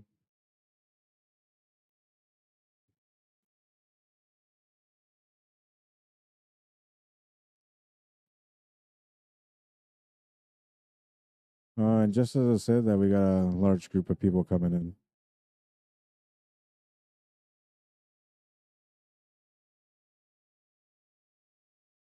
That's Hanyu at the table. He's just warming up now. I guess this will give me a chance to show you guys some of the stuff that we have. Here's some of the Jam Up Predator gear that you can get at Jam Up Apparel, including the FargoRate design.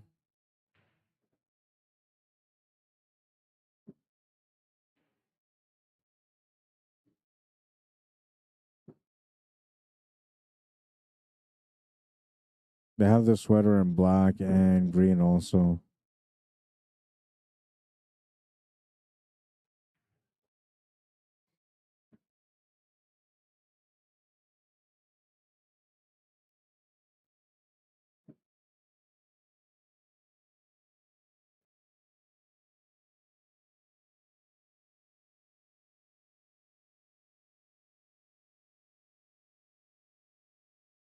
For the ladies, we got some gear for them as well.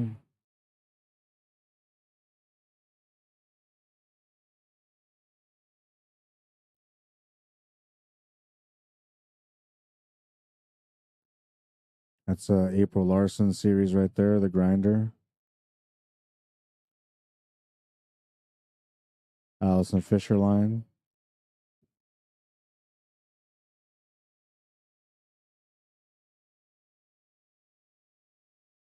Which also comes in long sleeve, as you can see here.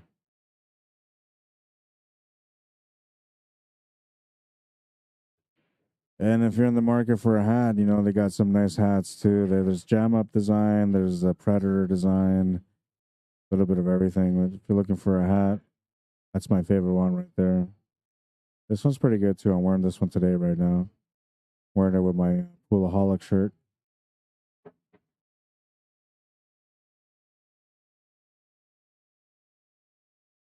Speaking of Poolaholic, if you guys haven't heard of them before, go check them out. Poolaholic.com.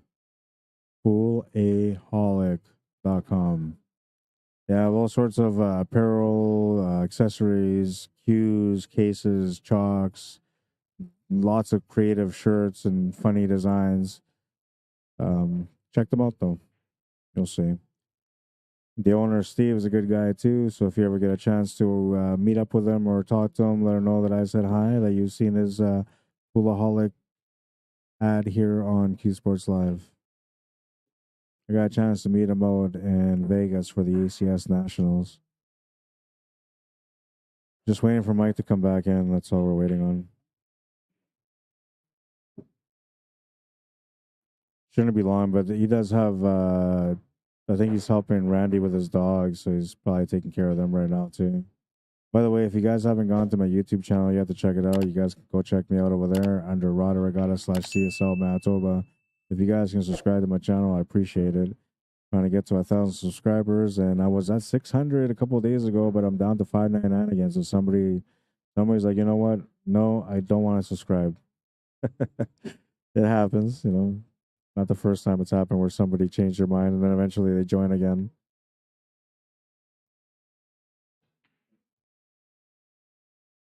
Still waiting on Mike.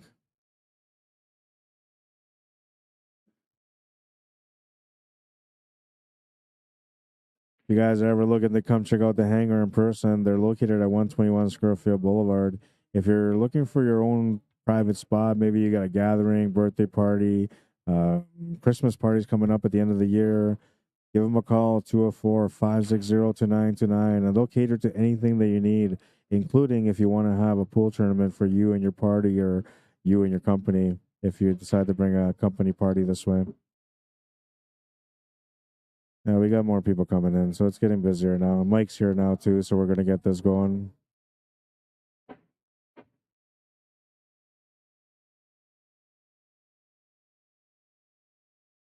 There's our Fargo rates, 618 versus 626, 8-point difference between them.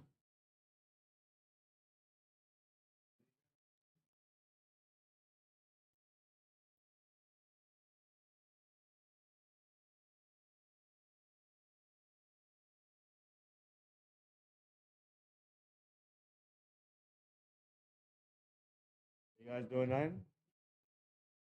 They're doing a race to 9. And looks like Hanyu will get the first break. How you doing, Dixie Pinchback? Eric Hoffman, Tanya Hoffman. Welcome to the stream. Brandon Zhao. Hey Brandon, did you add me on Facebook, man? Because I got a request from you, but then I went to go look at it and it was gone. So I'm not sure if it was you or somebody else. And I'm thinking this is the same Brandon that I kind of shot some pool with a little while ago. If you're the same guy here at the hangar.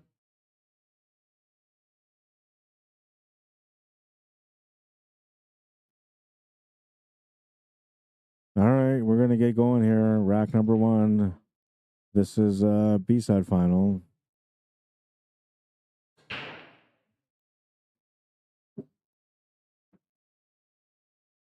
Make it official.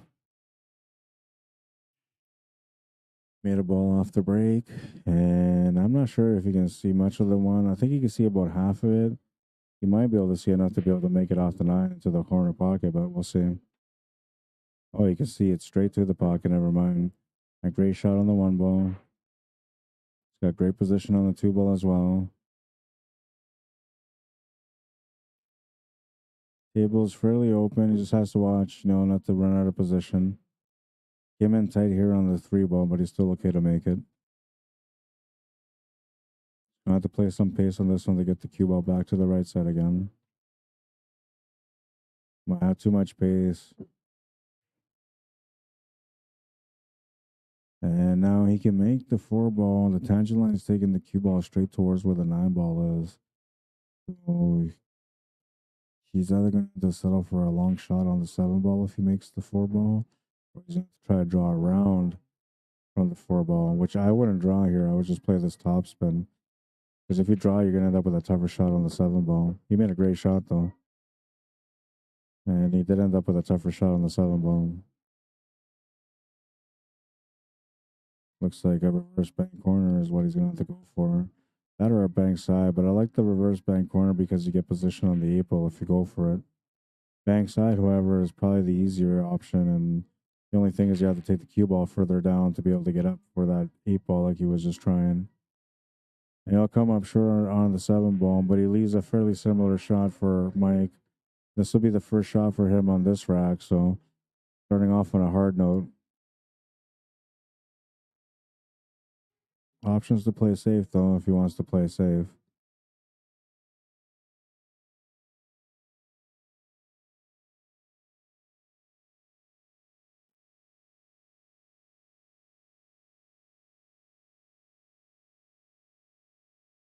Went for the bank and came up short. Turns the table over to Hanyu. He'll take a shot at the 7 ball now. But he'll miss the 7 ball. A little bit of body movement on that shot. He also popped up.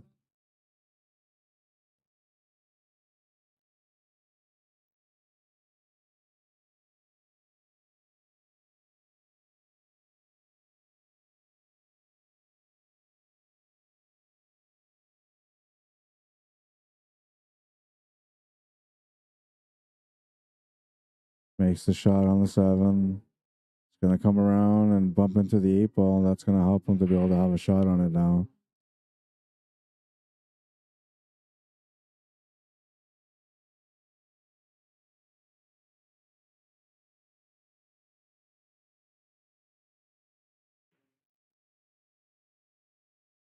Makes the 8, comes off the rails perfectly for the 9.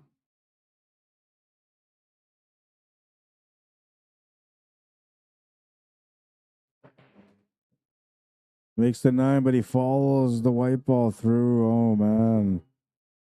Turn around on that one. 1-0 for Hanyu instead.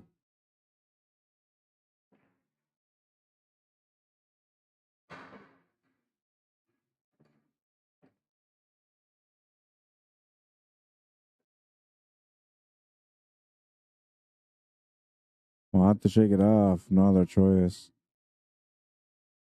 Never feels good to give your opponent an opportunity, but once it's done, it's done. You can't do nothing about it anymore. So you guys just shake it off, reset, and just try to go after the next rack. See if you can get it back. Rack number 2 coming up. Mike Vatour to break.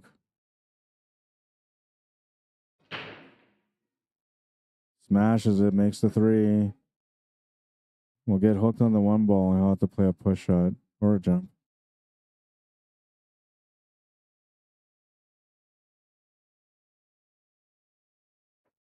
How's your weekend so far, Dixie? And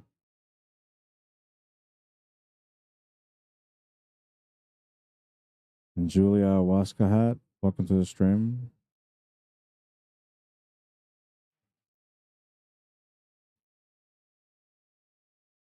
Is it Mike Adome?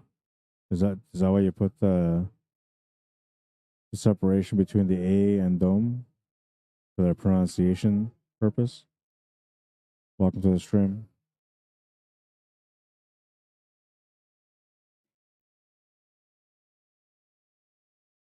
No, he's got the shot on the 1. He can easily get up for the 2 ball here. He just has to make the shot.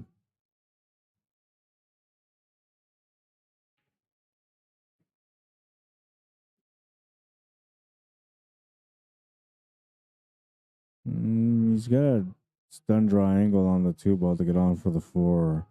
But he's got to watch out not to overrun the cue ball, and he's got to make sure he doesn't hit that 7 ball. He's looking at all his options because he almost sees a possibility to be able to draw towards that 5 ball to set up for that 4 in the bottom left corner. That could be a dangerous play, though. 5 ball might block you. He's going to end up tied up on the 4. Have to come up with a kick shot now. And looking for a safety as well.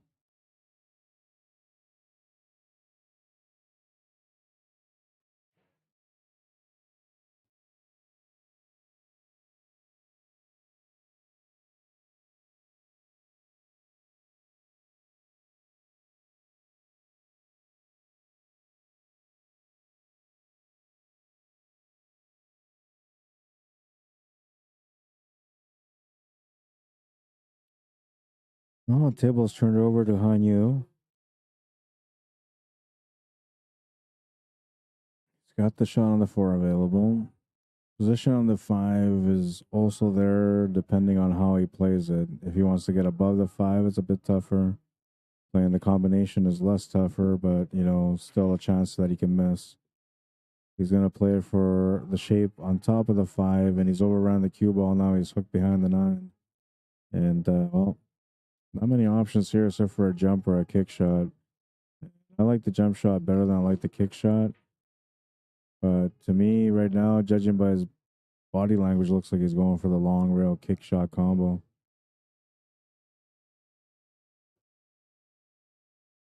I was just trying to get a good hit out of it. Just missed the 5 ball. Ball in hand for Mike. This is good for him, man. He was off to a bit of a weird start, you know, making the 9 ball and scratching the cue ball right through. Now he almost turned the table over to be down 2-0. Instead, he gets a chance to be able to redeem this frag and keep it at 1-all.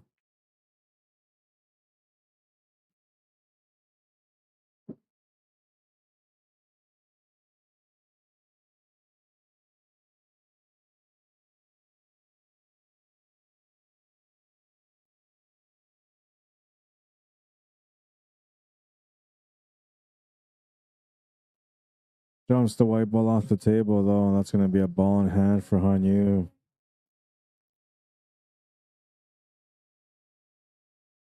Trying to see what he did here. Goes back way too far, though.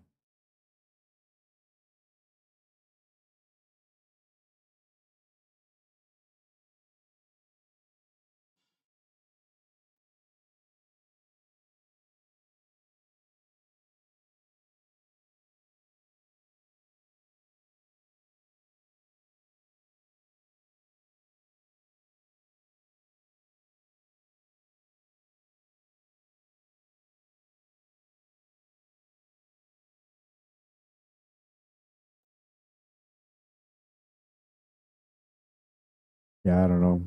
I can't see what happened.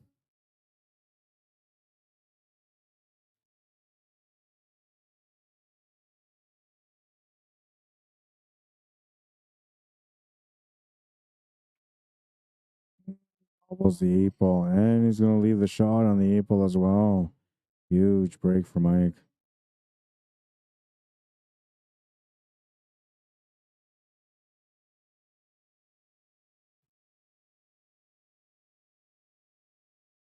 He's addressing his tip right now because he didn't like the way he jumped that white ball off the table on the draw on the 6.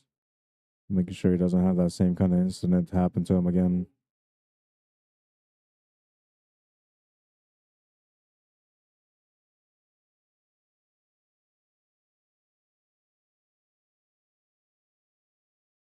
Craig Power, how you doing? Welcome.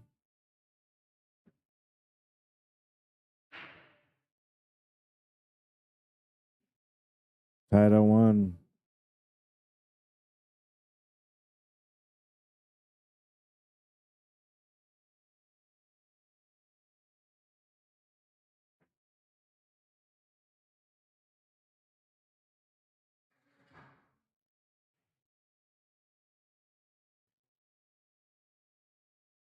Dixie says, sad day today. I went with my daughter to put her dog down. Oh, sorry to hear that. Tough decision. 7-year-old Shepherd Hound cross. He nipped one too many people. Not going to watch pool and football and try to take my mind off Ranger. Sorry to hear that.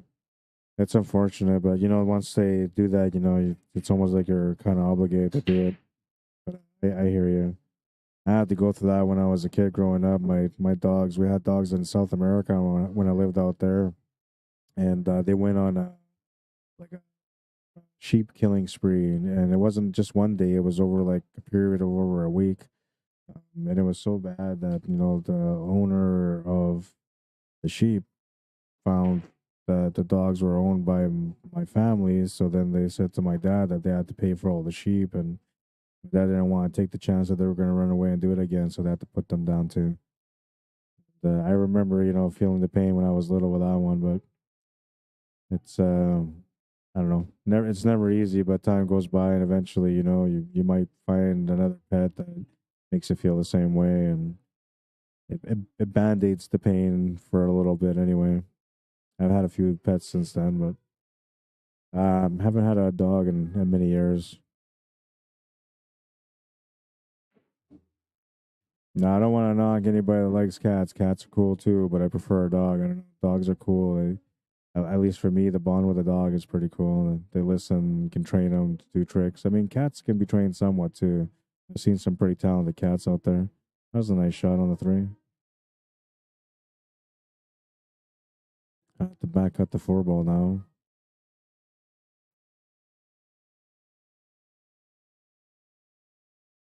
Opts to play safety instead, showing a little bit of discipline.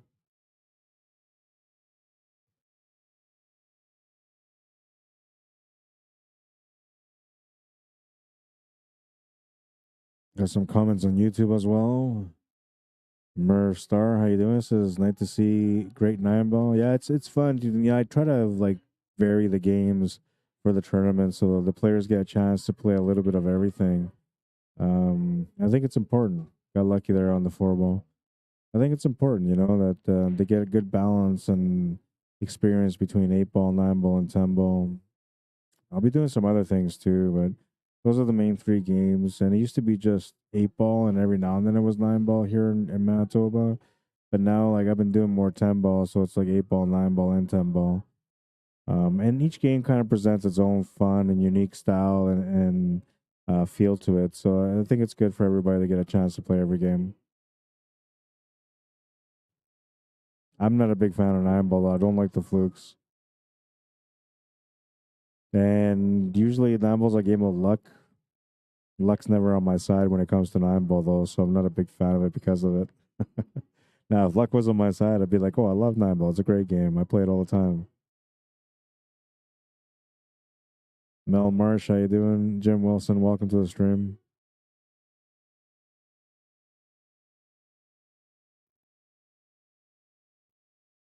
Arnie Solberg says, "Good afternoon, guys and dolls." Joe Cave says, "Hey, Rod, lost the feed on Facebook, switching to YouTube. Looks like I already seen Mike and Randy's match." That was a little earlier, yeah. So now we're on Mike and Hanyu,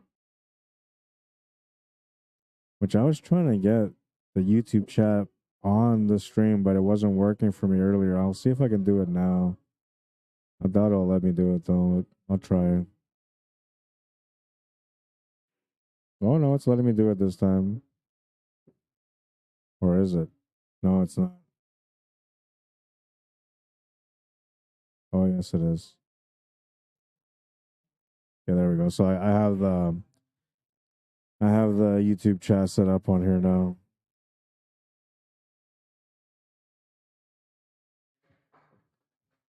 You win that match? You win that game?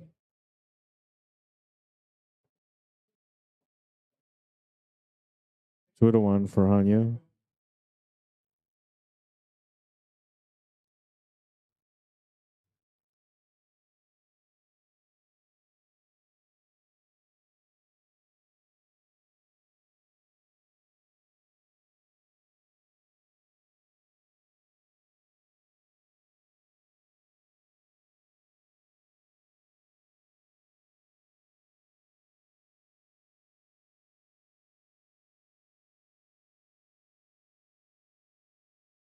Something changed.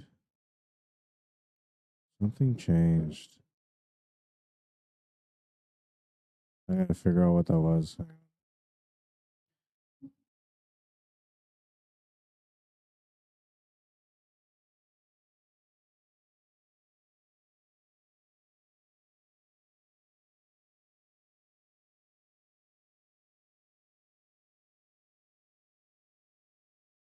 Yeah, this scoreboard had been moved around slightly. It didn't look right.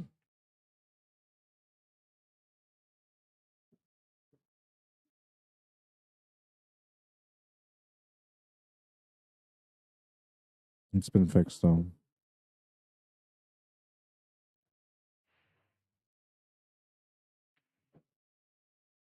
Looking for the breakout on the four. Just missed it. I'll have to go for the 4-9 combo now.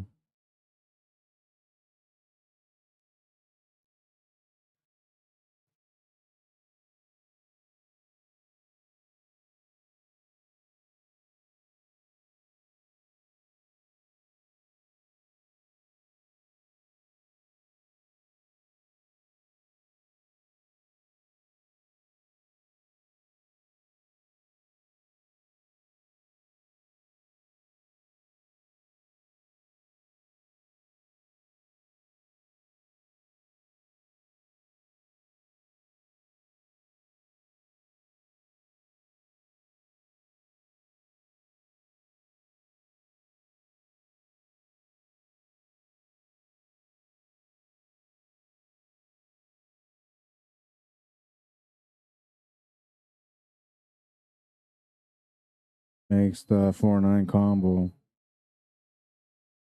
Ties up the match at 2.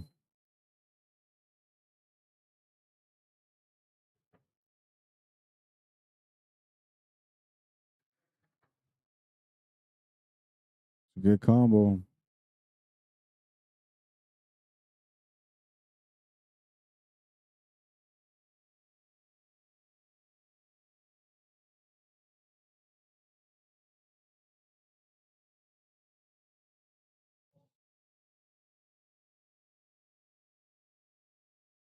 Moving into rack number 5 now. We're tied at 2.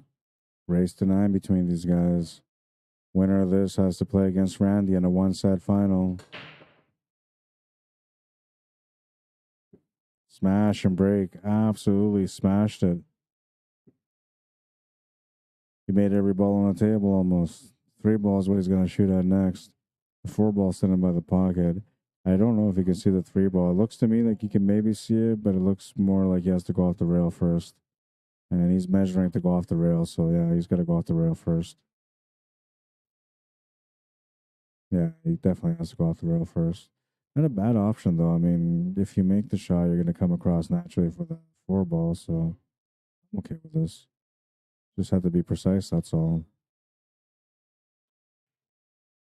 Well, he's going to miss it in the one pocket, but it's going to go in the other. A little bit of luck on his side on that one.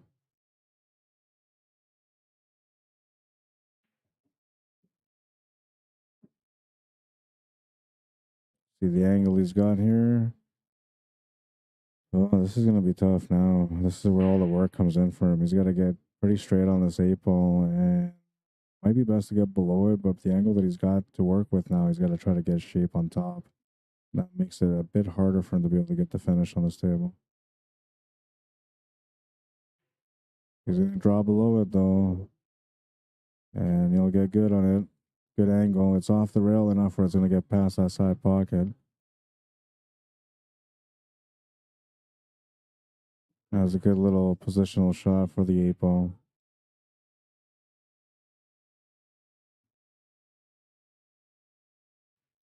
A little bit of luck on that one, but he delivered the finish in the end. 3-2, up by 1.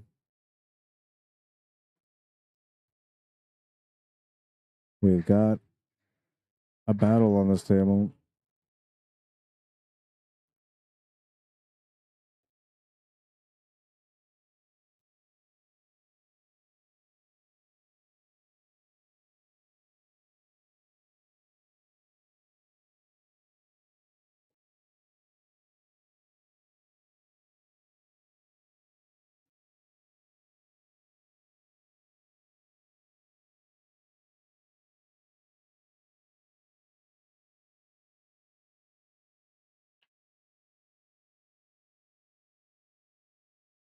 Smashed the pack, made the 1. Looks like he's got a shot on the 2 as well.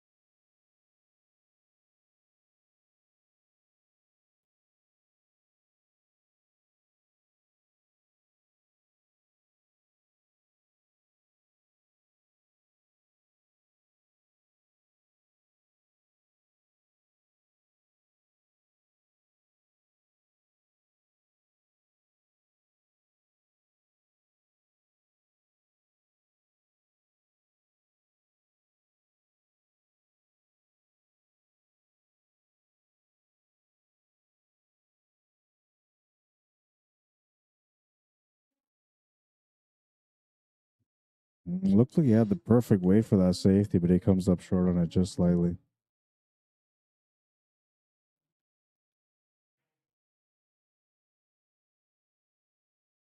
No real option to play perfect shape here for the 4 ball. The tough cut on the 3 ball takes away a lot of the control on the cue ball.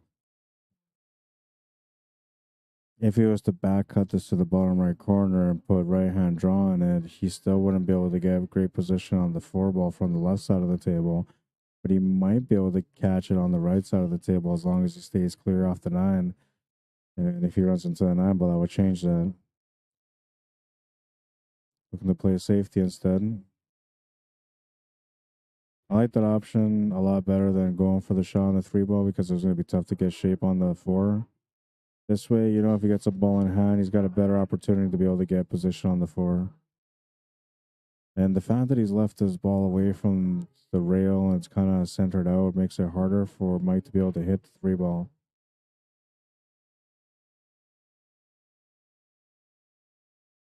Looking to hit it off 2 rails here. Ooh, he just missed it. And he opened up the 4 ball, which is going to give Hanyu an easier table to work with now.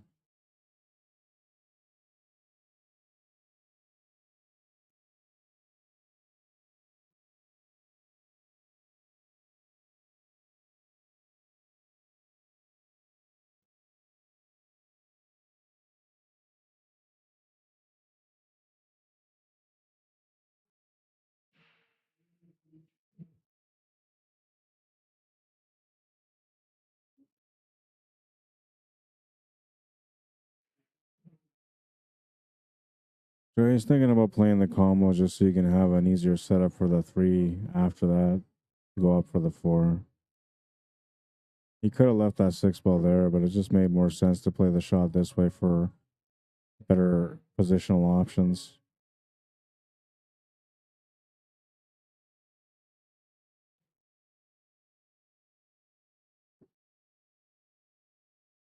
Yeah, it's getting busier now. There's more people coming in.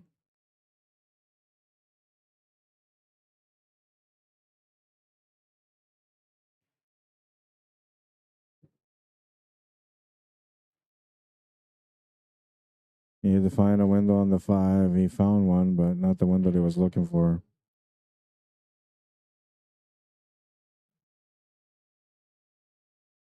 What's up, Barry? How you doing, man? William Hudson, welcome to the stream.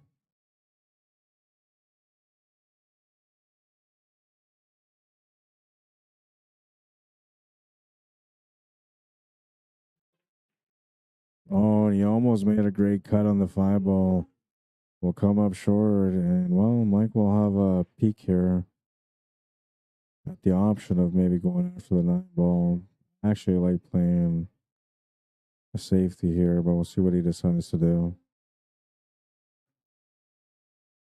Really tough safety option too. What I'm looking at just skimming the side of the 5 ball, taking the cue ball off the top rail and running it on top of the 9.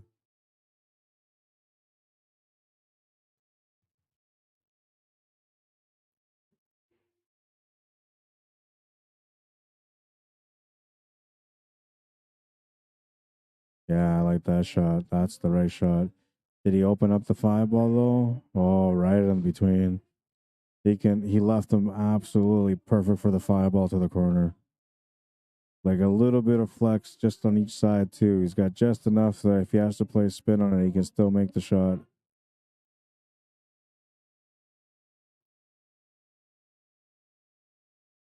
I feel like he's gonna grace one of these 2 balls though. Oh no, he didn't. He was good. It was absolutely the just perfect lead for the 5 ball. I like the idea though. I liked what Mike did there. That was the shot. He was supposed to play safety in that situation. Just a bit too heavy, that's all. And Hanyu's gonna get a 2-game lead now, 4-2.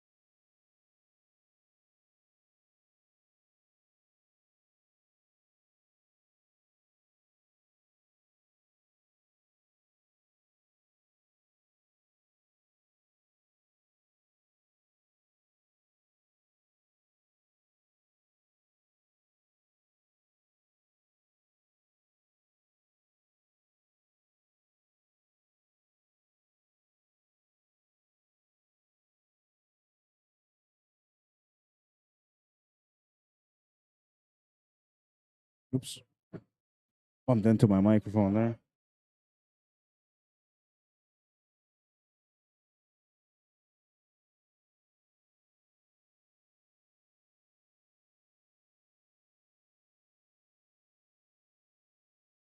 Tough decision to make here on this one, too. Because you're thinking about cutting the ball, which you should kind of take on, but you got to figure out which pocket. And it's a back cut, so it makes it harder to see, especially when you're close to the ball.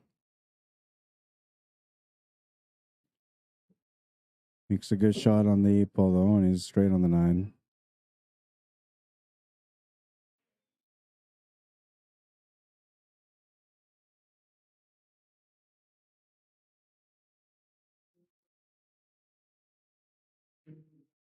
Makes the 9, 5-2.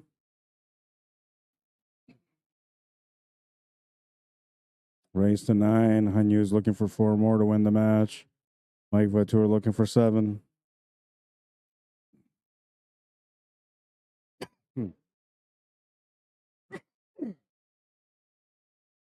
Yeah, because you broke first.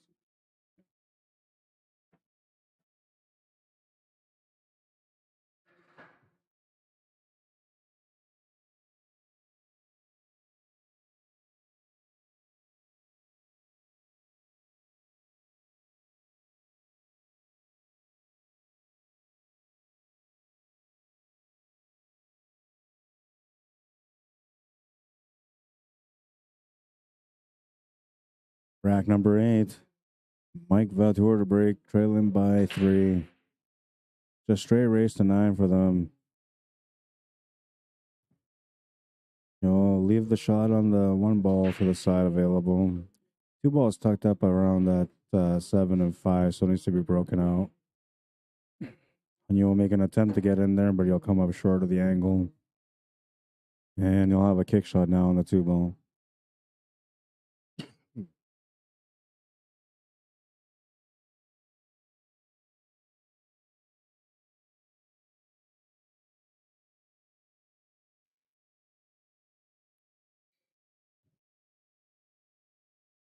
Oh, he just barely hit it, but he hit it. And Mike should be able to take advantage of this position here to play a safety.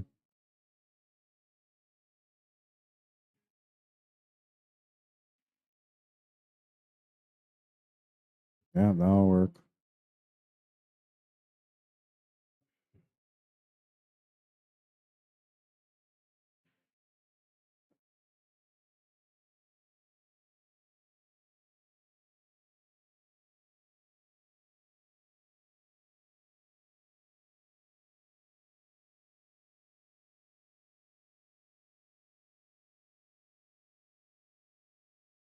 It's the 4 ball in hand.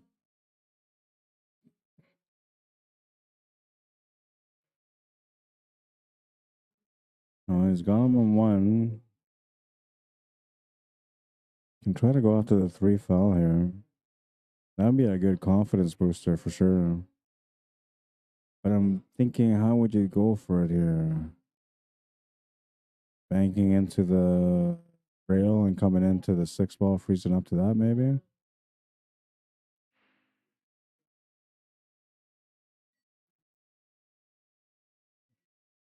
No, this is somewhat hittable, but it's not easy. He'll have to spin his way into it. And the direct 1 rail contact is not there, so he has to almost like masse it. But I'm thinking about going the other way. He's thinking about going this way. And this way, it would be like a short masse around the 6 with lots of spin to be able to hit the 2 ball. Good chance to pot the 2 ball from that angle. Better chance than trying to hit it the way that I was trying to hit it. He's looking at the 2 rail option now. It's almost there, but I think the 5 and 7 are blocking the path.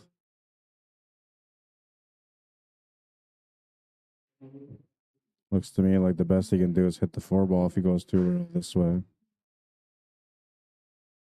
Oh, I'm wrong. You hit it perfectly. Nice hit. Left the 2 ball available though for Mike.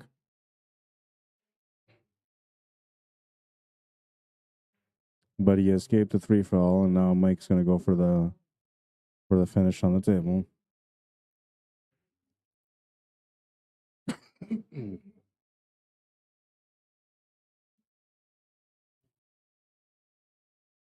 Got to get past the 7 ball here on the draw. Looks like he's playing forward. Interesting choice. He's tied up on the 5 ball. A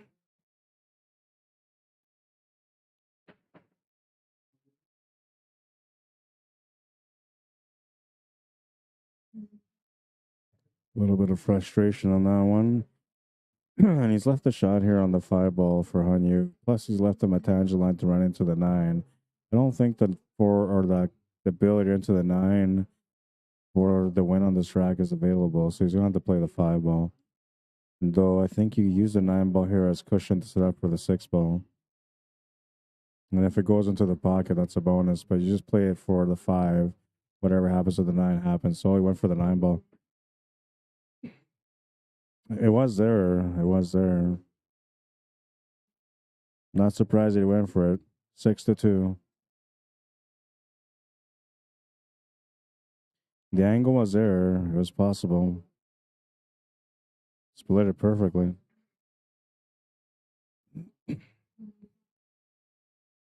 6-2. Needs 3 more for the win. Mike looking for 7.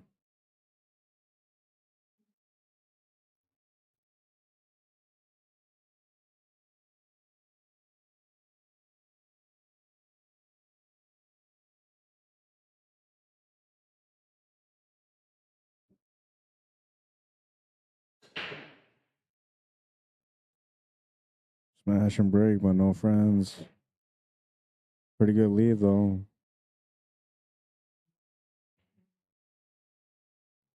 I'll have the push option.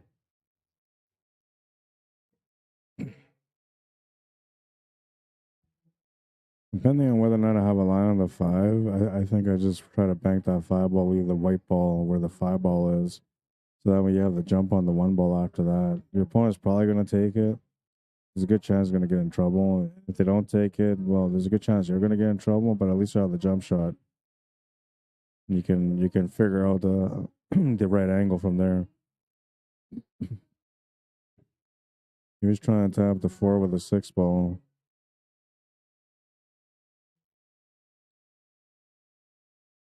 And you taking a look to see if there's any situations he has to worry about.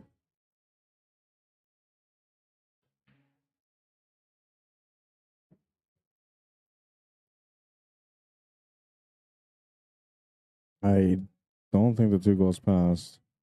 He's going to play a safety. A bit too heavy, though. It's going to turn the table over to Mike. You can see the full 2 ball.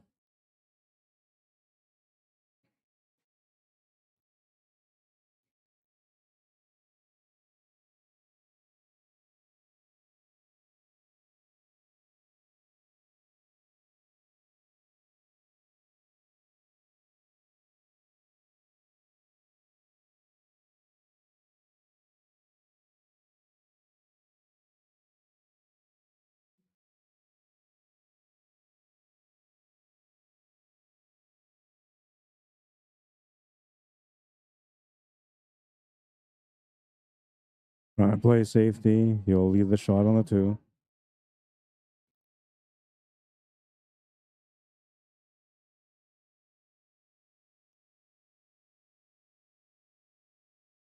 Stephen Valley, Kevin, and Ron Hoger, welcome to the stream. Dave Blacklaw, what's up, man? How you doing? You don't see guys like Dave Blacklaw and Curtis Jaborak in the summer, man. They're out having a great time in the outdoors, cabin life.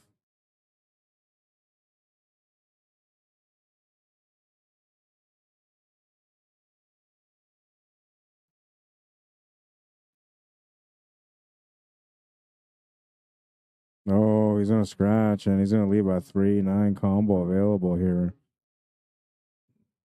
Yeah, I have to go for it. It's so close, like you have to go for it. He's just gonna play the billiard. Either way, that works. 6-3. He's down by 3 in a race to 9.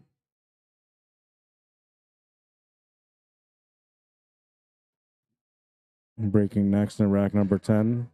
Trying to get within 2.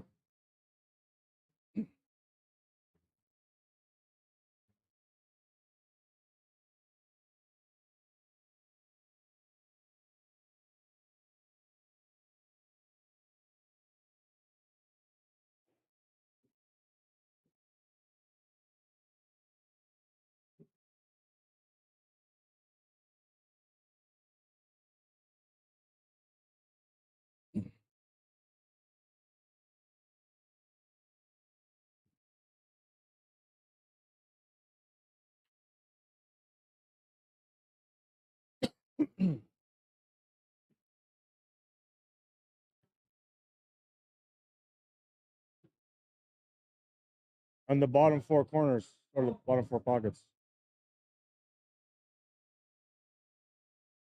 Oh, just re-break. Just re-break. The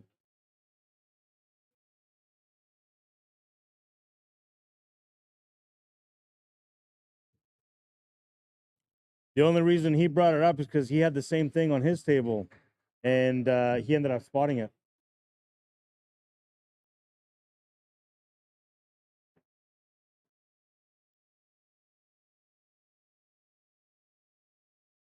Yeah, so it's going to be a re-break because Mike didn't know. He thought that was a 9-ball break, and he won on that rack, but the 9-ball break only counts in the bottom four pockets. So they'll just re-break this one. Makes the 8-ball this time. Gonna get tied up for the 1-ball though, so I'll have to do a push or a kick shot. Offs for the kick shot.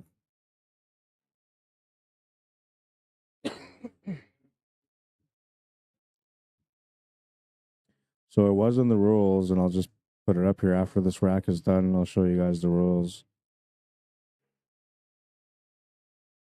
Try to play safe. I think he's left him some of the one.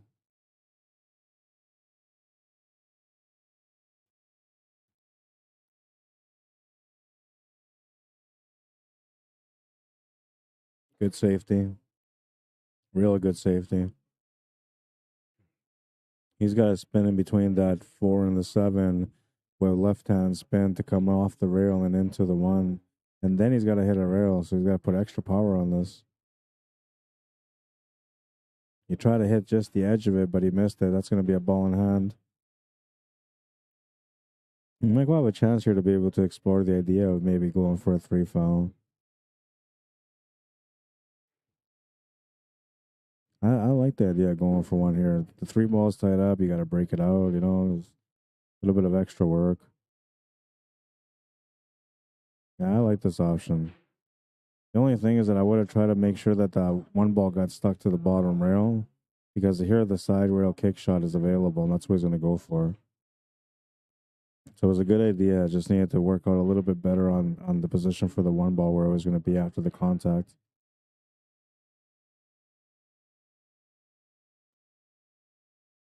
Oh, that's 2 fouls. And you have a chance for the 3rd foul now.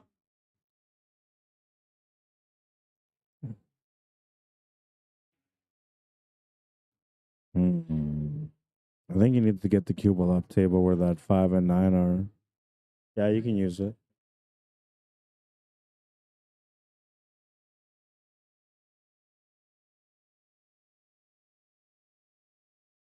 I don't know if the 1 ball goes past the 6. Well, maybe. Yeah, it doesn't matter any one of them.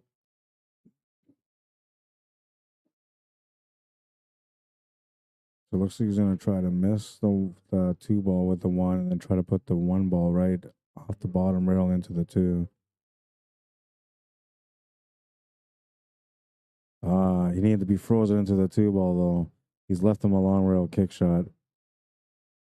You need to keep him frozen to the 2 ball on that one. Hanyu should be able to hit it and make the 1. And he does. Resets the 3 foul.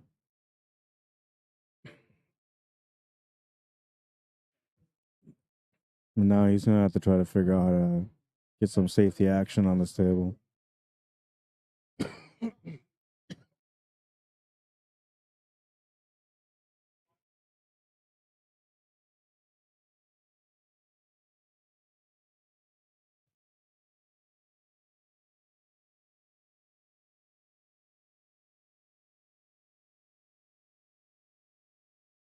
Not bad, not bad. He gets on top of that 5 and 9. Oh, that was a beautiful safety.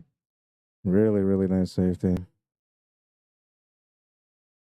Man, I didn't see that one on the replay. That should have been the highlight of the day right there. Beautiful safeties. There's 3 shots that I got to find now to be able to put them on the local pages for people to check out. Takes the intentional foul to bump the 5 ball over.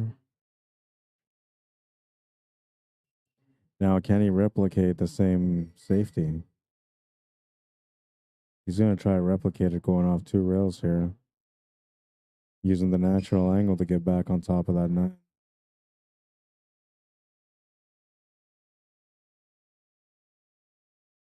Woo! That's pretty good.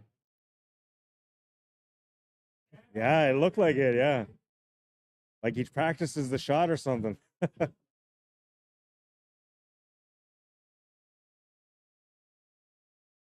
Yeah, it looked like it was going straight to hook him behind the 9 again. Good hit from Mike. Resets the 3 foul.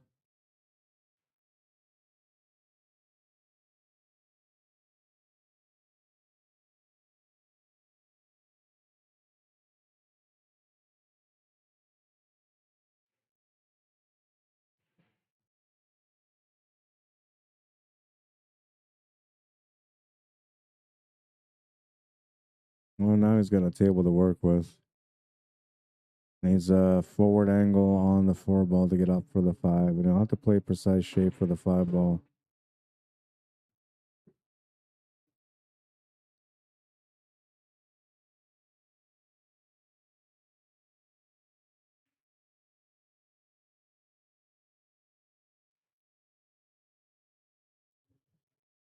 Alf Johnson says hi from St. John's, Newfoundland. How you doing? Or Newfoundland. How you doing, man?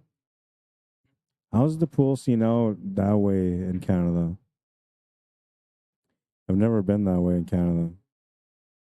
I've only been, well, I'm from central Canada, but I've only ever been west. I've never been east.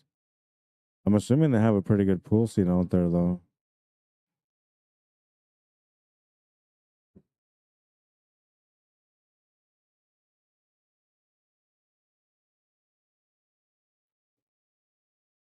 Nine's looking good. 7-3. Mike was trying to battle back on that one, though. He did pretty good.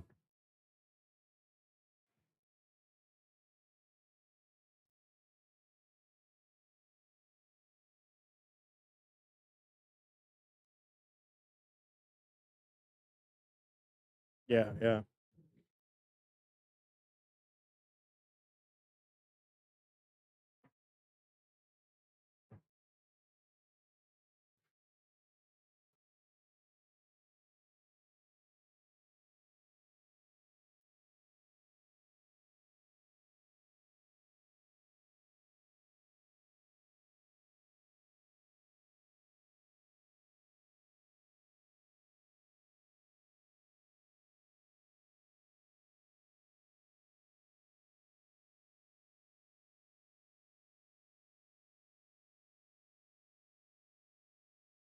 Rack number 11.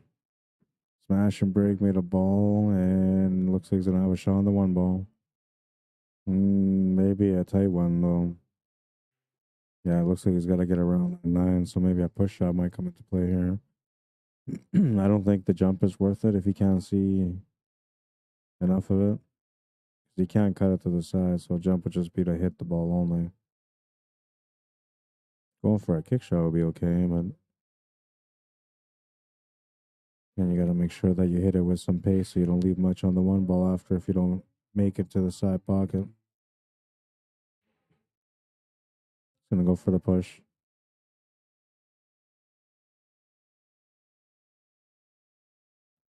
So he's thinking about leaving him a scratch angle on the 1, but basically what he's going to leave him here is an opportunity for a bank corner.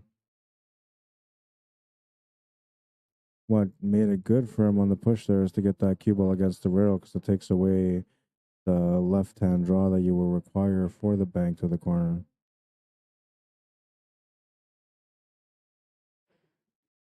Oh, sorry. I think on that shot you would put right-hand draw.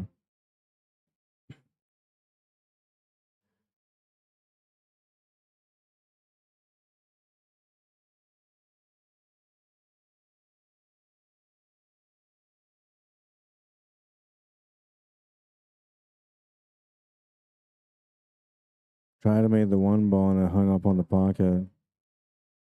And he's hooked him behind the 9 just enough, but it's a fairly easy mass A shot around there.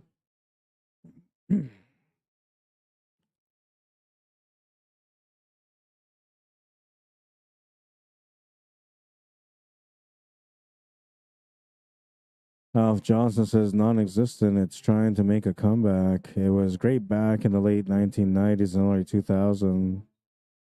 So in your opinion, what do you think changed that? I know what changed it for us here in Manitoba, but I'm wondering what do you think that changed it for you guys over there? And I'll tell you what changed it for us over here. But we used to have a pretty strong pool scene too back in the mid 90s.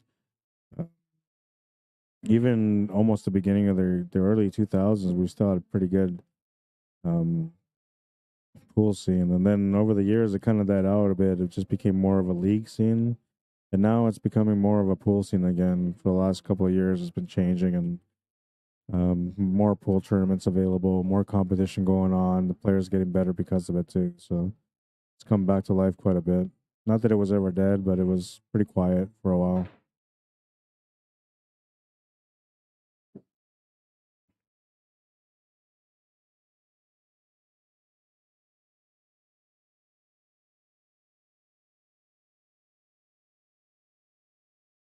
I think pool was popular all around back in the mid '90s. You know, that was a time when they were still putting the sport on ESPN and TSN, and we were sort of in the mainstream. So people were talking a lot about pool, and everybody wanted to sort of be a pool player. Missed the shot on the five. We'll turn the table over to Mike, and well, you can see the five, but not many pockets available to work with here. Looking for a safety.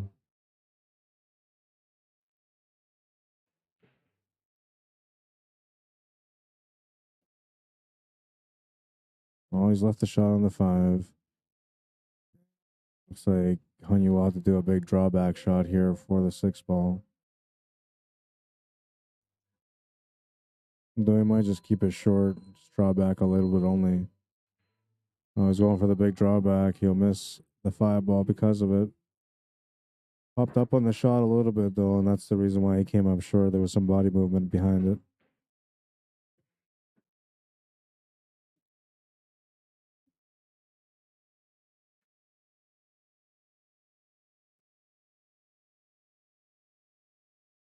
Makes the nine ball. 7-4, down by three. Breaking next in rack number 12, a chance to get within two.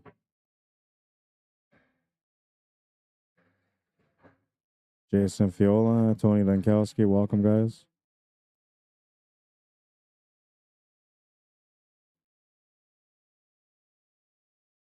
Denny's St. Hilary, welcome to the stream.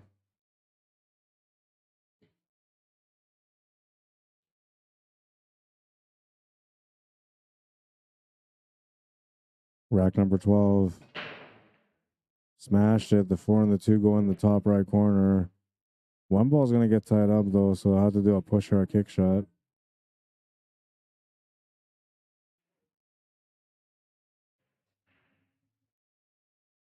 Kicks the one ball, and we'll get pretty safe on the leave.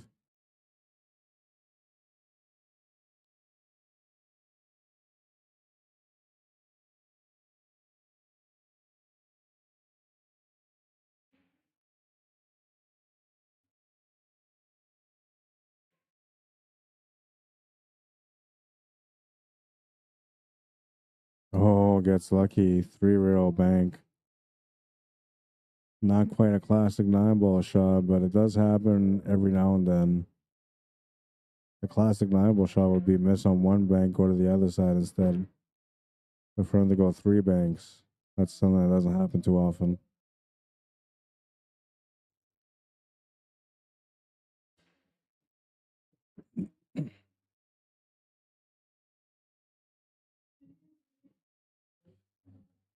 Alf Johnson says gambling machines, online gambling, the internet, basically. Yeah, you're right. So that was the same situation here, and I'm thinking that's probably the same situation all around Canada and around the world. Was the pool scene changed once the gambling machines came into play? Because prior to that, everybody used to bet on pool. That's why this game was frowned upon for many years because it was tied into hustling and gambling. But then the VLTs came out, and then it's sort of like just took over, and people didn't have to bet on pool anymore. They didn't have to go to the races either. They could just straight up play on the machines, and the pretty noises in the bonus games. It gets you on there more than you know, more than you want to. Nine ball in the corner. He's on the hill. 9-4. Or 8-4. Sorry. Apologies.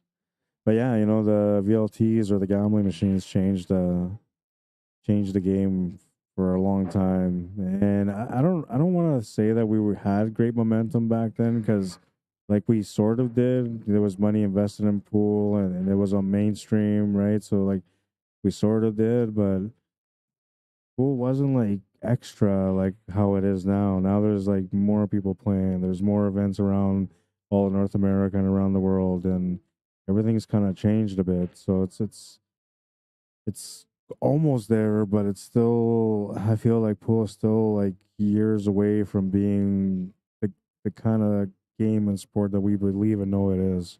Something that's where you're making a great living, and everybody's trying to become the best at it because there's good money in it.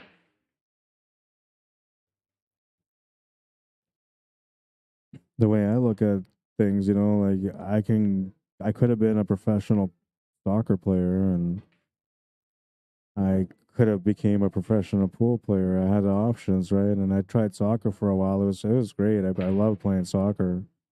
Um, but now that I've focused on pool, oh, he's gonna say that's a good match, and it's over. All right, so 9-4, the final score on that one. Mike says he's got to leave anyway. So now it'll be Randy and Hanyu. We got to update the scoreboard here for the challenge bracket.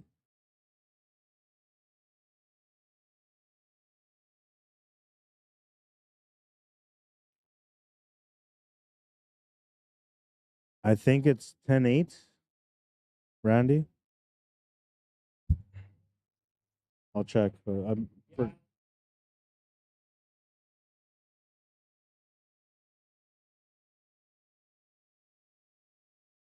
yeah, 10-8. 10-8, one set final. I'll set up the scoreboard.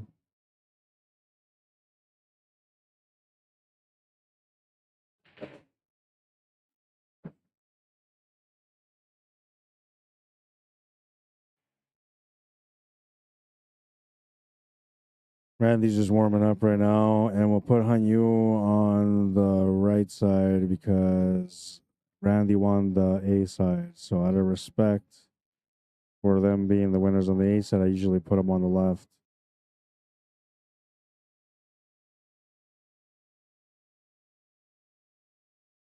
This will be a 10-8 race.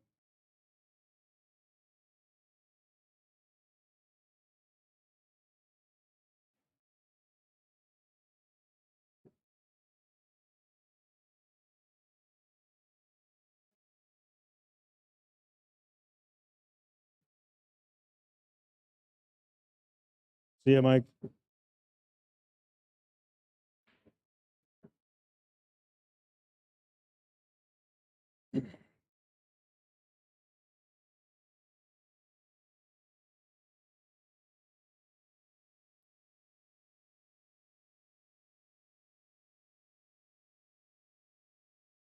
Looks like Randy's done warming up. We're gonna get this match going. No, he's still gonna warm up. Okay. Oh yeah, because Hanyu went for a quick bathroom break.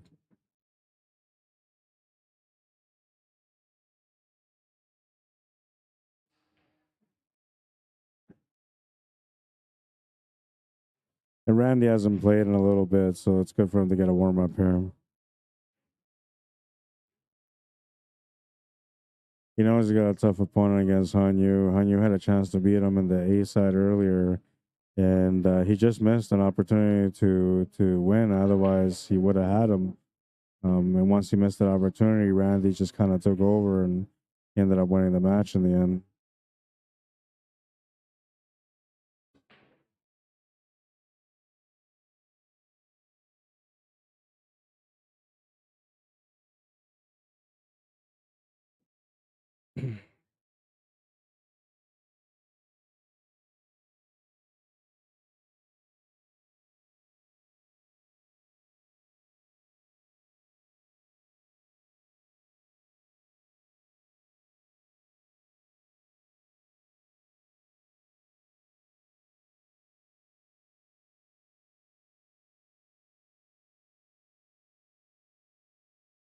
Fargo rates are up 703 for Randy and 618 for Hanyu. Race to 10 for Randy, race to 8 for Hanyu. Yeah. One set only. One set, yeah. Final set of the night.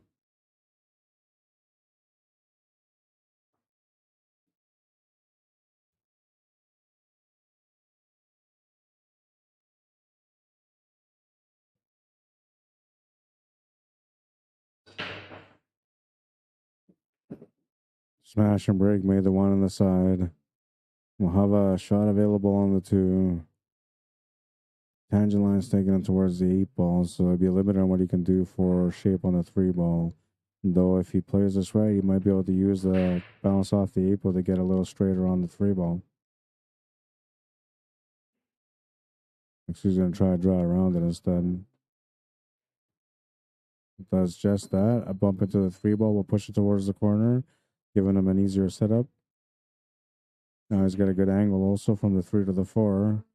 Needs to figure out what he's going to do with the 5 ball. So that's what he's looking at here, trying to figure out how to get an angle to the side pocket where he can get down to break out the 5. Now I'm wondering whether or not maybe that 5 goes to the bottom right corner if he just gets perfect position on it, but it's probably better just to play the breakout.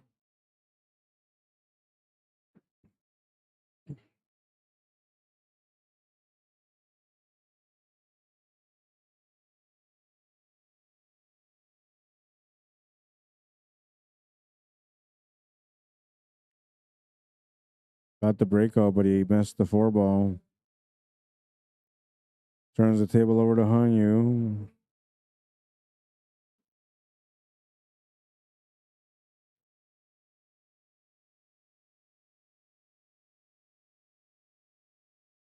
Alf Johnson says best spot for the pool table was right in front of the bar.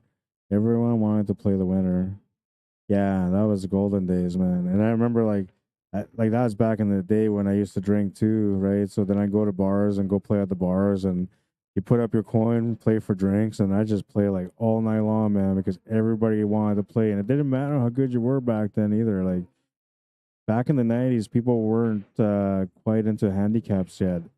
So like most people just play straight up, and when they went to the bars, most people that went to the bars never really knew or cared about pool in a way that a pool player would. They just like to shoot to have some fun and play for some beers. But yeah, I remember that everybody used to line up their coins and it'd just be like free play all night long and free drinks all night long if you were good.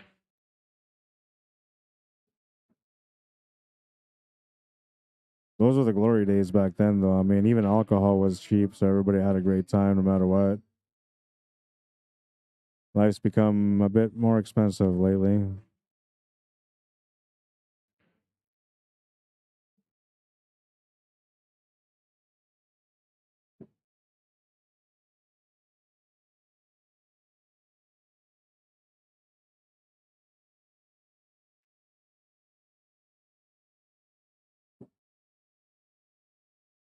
It's got a little bit of angle on it. Almost like he has to take it to the side pocket instead because he's got a little bit, almost too much angle. I think he can still make it to the corner and adjust, but he's thinking he should go to the side here.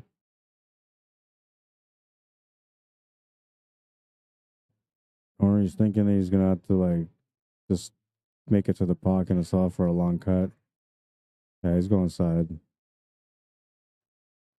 Gonna have to let the cue ball go if he wants to get position on the 9 ball, and he's risking that he's gonna scratch, but he's gonna play perfect shape.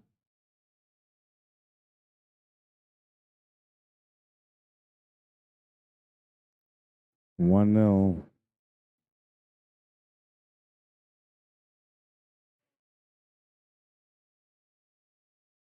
Didn't capture the beauty of that shot. Missed the end of it or the beginning of it.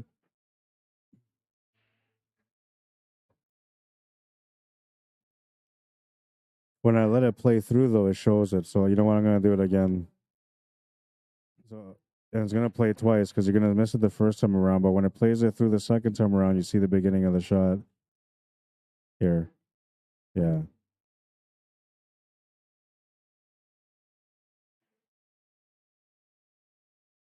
That was a really good shot. That's stressing the table and the rails and the angles. Smash and break, and that 9 ball got moving down towards the bottom of the table. Will come up dry on the break, though, and turn the table over to Randy. He's got a pretty open break here. No trouble situations at all. It's all about positional play.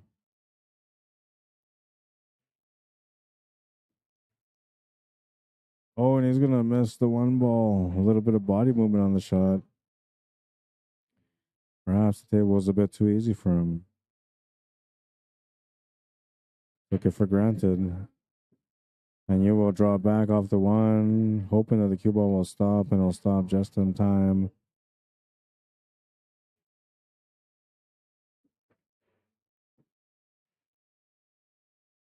Wonder if he'll just take the natural run into the 8 ball, or if he'll try to play below it.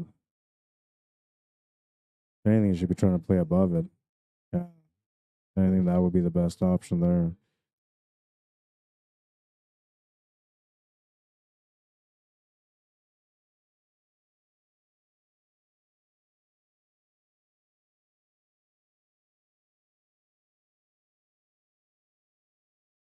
We'll have to pace this one through to get above the 5 ball. It just made more sense. It was going to be tough for him to hold position for the side pocket there. So it only made sense to play through. Cheated the angle just a little bit to get a better angle on the 6 ball. And now we can line up for the 7. He wants some angle on the 7 ball, though. Needs to get to the right side of the 8 ball just barely. Just like that. Perfect shot. And I can play this medium stroke too. Just wants to get to the right side of the table just slightly, just past the middle if you can. No, this will be okay too. He can just draw back. But if he would have gone more to the right, then he would have had a better angle to be able to work with. Here, he can just draw back. It's not that big of a deal.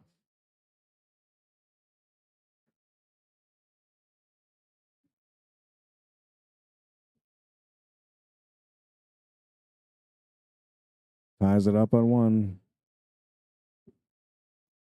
Battle is on.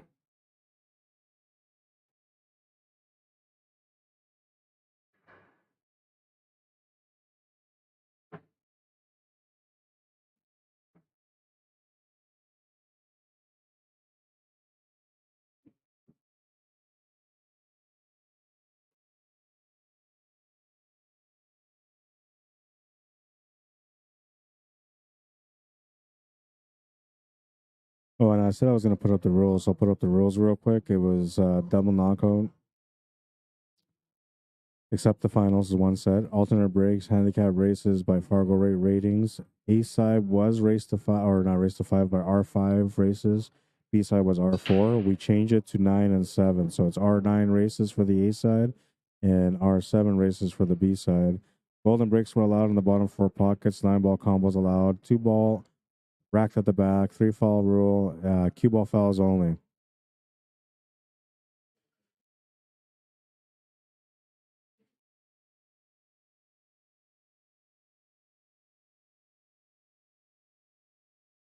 Not bad. Worked out pretty good.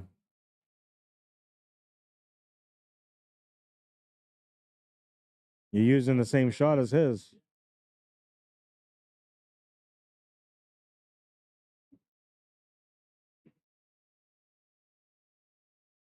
Hooked them pretty solid against the 5. Can't hit the 1 ball directly. Can't even kick down table to be able to go long rail kick shot on it because you'll be running into the 5. So he has no choice but to hit side rail with spin, making this shot that much more missable.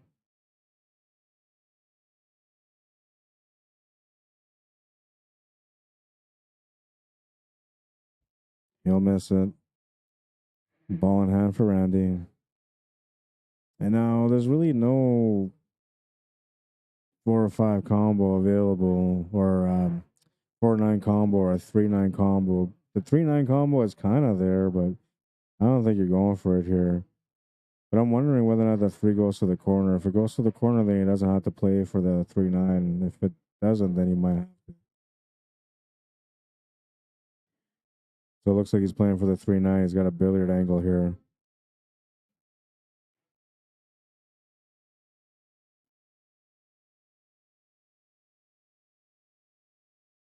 Touch a right hand spin to go into the 9. Great execution. Bumps off the horn. Saves himself from scratching. 2-1. Perfect touch on this one, including missing the scratch.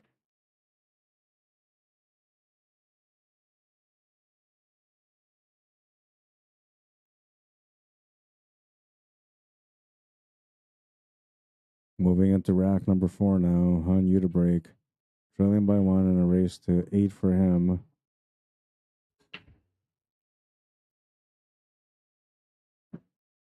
Makes the ball off the break. Will be tied up on the 1. Oh, he made the 9 ball off the break.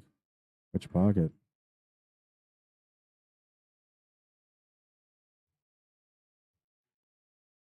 I didn't see which pocket.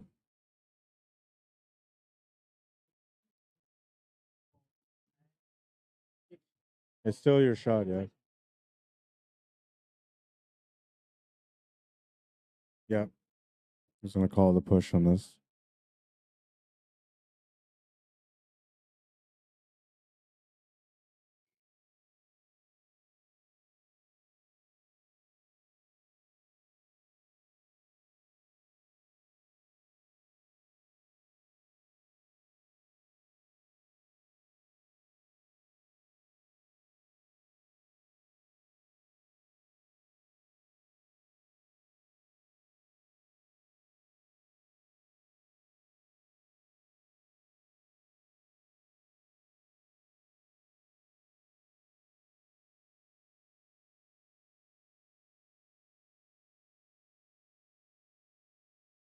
That was his push, and he's left 1-9 available. It's not wired, but it is available. Possibility of making it is in the good percentages. You can also kind of play it in a two-way shot, playing the combo plus a safety. Yeah, so with the angle that he's got to play, he can actually take that cue ball and freeze it up on top of that 3 ball at the same time. Well, even better, he pushed that 3 ball out and he's left him hooked. So that worked out okay. That's why it was worth it to go for the shot on the combo. But if he would have focused on the combo, I feel like he would have made it. I think he was a little bit more focused on the leave there, making sure that he ran to that 3 ball.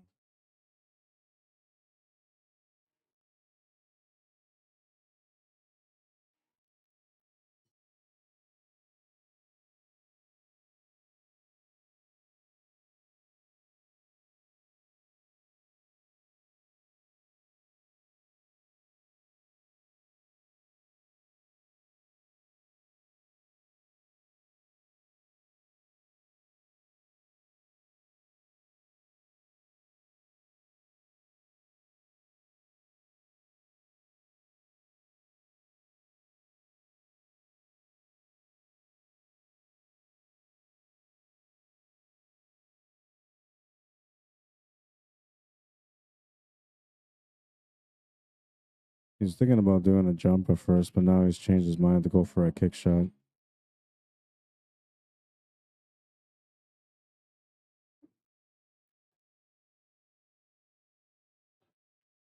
Good hit. So he's going to leave a shot on the 1 ball.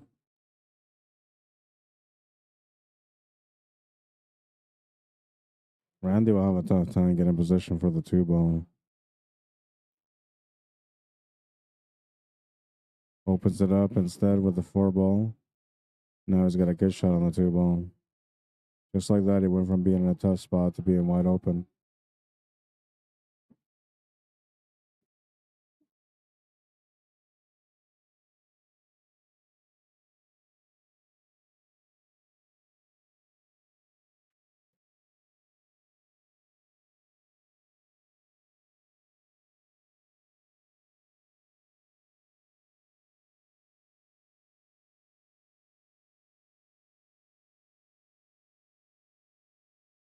Got a really nice layout here on this table. Everything is kind of like complementing each shot. You're what?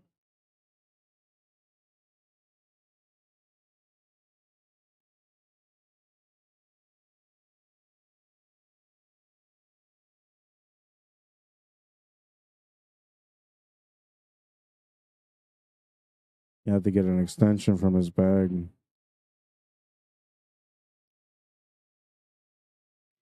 Last match of the day. A showdown between these guys yet again. Hanyu got close to beating Randy today on the A side, but he ended up losing that match. He's played against Randy a few times now, and Randy's got the best of him every time so far. But today, earlier, he had a really great chance to be able to overcome Randy at the table and to be able to beat him for the first time. And, well, now he's got another chance to be able to do so. It's the final chance, though, in this tournament. He's trailing by 1 right now, but he's got the short ride on this race because he's only racing to 8. So technically, he only needs 7 wins. Randy looking for 8 wins, and he's going to get one of those 8 wins right now. Like I said, everything was just too perfect on this one.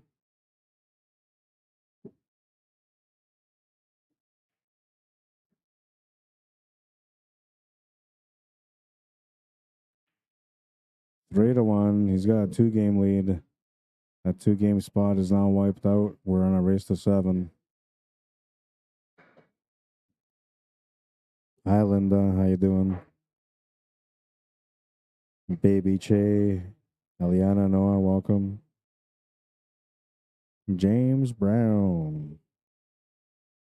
No relation to Jimmy Brown. How you guys doing?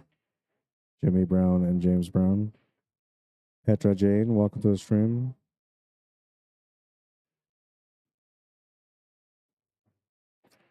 Three to one. He's got a 2-game lead and he's breaking next in rack number 5. A chance to get up 3 games here.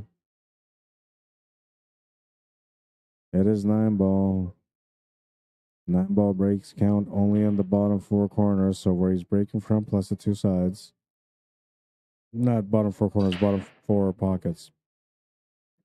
Oh, and he almost made that 9-ball on the side. Excuse me, on the side. Got the hiccups for some reason. Just random hiccups out of nowhere.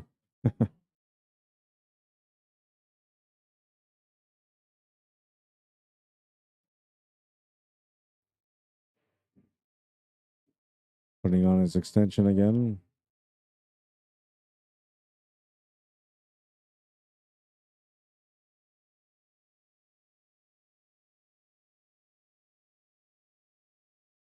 Trying to get up as close as possible to the 2 balls so he can control the pace for the 3.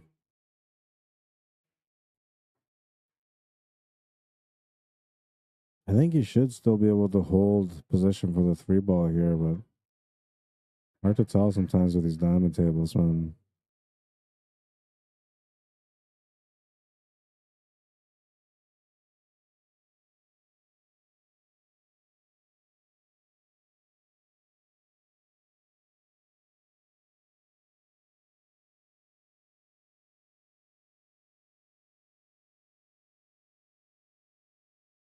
Didn't think he could hold the pace for it, so pushed through instead, and he's gonna have the shot on the 4 or on the 3 ball now because of it. Tangent line is taking him between the 3 and the 8 ball. He should be able to get a 2 real positional shot on that 4 ball from here. Looking to get on the right side of the 6 ball just above it.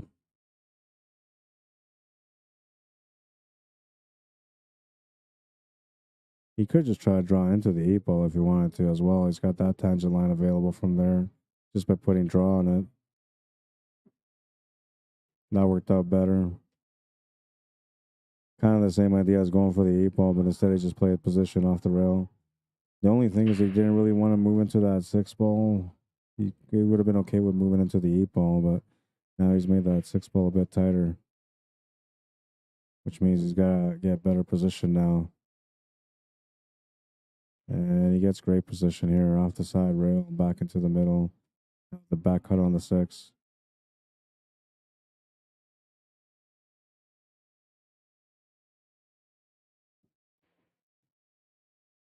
I almost have to settle for a long shot on the 7 here. We'll see what he decides to do, though. He's going to bump into the 7 ball, and that's going to change the spot on the 7, giving him the shot to the side now. And I believe he's got a forward angle here that helps him get onto the 8 ball to make it in the bottom right corner next. I can just poke draw this to get back up table, make this 9 on the side. Make the work simple for yourself. Play a little bit of angle on this 9 ball, and you should be okay from scratching.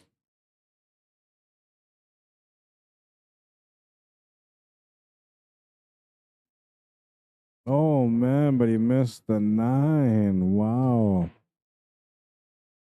Turnover. Hanyu has just a 9. Randy says that's good. 3-2. He's down by 1. A chance to tie things up.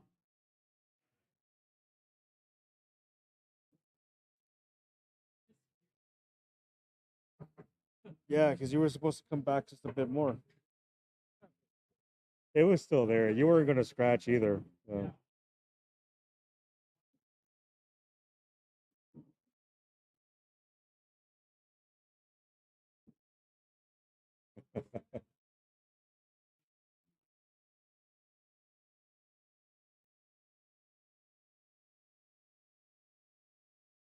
Moving into rack number 6 now. Hanyu to break. Trailing by 1. Would like to tie things up here. He's going to get some action. Makes the ball. And he's going to be somewhat tied up here. I think you can see an edge of the yellow ball. He doesn't realize he made a ball. 1, 2, 3. Oh, no, he didn't make a ball. All right. So I'm the one who didn't realize that he didn't make a ball till now. I'm a little off, man, but I'm tired. I only slept 5 hours last night or this morning. I was trying to do some extra work and trying to get this highlight reel done, and I don't know, time just kept pressing on, and I just stubborn trying to get it done. Then eventually I realized it was almost like 5 in the morning. I was like, you know what, I can't do this. I got to go to sleep. So I just shut down everything, went to sleep, and then I realized like I invested all that extra time staying up trying to get this done when I could have just, said, okay, I'm not going to get it done today. Just go to sleep, and I would have had some good rest last night. So today I'm going to try to be a little bit smarter with my time. See if I can get some good rest. Because tomorrow we got the Sunday Open. Bumps into the 3 ball. That's going to leave him hooked for the 2.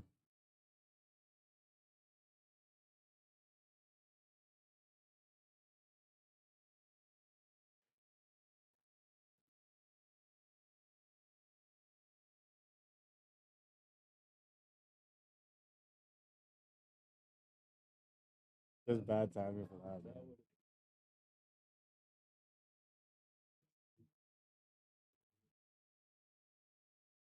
He fought back today though.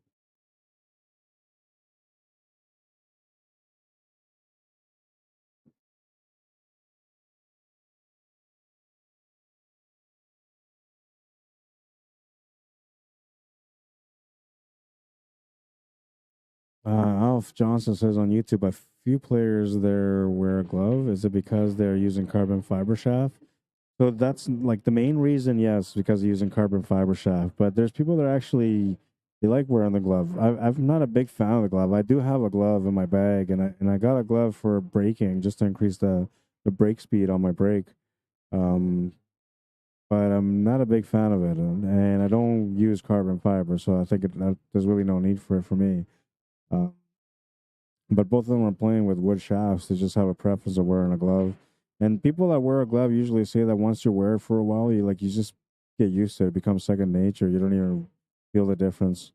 But for me, I feel a difference every time, so I usually don't.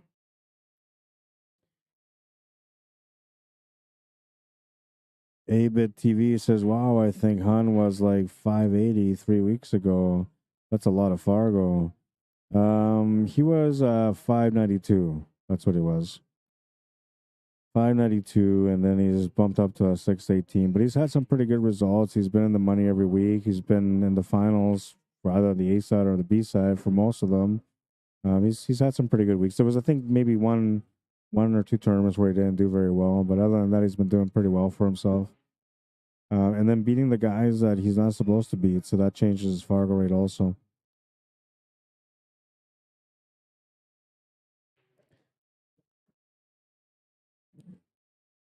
Alf Johnson says, "You guys on Facebook too?" Yeah, so I'm on both, and I put the YouTube chat here on the screen so I can keep track of the YouTube chat, and then I have the Facebook chat on my phone. But I could put the Facebook chat up there too. I'd rather not. 4-2 for Randy.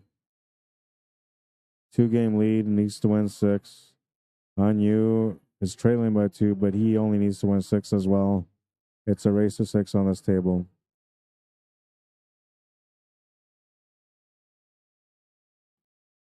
Yeah, the whole glove thing is I don't know, it can be an ongoing conversation and topic.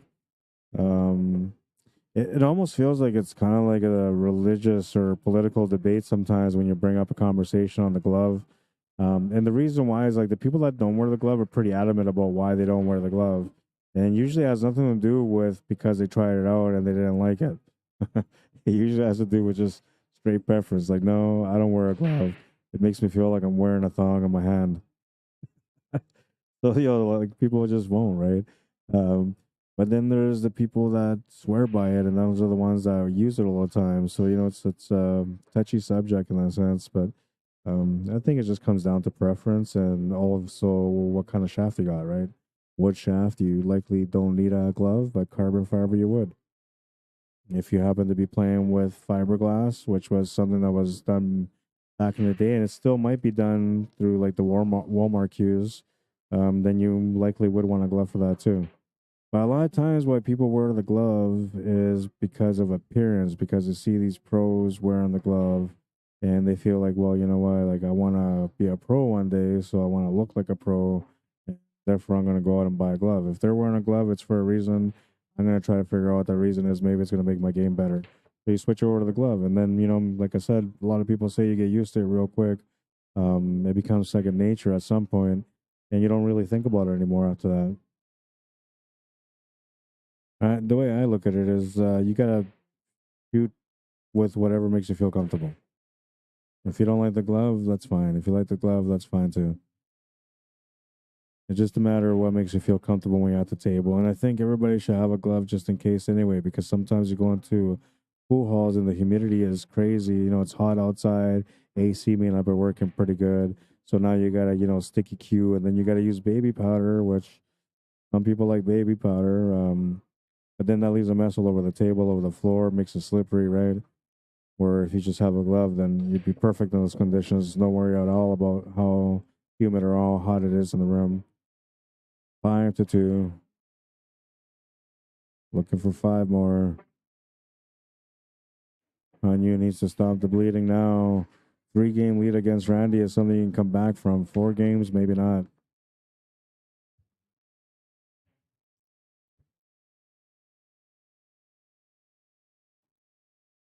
Alf Johnson says, I always had a cloth bag with baby powder in it. I helped a sweaty hand and used the Scotch scrubbing pad on my Viking shaft. Yeah, so that's like stuff that we used to do back in the 1990s, man. Like I remember doing that too, and everybody had like one of those scrubbies, man. Everybody like it was just like the go-to way of cleaning your shaft on point and making sure that it was nice and smooth. Um, and then the baby powder too. I remember the baby powder cloth bag. I used to have one of those too. I used it for a little while, and it actually came in pretty handy. And eventually, I don't know what happened to it. And then when it disappeared, I just stopped using it. But one thing I do know is that when people use baby powder, it does the residue of the baby powder goes all over the floor. Then eventually, people will walk by and they'll slip and slide on those spots, and it is sort of a hazard if you're not aware of it, right? If you're not a pool player, you're walking by there, suddenly you'll slip and fall. Great safety out of this one.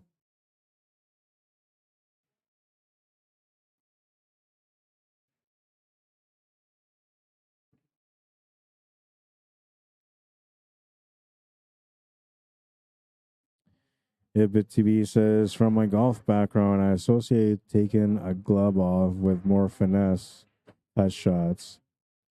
Um, so when I play pool, physiologically, it would feel wrong. Yeah, I guess so. Like I said, like it's more of a preference thing. I don't know. I tried it. I tried it. You know, like okay, I'll tell you my experience with the glove. I haven't used it much though. Okay, so that I used it when I got it. It was a gift given to me, because I was talking about trying it out. But I was like, well, you know what? I don't really know if I want to like commit to buying a glove because I'm not going to wear it except for breaking. So I tried it out. It was given to me, and on the first day when I tried it, I didn't miss any shots. And I'm thinking to myself, like, oh man, going with a glove is the way to go. I mean, I haven't missed a shot, right? So maybe there's something to this. And then the next day, you know, I went to go shoot with the glove on. It was no different than the days when I'm off without a glove. So then at that point, I said to myself, well, it doesn't really make a difference, you know? It was just in my head. That's a foul. He hit the 7 ball first, and the 1 ball's going to go in the pocket. Yeah, so I don't know. Like, I still have to kind of explore with it, but like the main reason I got one, it was just for break speed. Like I said, somebody advised me that, you know, if you wear a glove, you get 10% increase on your speed for the break. And to me, like maybe 10% extra is what I need, right? Like it always seems like I just short of the break all the time. I come up dry, so I decided to switch over. And honestly, the whole hassle of taking off the glove, putting it on, every time I broke, I just stopped using it. But it sits in my bag just in case for those hot and humid days.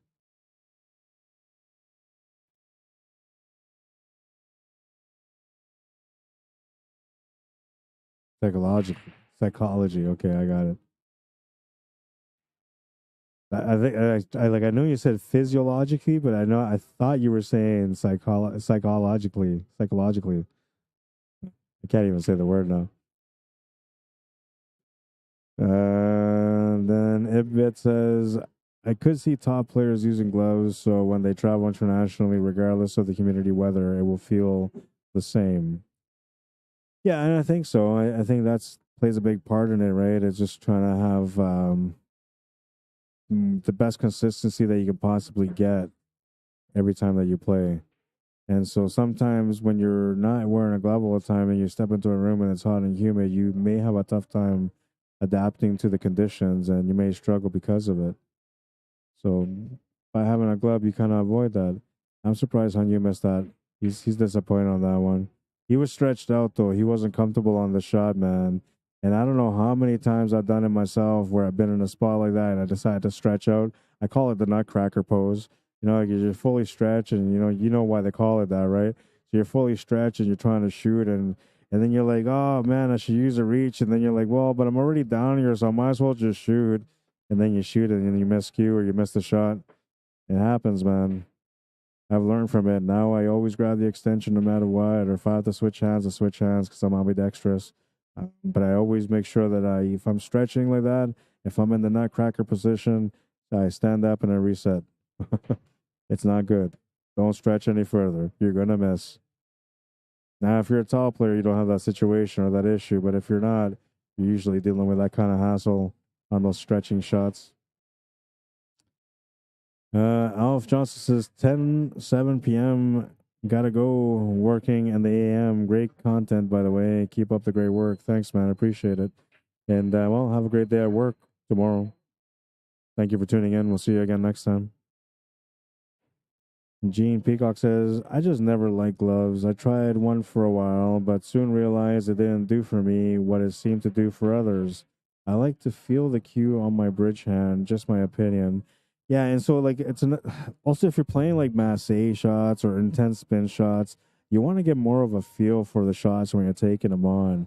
And I feel like the glove kind of limits that feel. But once again, if you've been doing it for a long time, you get used to it. You might miss it the first few times around, but eventually you figure it out and you adjust, and then it doesn't become a problem no more. So it's just a matter of like anything else in pool, trying to build consistency through practice and experience, right? Which really that's the key to success in pool.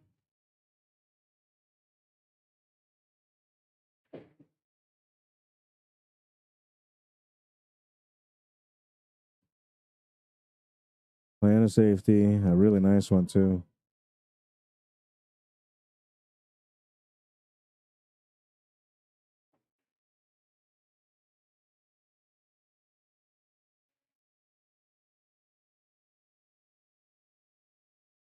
It was all about making sure that he had the 6 ball with the cue ball tied up.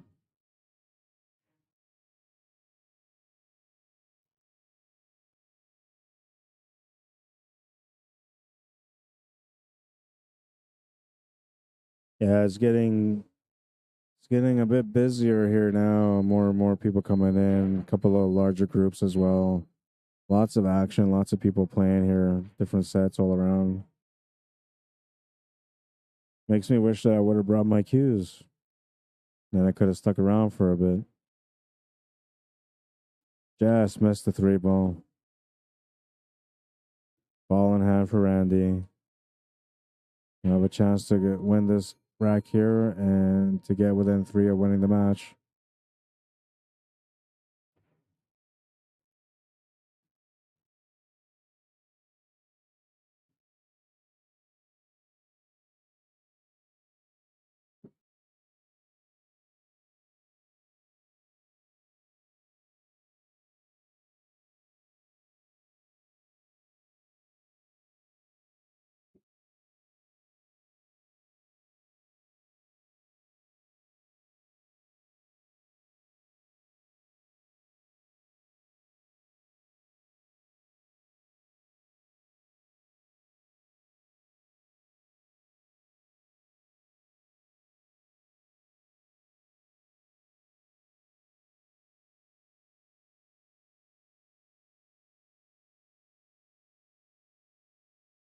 Like a machine. Aim, shoot. Aim, shoot. Ball goes in.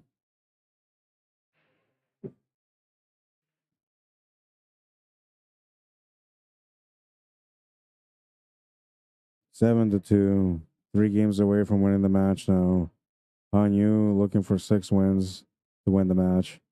His back is not against the wall yet, but it's getting close to being in that position. Bob Kerr, how you doing?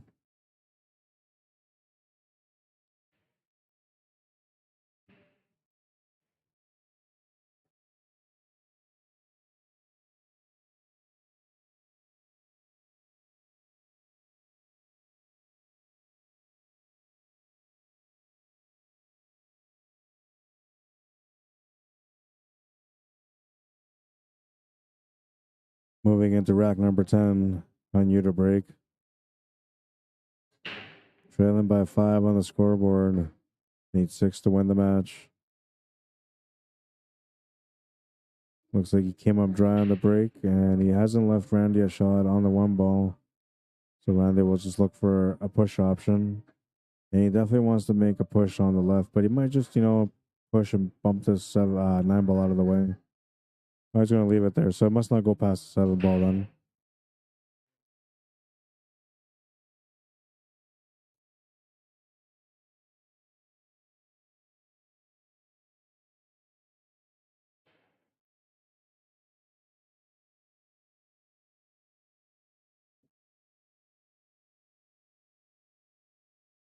I got to get the charger for my phone too. It's dying on me.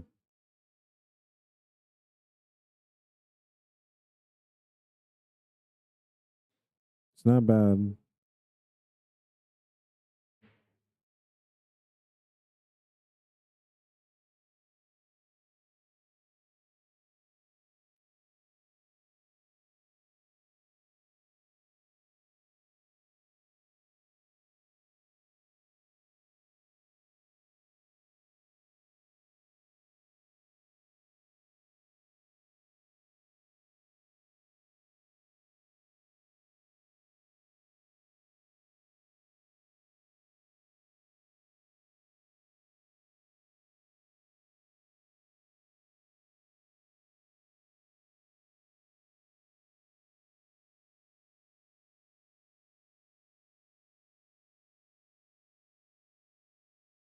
A little bit too much pace on that one. You'll have to draw into that 4 ball now.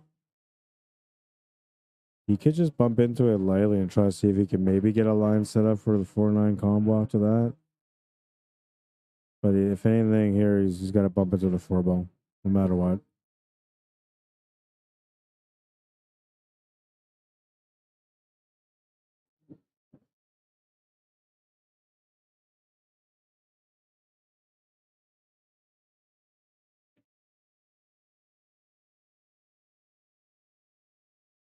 He's got a tight window for making shape for the 5 to get position on the 6. Unless he ends up settling for the 6 ball in the top left corner, then he's got a lot of room left here.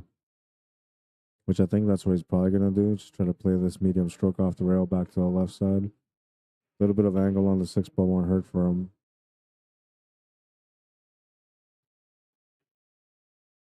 Gonna draw back instead.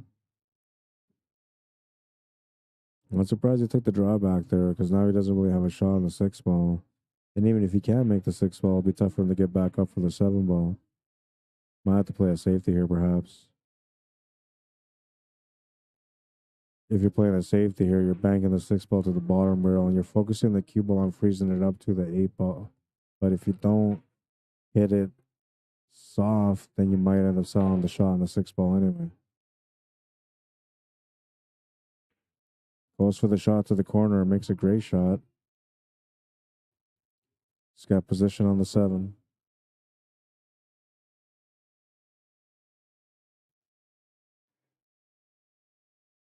Perfect pace for the 8 ball on the side. He needs a forward angle or upward angle to be able to get set up for the 9.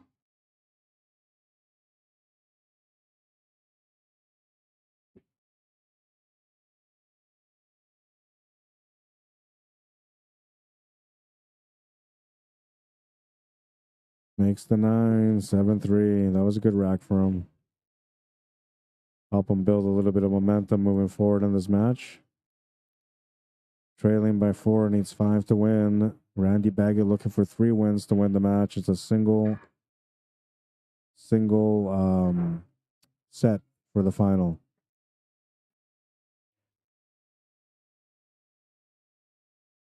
So whoever wins here wins. It's over after that.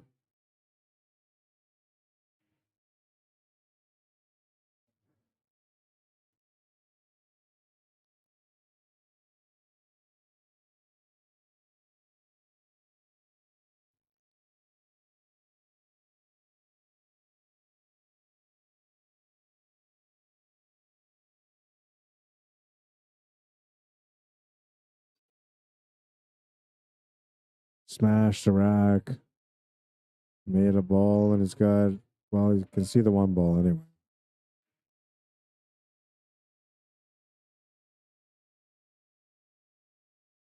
You go for the bank corner.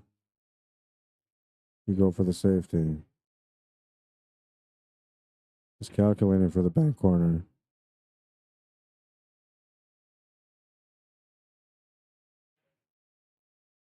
We'll make it off the 4.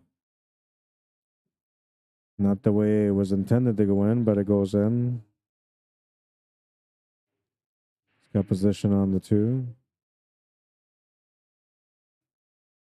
It's got to come through off the left side rail back to the right side, as far right as you can for that 4 ball.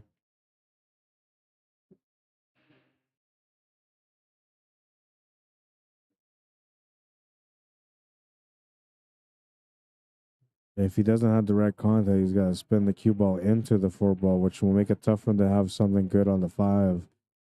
Best case scenario for him here is that he can see it, then he can just draw out the bottom rail, get back on top of that 5. Yeah. Uh-oh. We're not counting on that 8 ball being a problem, though. Randy will have to work out a kick shot now.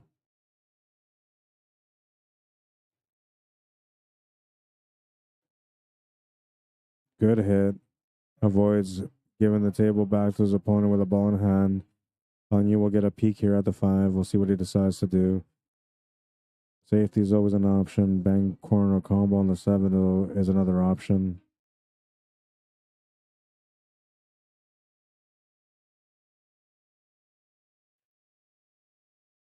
I feel like you can play one good safety here off the left side of the 5, taking the cue ball off the bottom rail into the left side of the table to freeze it up on top of the 6. Yeah, and as long as you focus on that, then you should take away the shot on the 5. He just came up short of the 6 ball, though. He had a great idea. It was the same plan that I had. Just came up short on the execution.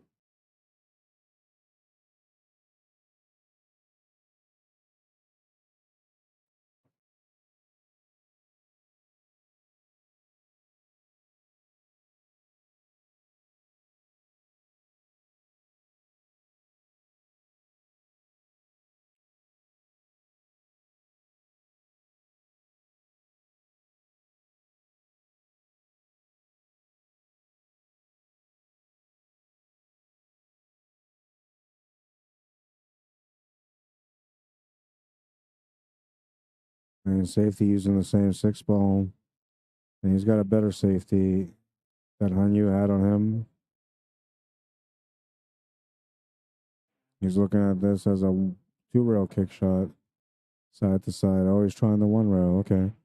And this ain't too bad. I mean, if you can hit a good split on this 5 ball, you might even get lucky and bump that 9 ball towards that pocket and make it. But if you don't hit this 5 ball, you're going to be down another game against Randy.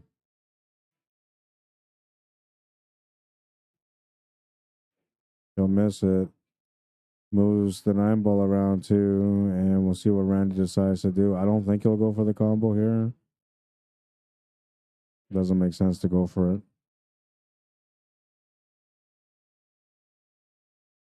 Brad Delph, how you doing, man? Welcome to the stream.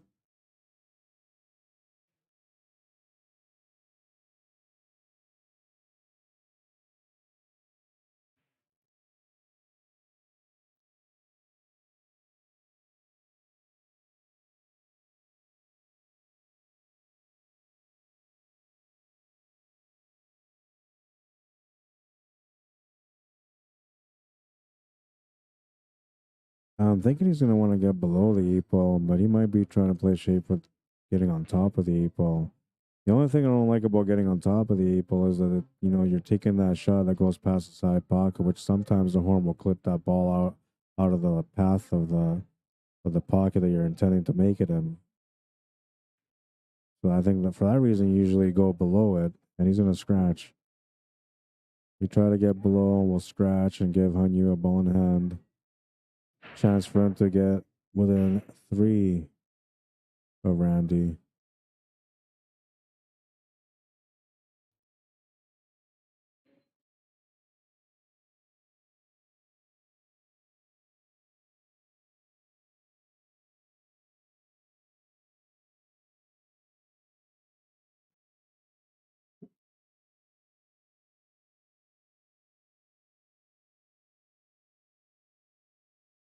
Makes the 9, 7-4. Needs 4 more wins to win the match. Randy's looking for 3.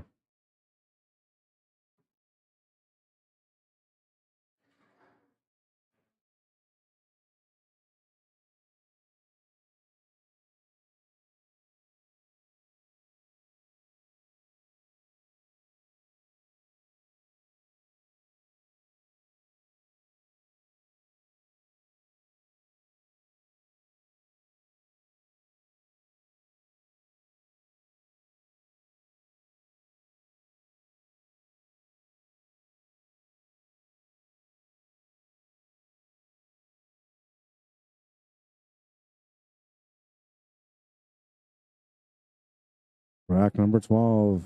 Hanyu to break. Looking for some action here so he can get a little closer in this matchup. Makes the ball off the break, but he's tied up on the 8. He'll have to go for a push or a jump shot.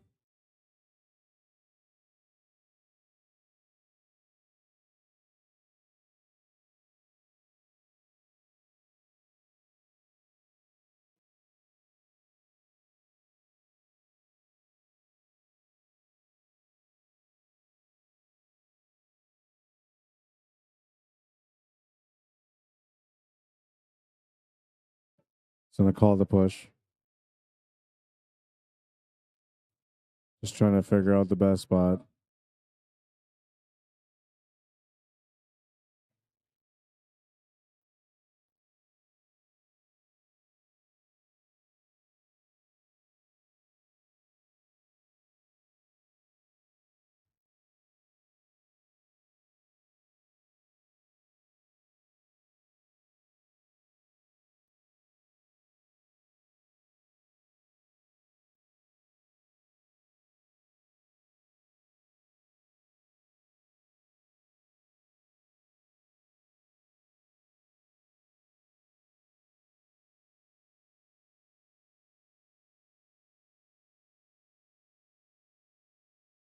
We'll come up short on the shot on the 1. Turns the table over to Randy.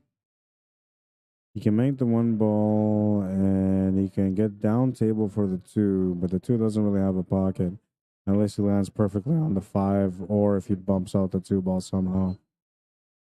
And he's got a bit of an angle to work with here on the 2 to be able to maybe billiard into the 5 and make the 5 in the bottom right corner.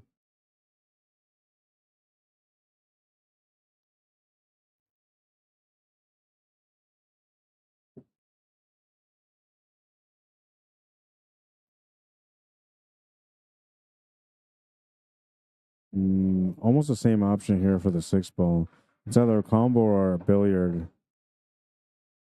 He's looking at the combo.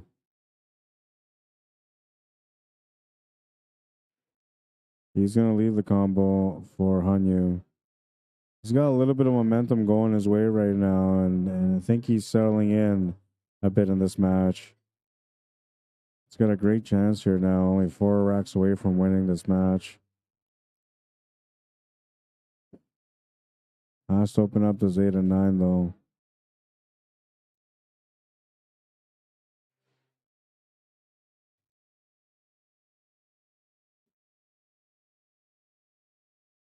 Might leave the breakout to the end. He'll have to be precise if he does.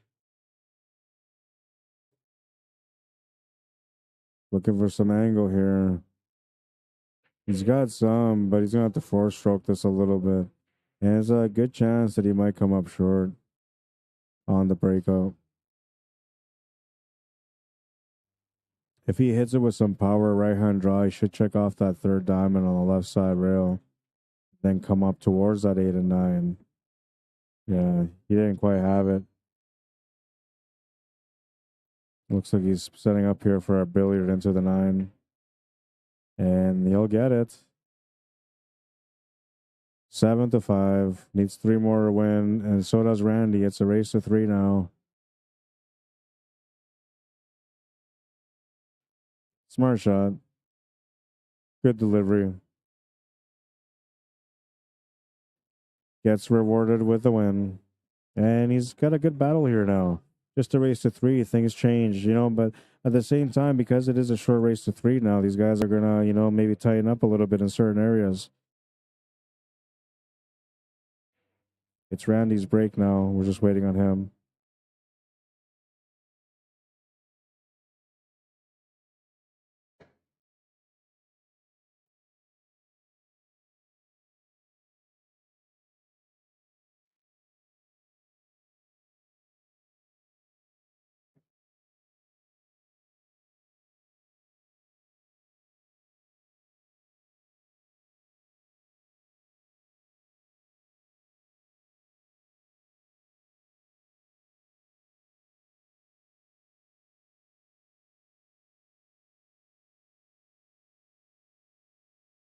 Rack number 13. Randy Baggett to break. His opponent's catching up to him. He needs to make sure that he gets his game under his belt, or else he's going to be looking at some trouble situations in the very near future. He'll come up dry on this one, though, and turn the table over to Hanyu. He'll get a shot on the 7, or sorry, on the 1 ball, and position on the 2 ball as well is available. I don't know if he's going to be able to get over for the 2 ball directly. He might have to play a couple rails to get up table for it. Kind of like the line that he has right now on the 2 ball. That's where he wants to be in that same line. And I don't think he can get over to the right side of the table from here directly off the bottom rail. So he has to play 2. And he's bumped into that 6 ball, which is going to take away the shot on the 2 ball, leaving him an option for a jump or a kick shot. A kick safe, that is. Oh, and I got to get a charger for my phone. My phone's dying. Give me a second. I'll be right back. Good hit. Something's going to hit a rail. The leave's not too bad.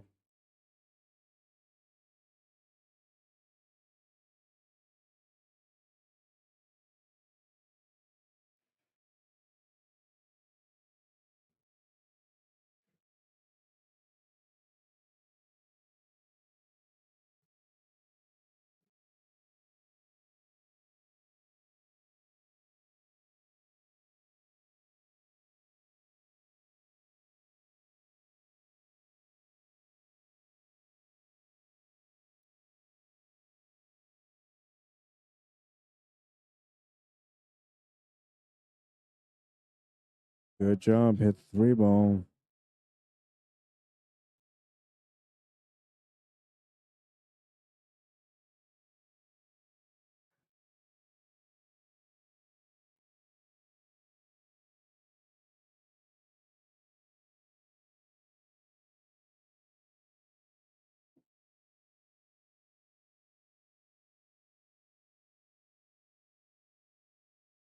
Trying to play safety. Might get a good one out of that. It's not too bad. He's left on the window, though.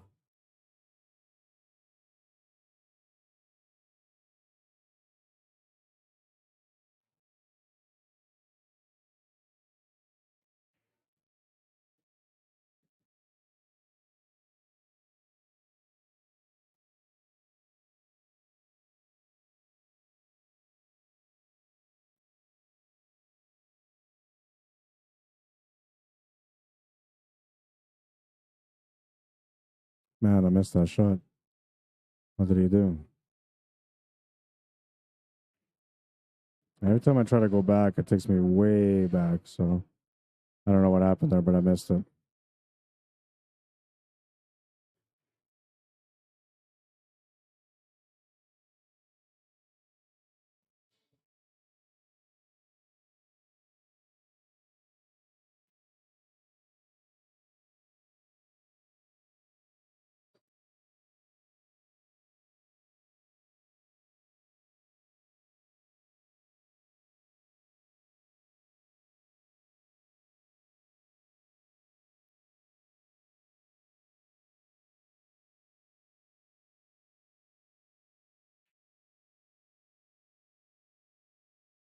It's going to make a great cut on the side, but he'll scratch in the corner. Hanyu will get a ball in hand. A chance to get within 2 of winning the match. Just 3 balls remaining.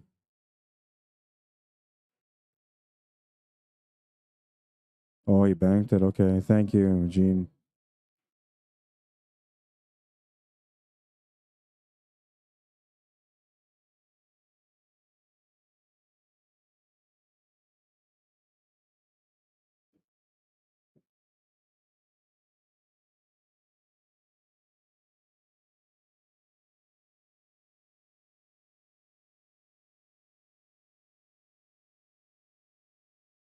Makes the 8.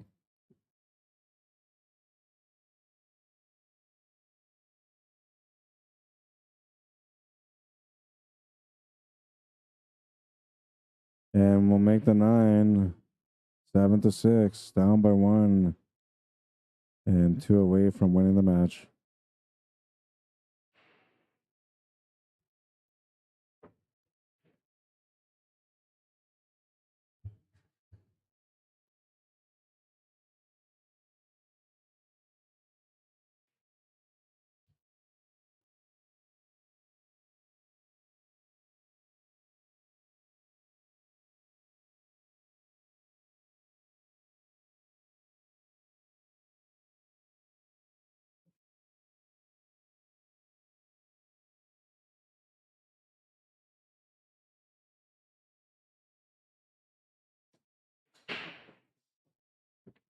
Smash and breaking. He made the 1. You can see the 2, but the only way he can make it is if he banks it. Do you go for it? I mean, you're within reach of getting on the hill now. If you make the bank on the 2 ball, you'll have the shot on the 3 ball, and then everything else is kind of opened up from there. Kind of like an all-in moment on this bank. He'll come up short on it, though. And he's going to turn the table over to Randy. He'll have a shot on the 2 ball with an angle to be able to get back across for the 3. We'll just avoid the scratch here.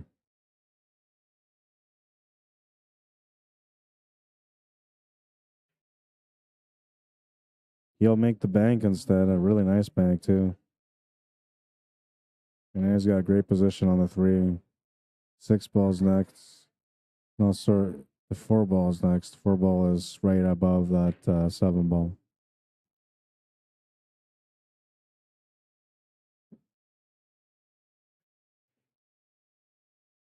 Looks like it goes past the 7.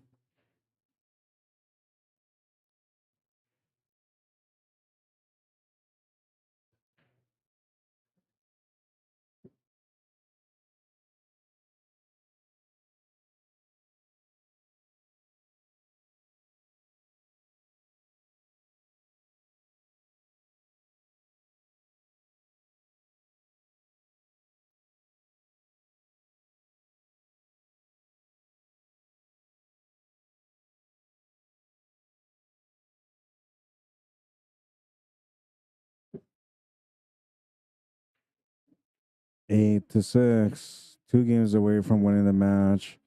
Hanyu also 2 games away from winning the match. It's a race to 2 between these guys now. Who gets on the hill first? Randy's breaking, so he'll have a chance to get on the hill first, but he needs to make a ball off the break and have something to shoot at afterwards. Or else he'll turn the table over to Hanyu, and Hanyu will get a chance to get on the hill first instead, with him breaking for the match after that. Rack number 15. Randy Baggett to break in a crucial rack. Something moved that he didn't like. He's going to change it.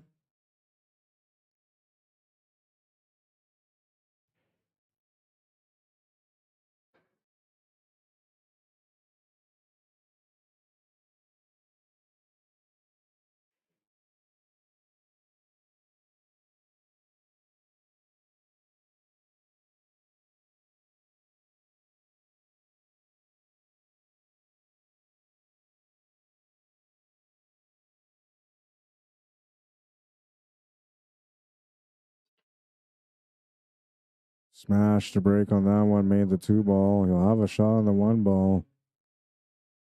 Not a clear shot to the pocket though, but you can see the 1 combination on the 3 is also an option, which I feel like maybe is worth taking. The only thing is if you don't make it, you're going to sell that table out. You don't want Hanyu to get on the hill first. So maybe, you know, on the precaution side, you might play a safety here instead, using the 3 ball as a safety. Or he's going to go into a billiard instead and will make the 3 ball.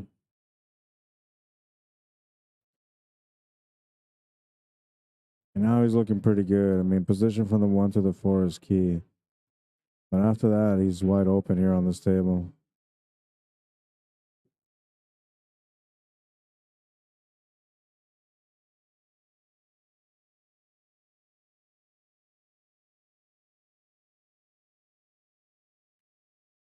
Stuns up table for the 5. A little bit of angle there also to be able to get down for the 6. Just needs to make the 6 and the 6 on the bottom left corner, and then he's on the 7 ball after that.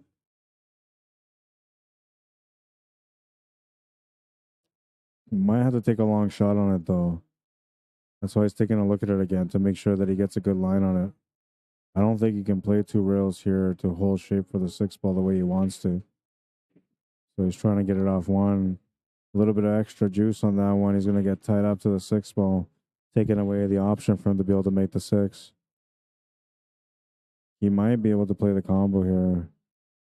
Not what he wants to do. Definitely on survival mode now.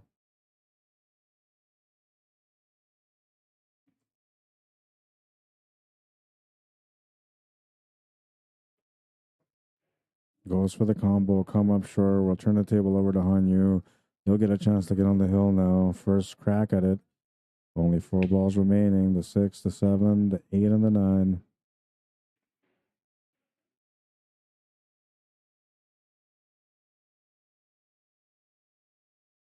Making the 6 shouldn't be a problem. What he's got to try to avoid here is running into the 9 ball, because that would take away the opportunities on the 7.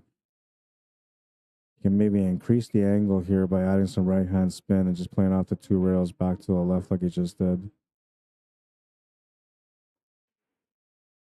It was a good idea, just a little bit too much pace, so now he's got to do another back cut. The only good thing about this back cut, though, is that if he makes it, he'll have the perfect shot on the 8 ball to the side pocket after that. And there's a good chance that he might even end up running the cue ball into the rail and into the 9, pushing the 9 ball a bit more into the open.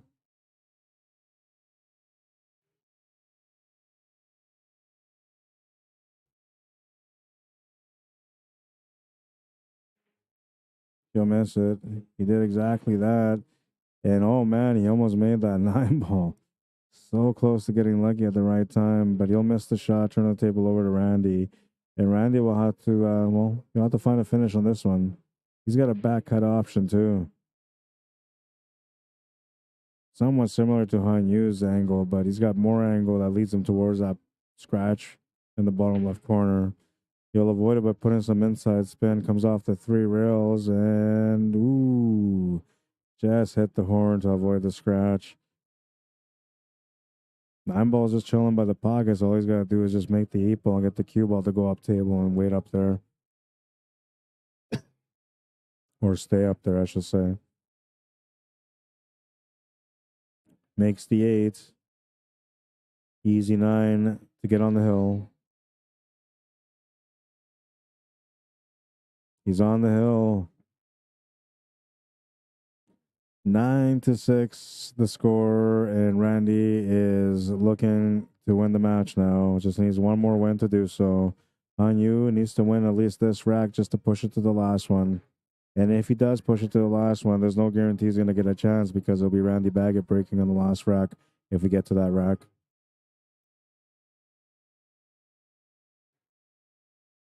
Grant Henderson, how you doing?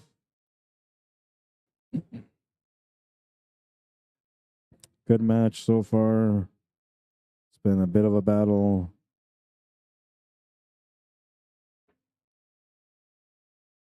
We're going to move into rack number 16 now. Smash and break from Hanyu. He almost made the 9 ball in the corner. Would have been spotted had he made it. He'll make a ball off the break. He'll have an opening shot on the 1. This is probably the best break that he's had so far. Everything sort of set up for him. He draws back though, and he'll end up tied up on the 2 ball.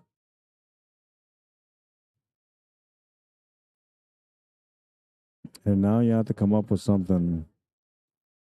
And you have to make a decision too. Do you go for it and, risk it all on the shot? Or do you play smart on the shot? And if you play smart on the shot, where's the best spot that you can play this cue ball to be able to get a good safety out of it? Looks like he's made up his mind on what he wants to do. Takes on the shot on the 2 to the corner. He'll miss it. And it looks like he's going to give Randy the shot on the 2 ball to the other corner. Randy will have a chance to close out the match now.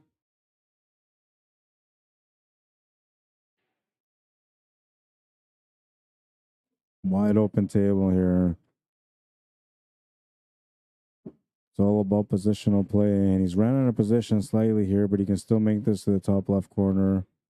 I think he can't draw back for the 4 to the side anymore. He has to settle to make the 4 in the bottom left corner after this.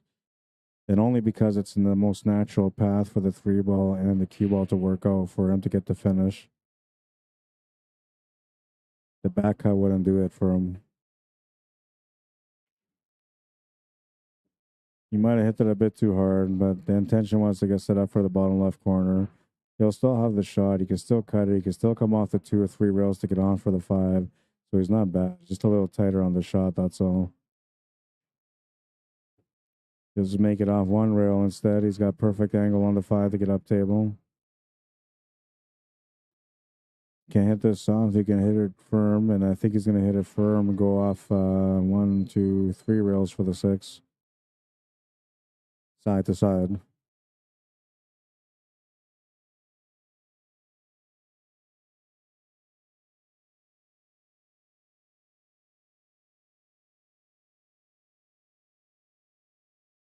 He's going to bump into the 8 ball instead, and now he's not going to have the shot that he was looking for. He can still cut the 6 ball, though, so he's not too bad. And he can kill the spin off the top rail to be able to control position for the 8 ball. He can still get out.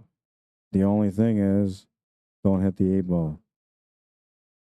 And the 6 ball is out just enough.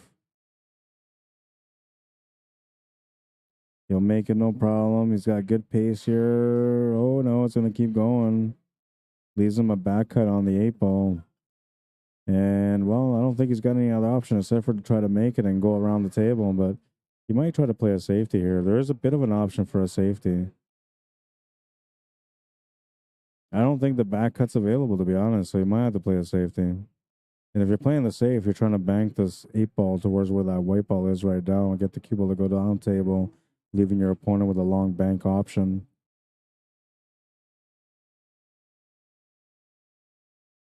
He's looking at the possibility of playing the billiard off the 8 and running into the 9 ball. But the 9 ball's off the rail slightly, so it makes it tougher for him to be able to do that. If it was frozen to the rail and he can control the angle on the cue ball, it's definitely a lot more makeable than the way it is set up right now.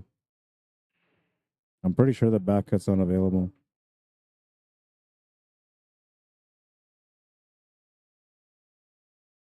Moment of truth for Randy on this one. Went for the 9. Kind of in a two-way, though. He's left him a bank option. Kind of left him on an all-in moment. You know, you make it, you're out. And if you don't, then, well, you know, you left an easy table for Randy. So, if anything here, this is an intense pressure moment for Hanyu. This is his moment of truth. You make one great bank, and you're on the hill. He'll make it. Get a bump into the 9 for the setup. Great shot. Sets up the 9 ball. It's in the pocket. He's going to push this one to the limit. 9-7. He's on the hill. Hill action for the championship match. This was pretty. He was all in on it, and he made it. The little bump on the 9, though, that was extra.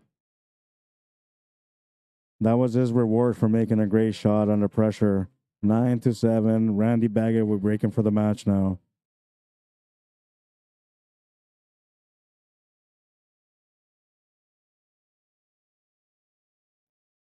By the way, if you guys enjoy this in any way today, maybe you guys can like and share the stream for me.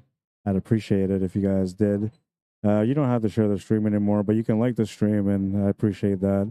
If you're on YouTube too, if you guys can like the stream on there as well. If you haven't been on my YouTube channel, maybe you guys can go check out my YouTube channel and subscribe. Another good way to support me right now. I'm trying to get to 1,000 subscribers.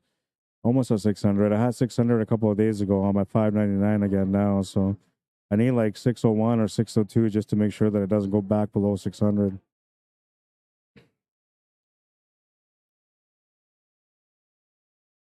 We'll miss the shot on the 1 ball, but he'll get lucky on the leave.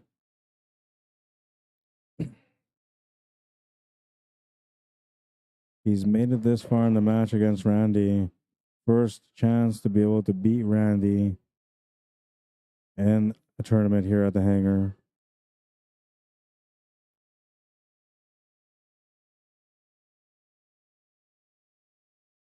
Got a great opportunity now. It just has to kind of figure out the puzzle. 3 ball goes past the 9, so that's not a problem. 4 to the 5 shouldn't be a problem if you get a good angle off the 3. 5 to the 6, I guess you're just selling for the 6 to the bottom left corner. 6 and 7 is where the work really comes in. He's got to get set up from the 6 to the 7 as best as possible. And that'll be the key. That'll be the key. If he gets straight on the 4, he can control the angle better for the 5 to be able to get a better setup on the 6. So there's a couple of crucial shots that'll be coming up here for him after this 2 ball. It's going to start off now with his 3 ball and the angle that he gets from that for the 4 ball.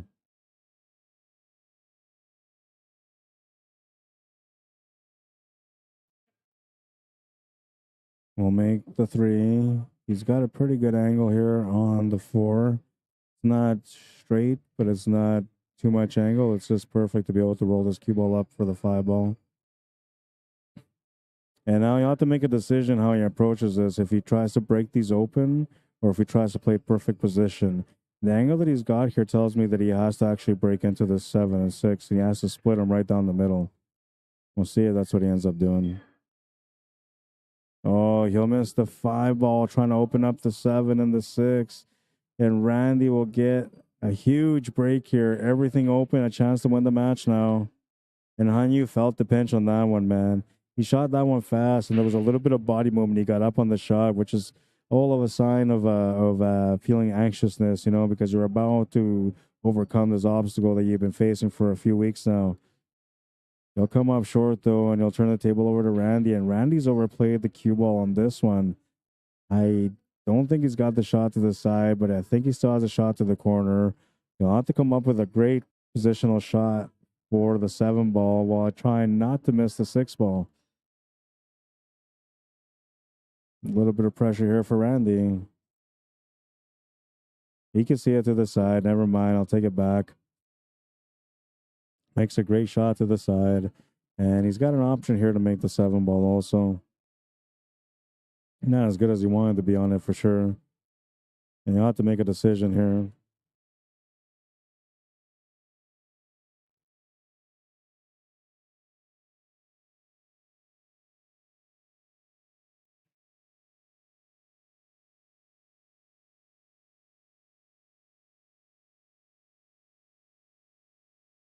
Tough spot to be in, man. You got to make a choice. And now you normally would want to cut this to the top left corner, but part of the control shape for the 8 ball. So he's going to the side and he's going to scratch. Oh, man. Unbelievable. The only thing he didn't want to do was scratch here, and he's going to give Hanyu a ball in hand with 3 balls remaining for him to be able to win this match. A huge break for Hanyu.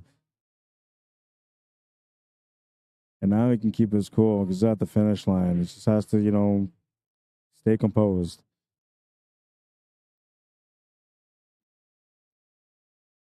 He lost position a bit here on the 8 ball, but he can just stop the cue ball right there or draw back a little bit. It's better for him to go forward or to stop it. He's going to draw it back and punch draw it. He got straight on the 9. I'll take that back as well. I'm a little bit off my game today. And unlike Hanyu, he's not off his game at all. He'll make that 9 ball. And he'll finally overcome Randy Baggett on a championship match. 8-9, the final score. Hanyu, the winner for this week. Shot really well, that's for sure. And, it's just unfortunate for Randy to scratch there. If Randy doesn't scratch, anything can happen. Randy might still be able to win that match. But he scratched there, ball in hand for Hanyu, and he's going to get the finish at that point. There ain't no messing around at that point. 3 balls left, everything on the same side of the table. You're going to work that out pretty good. And he did. 9-8, the final score.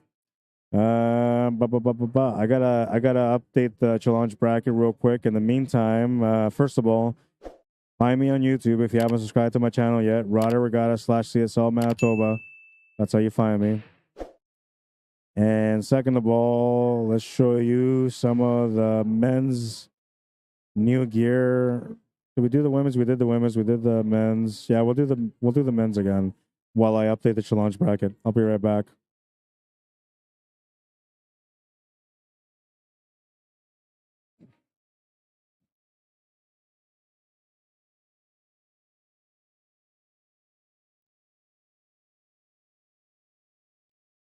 It's got to feel good for Hanyu, man, to finally overcome Randy Baggett.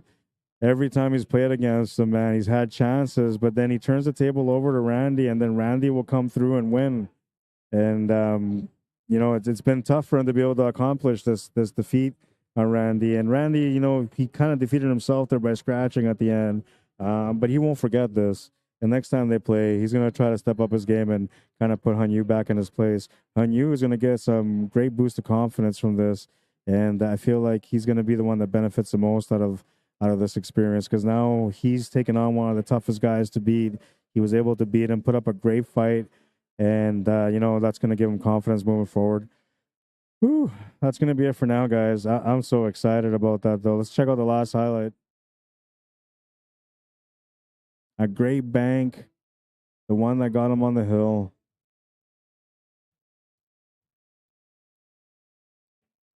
We'll go to the pool wisdom. The more you sweat in practice, the less you bleed in battle. Get to those tables to become the champion within. You can't get there without getting the time on the table. So the first thing you got to do is just make the effort. Just go out to the pool hall. Put in a half hour, put in an hour the first time. Just a little bit of practice, right? Do it a few times in a week, even if it's just an hour, 3 times a week. And then go play in a tournament the week after, or go play league the week after, and you'll see the difference. When you see that difference and you start feeling the change because of the way that you've been practicing and the results that you're getting because of that practice, you're going to give into the religion of becoming a trained player that goes out there and works on their game. And the more you work in the game, the sooner you become the champion within, the better you're going to feel about the way you play at the table when you're playing against tough opponents like Randy Baggett, for example. I hope you guys enjoyed the stream for today. My name is Rod Arriagada. If you guys want to add me or follow me on Facebook, you can. If you want to message me to come out to your town to cover an event for you, message me at cslmanitoba@gmail.com. It would be a true pleasure for me to come out and cover your event. If you want to donate to my work, you want to support my work financially, you can do so as well via PayPal or e-transfer at cslmanitoba@gmail.com. First time checking us out on Facebook, make sure you guys like and follow our Facebook page, and then you'll get notified every time that we go live. CUESPORTS Live also has a YouTube channel, but that's their independent channel. I don't have that channel, access to that channel, which is why I created my own under Rod Arriagada /CSL Manitoba. You can subscribe to the YouTube channel if you want to. You can also subscribe to mine. I'd appreciate it. And, well, I guess that's going to be it for now, right? It's been a good day. It's been a good day. And, you know, I'm going to be coming back tomorrow with some more action from the Hangar on the Sunday Open 8 Ball. And we'll see who comes out to play tomorrow. We had 20 players last week, or 22 players last week. We still finished at a reasonable time. Hoping that we get a good turnout again tomorrow. I'll be here to stream as usual. And I'm hoping that you guys will be in here as well watching the stream. If not, you know, you guys check it out later because I never erase any of the recordings anyway. So that's going to be it for now. Like I said, once again, if you guys want to add me or follow me on Facebook, by all means, just don't be one of those spammers, okay? I don't appreciate spams. But if you're a good, legit person, I'll accept. No problem. That's going to be it for now, guys. I hope you guys enjoyed the stream. I'll see you guys at the tables next time, which is going to be tomorrow for the Sunday Open. Until then, have a good night, everyone. We'll see you guys. Cheers.